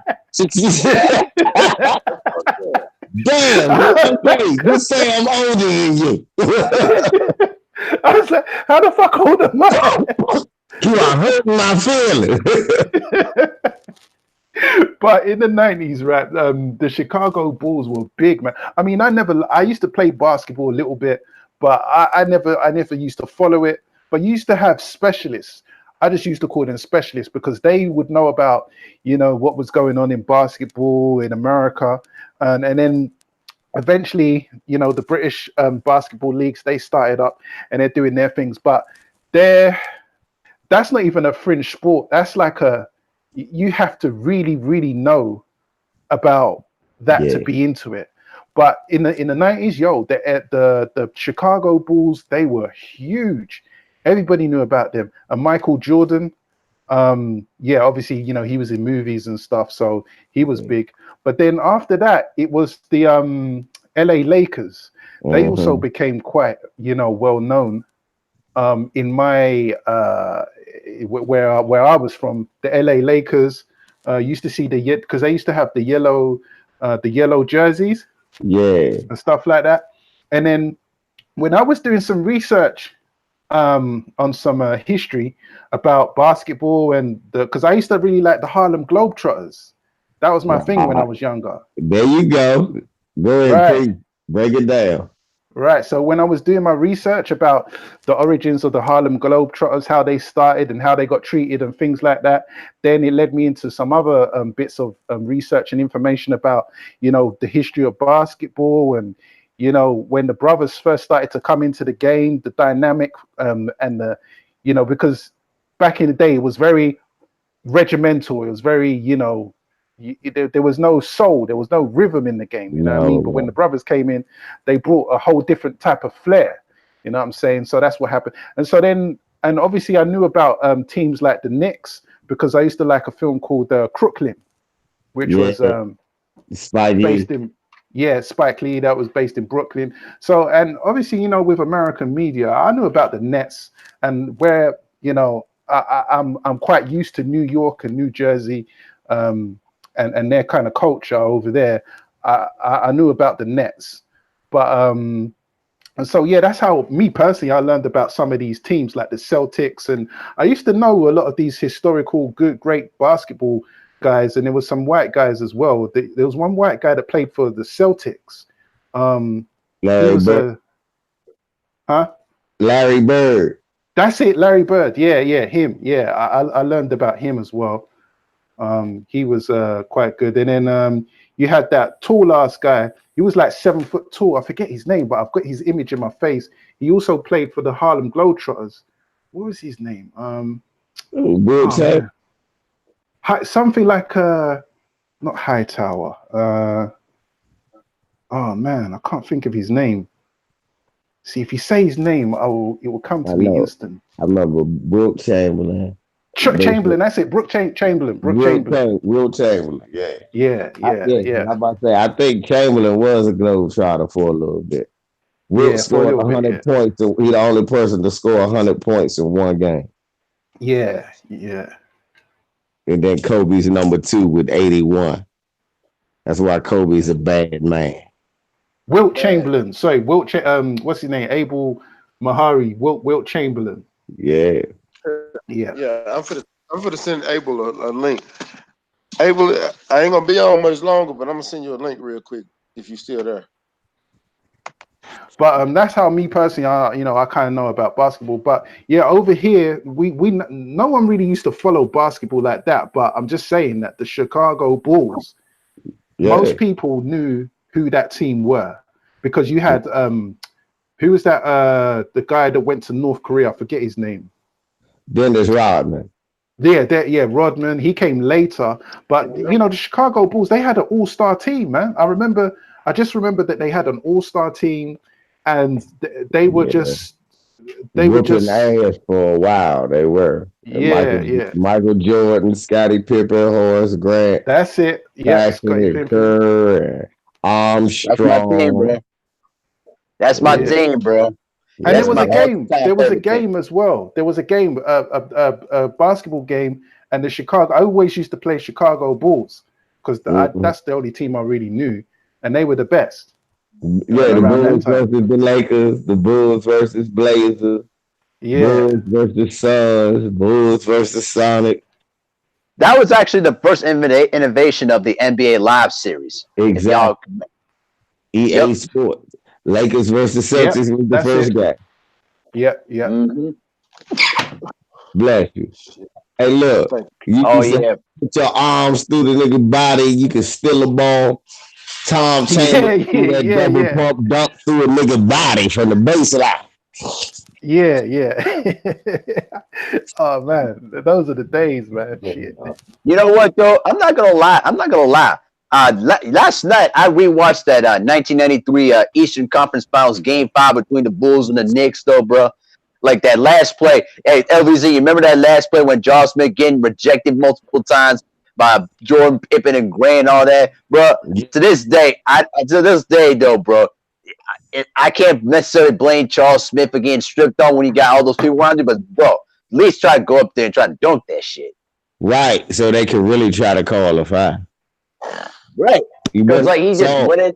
He was too soft in there, bro. Like self-checking, and when you keep pump faking too much, you gonna get stripped. You gonna get blocked there, bro. Why do you think you know what I'm saying? Stop pump faking. Make it up in the air. Do something. Mm-hmm. Or give it up. No, look. I was looking at a video. This dude, Jimmy High Roller. Look, he say, look, was it really the truth? The defense was harder because of the hand check rule? Nah, motherfuckers was averaging more points before in the hand check rule than they were now. The difference was the zone defense that came because of Shaq in them. Mm-hmm.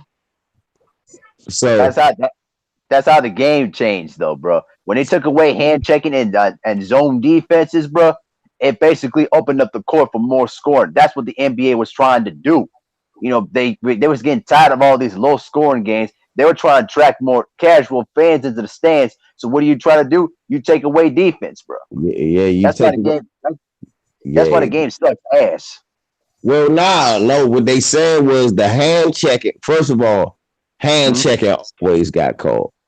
Second of all, the hand check rule really didn't alter scoring. As a matter of fact, what they were saying was people scored more under the so-called hand check because there were some players that played before the hand check rule and right after they changed it. and their scoring dropped because after they changed it, they changed the illegal defense. And now 2 motherfuckers can guard 1 guy without the ball. And it ain't no more illegal defense.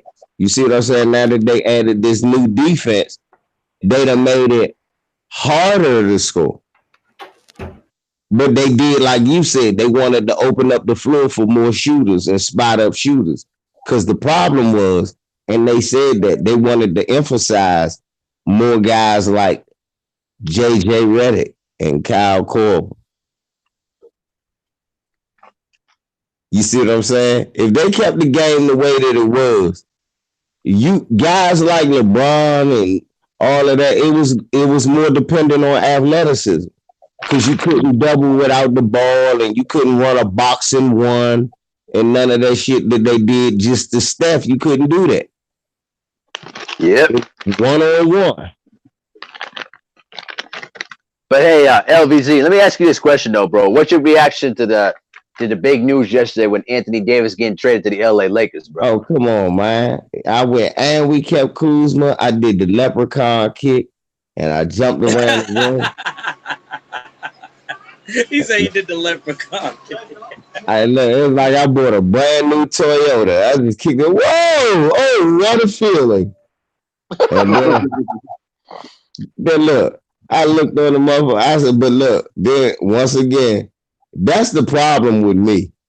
I'm like everybody else in a sense that I get happy, I get emotional and see things happen. I'm like, yeah. But then the real me kick in like, hold up, nigga. Y'all had a bunch of people on 1-year contracts. How many people is on your roster? So I checked it out. We got 5 people under contract. That's including Anthony Davis because we didn't just trade it away. Basically 4 people. The number 4 pick from this year, Lonzo, Hart, and Ingram. That's 4 people.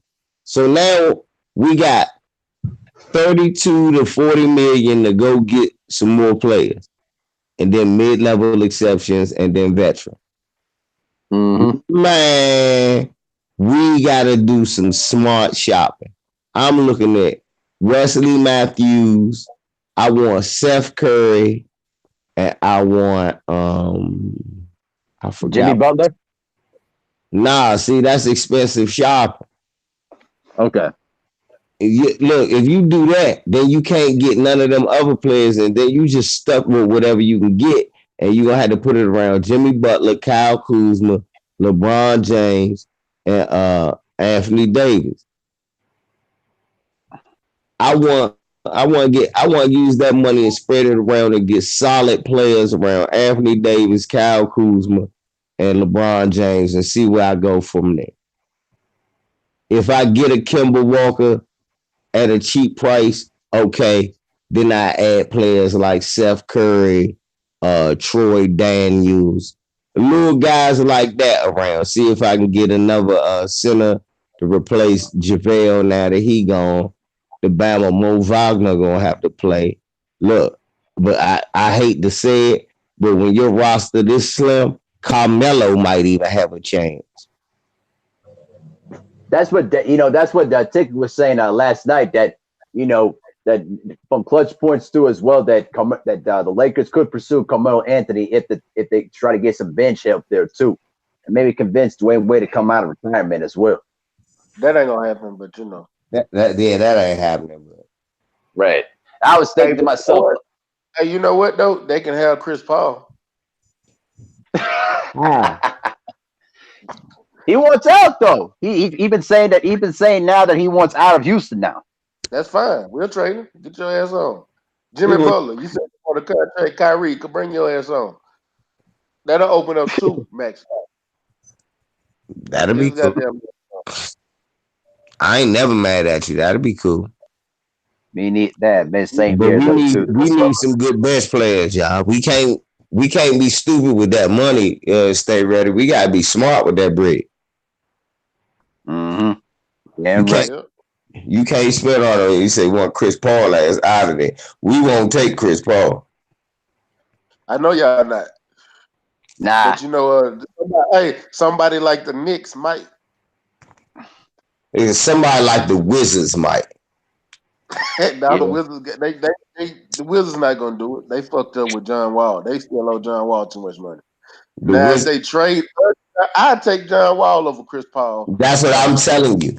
I would too, and I'm telling you we'll do it. And John Wall will get fixed and be good for the next 7 years.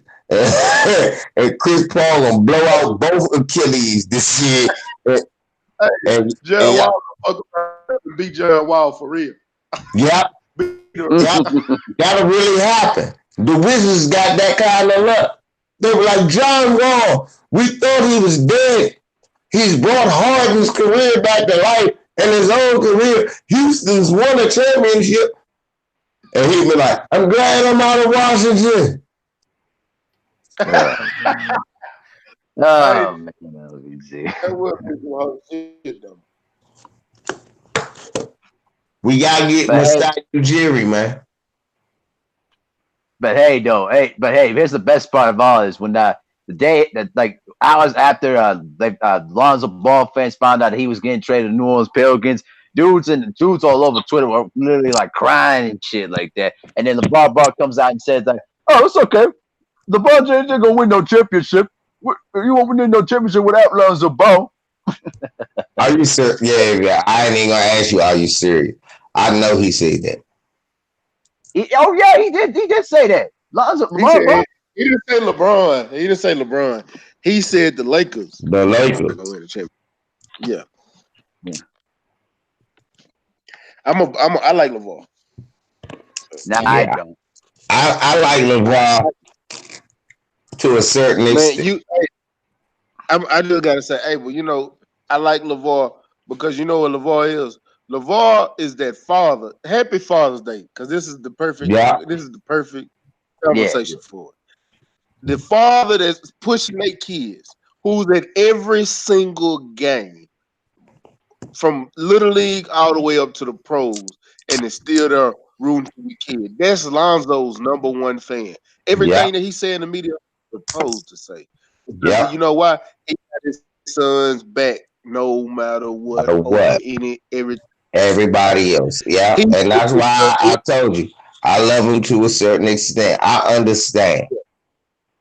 As a parent, I know he talks a lot of shit too. Yeah. But I don't knock him because everybody that knocking, they knocking because they trying to make him look bad in the public, but they forget to put the narrative there. He's the one. He's in his son's corner. Yeah, I'm about to say he about his son, and that's good. I just don't like sometimes how he interjects his opinion into his son's career like that when he knows that they'll use that as fodder against his son. You know what I'm saying? I'm not gonna get. I agree with that. Huh? I said I agree with that. Yeah, I'm about to say, as a father, and I expect him not to do that as somebody who got his son back. A lot of times he'll come out there and try to take the arrows for his son. I understand. But, brother, a lot of the times you draw the fucking arrows to your son. You out here making beefs with other black men, basketball players. Don't do that. If you want to talk about the coach and the coach ain't shit and you don't like about him getting time, hey, good. Wouldn't you do that? Good. Stay ready. Don't every Little League father do that? Every one of them. Look, we know this. Even the starting quarterback father, the one snap his son ain't out there. See, my son need to be having the ball. Yeah, hold up. He just ran a sweep. He need to run 9 sweeps. So I get it. I'm never mad at that. My only thing is, brother, that's all good. But my thing is, don't draw negative and unwanted attention to your son at the behest of other people. You know, because like it's the same way. It's a Little League father that's like, my son is good. My son is good. But at the same time, he's saying your son ain't shit. Brag about his son instead of talking about the whole team. Yeah, talk about the whole team. Don't fuck it up for her. So that's why I love LeVar to a certain extent, but to another extent, I be like, LeVar, just be quiet, bro. Be quiet. Be there for yourself. Let me be real with you, LBG. I don't even like LeVar Ball, even when he started showing up in the scene. Though, but listen, I'm not here to say that he's not a bad father. All that's not that. I would never say that. But it's just that bravado, and also the fact that he talks crap about other teammates to the media, bro. Listen, if he did that back in the day when the bad boy Pistons were basically still patrolling the NBA, bro. Listen, Rick Mahorn and Bill Laimbeer would have went up to Lonzo Ball and said, like, hey, listen, you need to tell the father to shut the fuck up, or we're gonna get his ass after the game. Real talk. Same with the Knicks back in the day, though, bro, and the Pacers, bro. You think the Davis boys would have let that shit slide? Hell no. No, they wouldn't have did that. They went up to the father. It's a difference. See, y'all put in place. Lonzo, they went up to LeVar. They would have went to LeVar. They wouldn't have went to Lonzo. They would have went to LeVar. It's a difference between those days and now. Now it's more pansies in the sport. I'm not saying Lonzo wouldn't have got some backlash, but they'd have went straight to the father every time they seen it. They would have took it out on the son during the game, and while the father was sitting courtside, they'd have went up to him after they did it and made some kind of gesture. Yeah. You see what I'm doing? That's what they do. It's a and some of them niggas you name, like Oakley now, I done heard personal stories. Oakley is slapping the shit out of niggas. Slim, he would have caught him and slapped the shit out of him for talk about him. So, yeah. Yeah. Just ask Charles Barkley, bro. There's one more thing about that. Which y'all said. It wasn't as many high school and one and done players. Right. They were dealing with grown men who were normally doing 3 and 4 years of college or better. Mm-hmm. Damn right. I hate one of them people, but you don't got your parent talking for you when you 23. But when you 19-year-old Lonzo Ball, nigga, you just really moved out the house. Exactly, bro. So you gonna have your father talking shit and in the background because you ain't even lived on your own for real. He ain't scratched the surface, right? At all. The surface at all, being on his own. So who his father gonna be? His agent, this, that, and the third. Brown talking though. That's my uncle. Oh, okay. I've been hearing. I'm like, somebody over heard Coach the whole time. I've been listening. My uncle had just popped up with me on Father's Day, and he had just so happened to hearing us congregate. And he was like, "Yeah, he's an older. He watched basketball, so he know." Mm-hmm. All these people y'all was talking about was grown men, grown ass men. So when you gonna see Isaiah Thomas' mother talking for him? You'll see her at the game.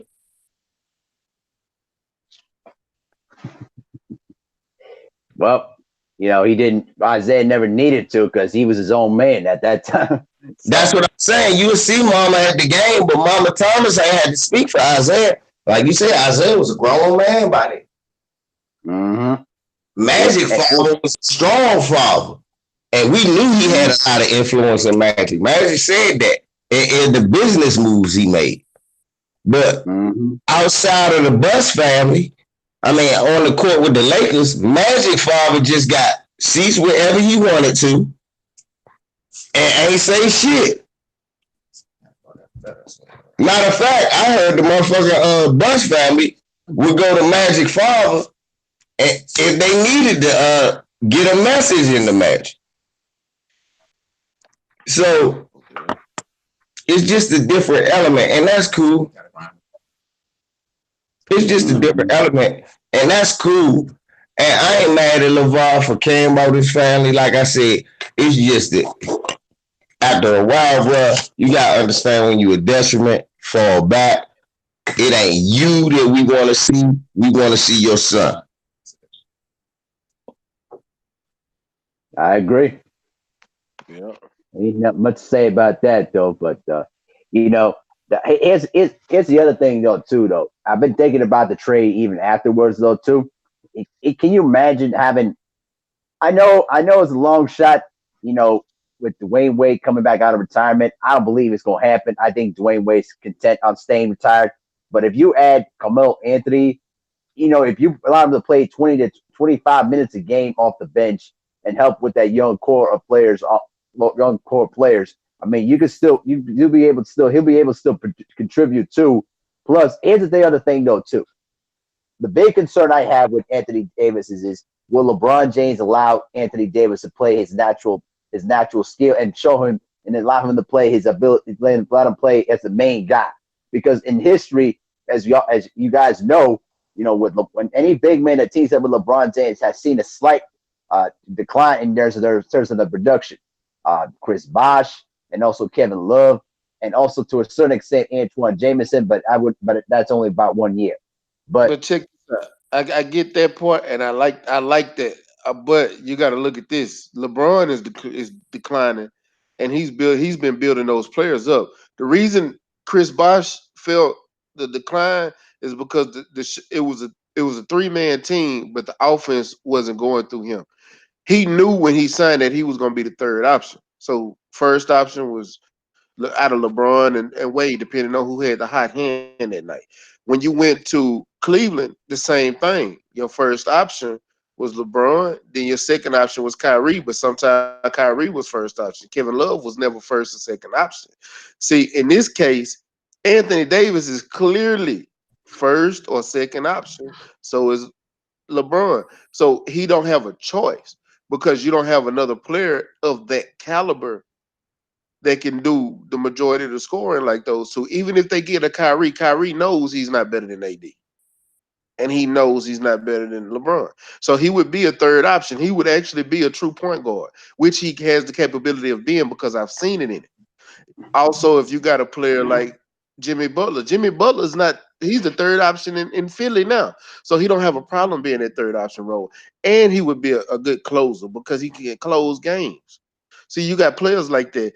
It's nobody that you can bring in other than Kawhi Leonard that would take a a, a one taking a one or second option away from those two guys. So you got to look at it from that aspect too. Exactly. And then when you could, like you said, and that piggyback off what you said, the fact that LeBron, his numbers are stepping back, and you're gonna want to probably do more minute restricting with him. It's gonna be plenty of time for Anthony Davis to take more shots. And when you look at LeBron's work with a partner like Kyrie, Kyrie's numbers was better with LeBron.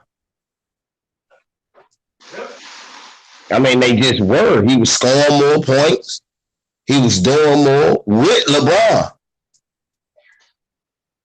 It just is what it is.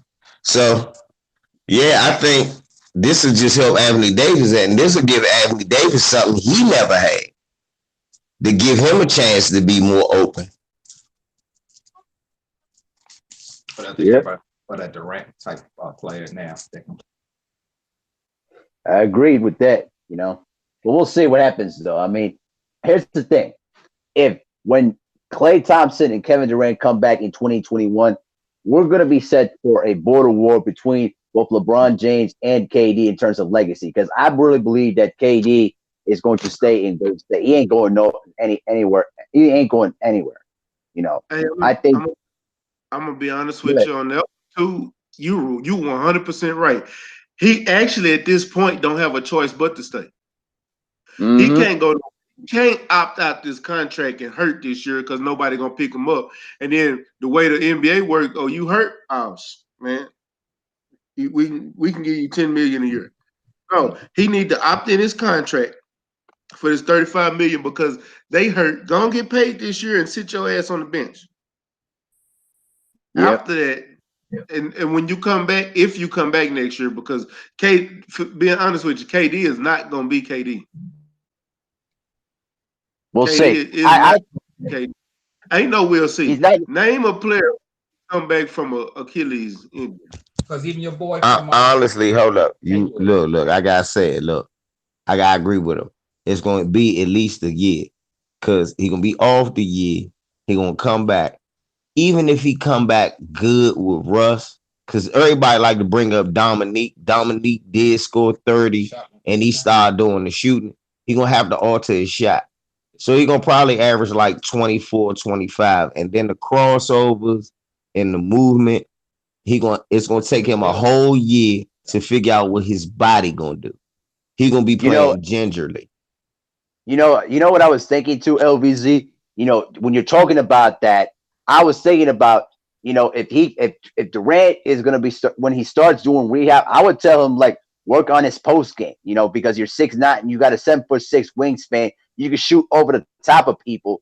You know, work on your post game and learn how to shoot off the dribble a little bit, though not with much of the crossover movement. You know, and because he could be much more of an effective scorer down in the paint a bit. But the downside will be is working down in the paint going to be too much a load on his body on the long run, though. You know what I'm saying? Yeah, but I look at it like this. Look, Okay. KD put in a good situation by them being a fucked up organization now, instead of having to worry about who gonna take me like Boogie and Isaiah, these motherfuckers gonna have to give you the max, and they can't argue about how long it take for you to come back because they injured you. And after that, you can take as long as you need to get yourself back together because you already around two stars. I think Clay gonna come back pretty good. His game ain't predicated too much off of that ACL like that. His defense gonna suffer at first, and he gonna be getting cooked. But I think offensively, Durant ain't gonna be able to do certain moves we was used to seeing him do, but I still think he gonna be effective enough to score at least 24, 25 a game till he finish. Great. Dang, man, I'm mad I can't conversate with y'all like that, man. It's busy on Father's Day, man. It's Yeah, busy. What's going on over there, I thought the Gato fathers Stanko? would have stayed in bed. Why y'all coming to the moon for? Why y'all spending y'all money? yeah, man, it's crazy, man. Hey, and to add on something else with that, Klay Thompson. Out of both of those players, Klay Thompson the one that's gonna be fine. True. There's too I many definitely players, agree and with that. there's too Yo, many but they players. starting to break down. I feel like they starting to break down. Like But they you can tell they not spring chickens no more. Everybody get Well, injured. it's an ACL injury. I'm gonna tell y'all this though. Golden State not gonna be the same after this no. But they're done. I, I don't care if Clay come back, if Steph, if KD come back, they're not the same because the teams are starting to catch up with them anyway. Portland, Portland is getting better, and they was missing Jokic. Yeah. Portland's getting better. Denver's getting better. San Antonio gonna be just fine. I'm telling y'all, Golden State's they might be a playoff team, but they're done winning championships. And my Rockets, I don't know. I don't know. We'll see what happens. We You know always what? there. Conversation. We've been in the playoffs every fucking year, even if it was a 7 seed. We stay in the goddamn playoffs, but can't win the big games. So we'll see. We'll see how it goes. Let me But tell you this, that's though. what Let me tell you this, though. Stay ready. This is it for Mike D'Antoni, bro. If they don't, here's the thing. I can tell from the new owner of the Rockets that he's more of a owner that says that's basically like, listen, either you gonna win us a championship or you out of there. You know. So, but I listen. The Rockets should have known by now that D'Antoni is the type of person that's gonna get you regular season victories, but his system don't win a championship. I don't understand why executives keep looking at this guy. He just is not. He's just not a guy that's going to lead you to a championship. I'm sorry.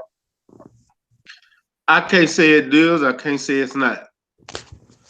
but I know everybody say that, but you say they say the same thing about Jeff Van Gundy, who run the same system as Stan. Stan Van Gundy, who run the same system as Jeff. at the same time, they said the same thing with Jeff. He ended up getting to a championship. He didn't win. You don't know because it's not always the coaching. The coaching is I don't like D'Antoni's coaching. I really don't. I honestly don't. And I want a new coach. But if you take Stan Van Gundy and put him with the Lakers right now, who beating them in that system?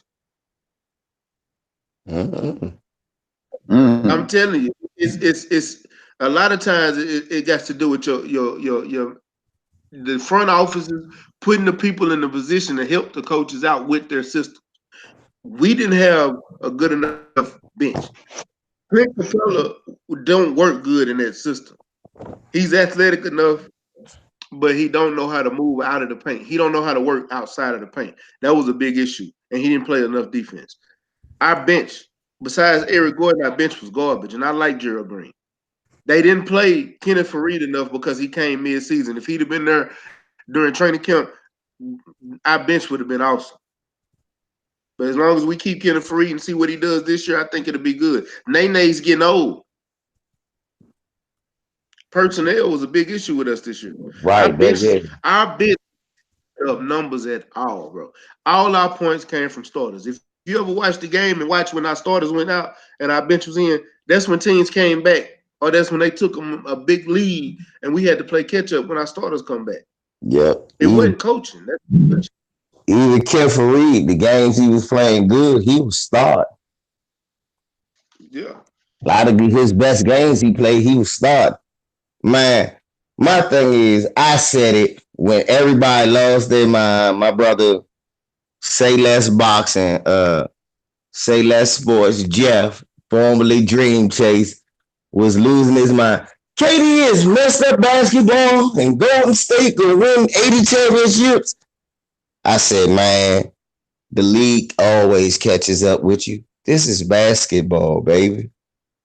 Michael Jordan won 6 championships. Yeah, after taking a 1.5 year long rest. Motherfucker, that make a difference. Right. And when you talk about a rest with no injury, a rest because of an injury like KD, where you going to be doing rehab and they doing surgery on your Achilles. No, your body is beat up and worn down, but it ain't injured. It's just hurt. Now you get the rest for a year. And basically, he only played 19, 20 games. I mean, that shit makes a difference. You think about why Magic and them won 5 out of 9. Why I glorify that like that? Because I remember when Magic grabbed his Achilles and Byron Scott grabbed his Achilles and Worthy got hurt. And that's when I realized, goddamn, all these championships they going to, that shit taking its toll. They getting old. The league always catch up with you. The only exception is the Boston Celtics with the 60s, but that was a different time, bro. So, but you're absolutely. I mean, 8 in a row. I mean, you'll never be able to touch that in NBA history. No, but yeah, but you're absolutely right though. At LVZ, like when Byron Scott injured his hamstring in the '89 finals, and when Magic Johnson came back down the court trying to get back on defense and pulled up his hamstring. Yeah, you know that was it. Yeah, they grabbing their hamstrings. They both of them limping off. I said, "Damn, motherfucker, we had Worthy, Tony Campbell." Oh man, bro! When Magic Johnson realized that he couldn't even play, bro, he was like, "Fuck, man! Why, man? Why now?" You know, That's like, but that's just the basketball guys telling you it's time, bro. It's the time to pass up the torch. Right. Mm-hmm. Let's say, fellas, we've been on for almost 5 hours. I'm finna get ready to close this out because I got to make some runs. Take care of some business for the day. Man, we had a great conversation. The title of the thing was Tyson Fury. Didn't nobody speak on him one time today. Oh, who gives a fuck about Tyson Fury, bro? Who gives a fuck about Tyson Fury's gypsy ass, bro? Like, tell his bitch ass to get in the ring with Wilder, bro, and shut the fuck up. Yeah, it ain't. He was last night. That's why. Who gives a fuck, bro? I didn't even care to watch the fight because I knew it was that fight's trash, though, bro. And here's the other thing, too. Before we get out of here, I want to rant about this. I hate the fact that the mainstream media keeps putting this guy as the face of like mental health. Why you still got Jermaine Taylor all messed up in the head, basically getting himself in trouble. This dude is literally crying for help, and then and you don't care and you don't help out this dude, man. Fuck y'all, man. I had to get it out. Shouts out to Ron Artest. Hey, did you see that? Showtime documentary though, LBZ? Ron Artest was cooling like a motherfucker. Fuck wrong with him. He ain't gonna talk to Jermaine O'Neal, but he gonna talk to the white dude who started the shit. Right though, bro. Cause like, what the fuck is wrong with this dude, man? Like 5 years ago when I was out in Southern California, I actually met up with Ron Artest, and I looked at this dude like, dude, you're just like an asshole, bro. Like, stop acting like an asshole, man. What the fuck is wrong with you, dude? Man. Dude messed up. This dude messed up in the head, though, bro. No, crazy. I ain't mad that he crazy. I'm just mad that he was cool. let me go ahead and get some last words from you. Hey, but let me get some last words, my brother. Well, hey, thanks for allowing me to come on, though, man. And you know what? Hey, stay ready. I should probably plan a time. We should probably hook up and just talk about the intro thing, though, bro. So, but right. I appreciate you sending me the link, though, man. Y'all had a good conversation that came in a little later, but hey, better late than never, though. So, but see you guys again, and also happy Father's Day to all the brothers in the LDBC and around the world, though, man. Salute, man. Appreciate it, man. One of the ones, you there? Yes, sir. Let me get some last words, man. Well, first and foremost, thanks for shooting the link. Stay ready. This has been a real good stream. I enjoyed this one. The one LVC, he brings that flair and the flavor. Do you know what I'm saying? He spices it up. That's why I love it when the brother comes through, and nothing but love, man. So it's been a real good stream. And I appreciate you sending the link. I want to say happy Father's Day to all the fathers out there, especially all the black ones. And you ain't have to do it like that. You know me, man. You know me. I'm always for people, but all the fathers, you know what I mean. But I just got to put a special message out there specifically for us as well. You know how I do. Because I like to speak to my people, and also on my on my channel as well, I just started to do something a little bit different, getting into some other subjects and topics and things like that pertaining to the diaspora, the melanated diaspora or whatever. So, we're going to get into some different subjects. I'm going to try and get some sisters from London, from the UK, to come on and express themselves and give their point of view on certain topics that, they want to bring up during the week. And we're just going to see how that goes and where that goes. So you might want to subscribe to me, because it's not just going to be boxing. We're going to get into some other topics, interesting topics. Last week we had we was talking about skin bleaching and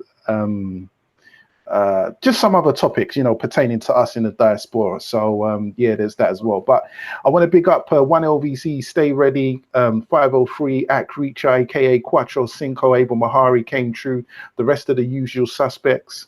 It's your boy, one of them ones. I'm out of here, man. Peace out. Peace, bro.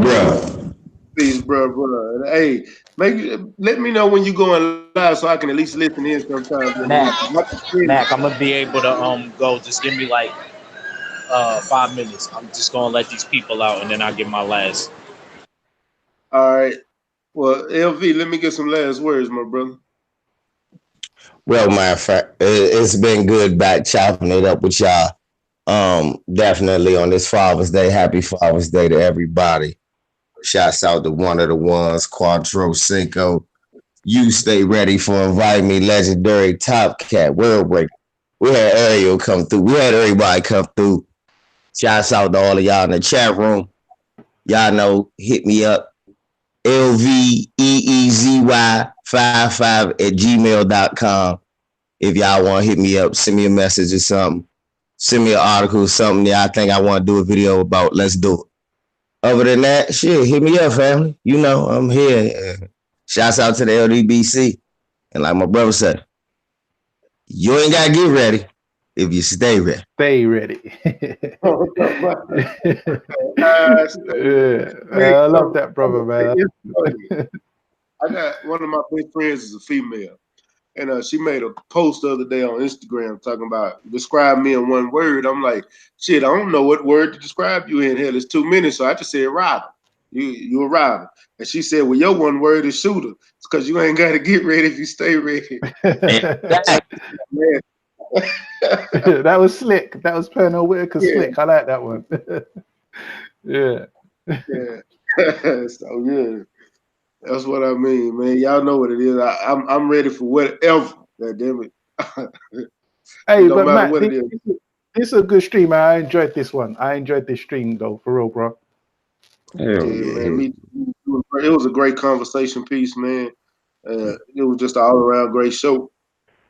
Hell That's yeah. why it lasted so long. Normally, I don't have live streams last this long. It be BFTB and World Breaker. They be having them 6-7 hour live streams. But this was a good one. I might go on later tonight after this car show. I see it's a Father's Day car show going on down here in Houston. They want me to be at, so I'm finna go check it out. Matter of fact, I'm finna call the person running it now. That's why I had to get off because shit, I got to go take care of some business. Bet I'm about to check on this motherfucker. Seafood. Yeah, I was gonna say, yeah.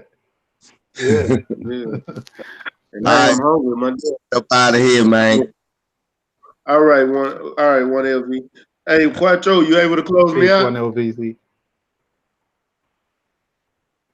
Yo, Yeah. I got you. Let me just let them in. As soon as I let them in, I'll get my last. Mac, I All got right. you.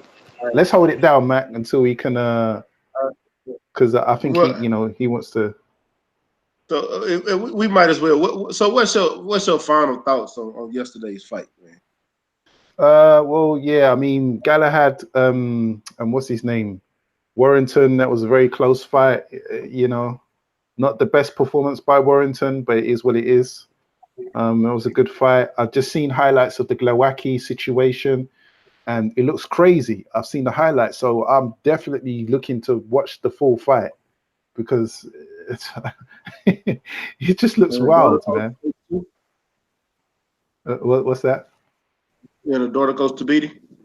Oh, Dorticus to BT. I did actually watch that, but I didn't see the knockout. So I think I'm just going to skip to the round where the knockout happened, and because people are telling me that it was a crazy knockout. So it was that right hand came out. Man, it came out of nowhere. Yeah. So I'm going to look into that. And don't ask me about Tyson Fury because I didn't see that shit. It wasn't, man. It ain't gonna take you long to watch it. Yeah, I heard it was like 3 rounds or whatever, But yeah, no, I'm ready. Okay. It wasn't even 3 rounds. It was 2. But yeah, close me out,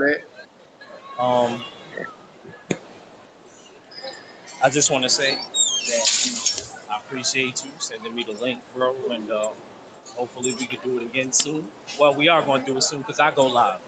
I know Sundays and Saturdays is my day, no matter what. So y'all look out for me at 8 o'clock Eastern Standard Time. So that's your boy Quattro Cinco, and we're going to be back and do it again. I want to shout out to Mighty LDBC and the full Berserker clan. It's your boy Act Reason. Never steal you wrong, and I'm out. Please. Man, and y'all know, shout out to Almighty LDBC. Y'all make sure y'all like, comment, share my videos to all your social media platforms. It just got dark because it's storming like a motherfucker out here. But yeah, hit the subscribe button, hit that bell icon so you can get notifications when I go live. And you know what it is, your boy Matt with StayReadyBoxingTV. You ain't got to get ready if you stay ready. Know what I'm talking about? One. Peace.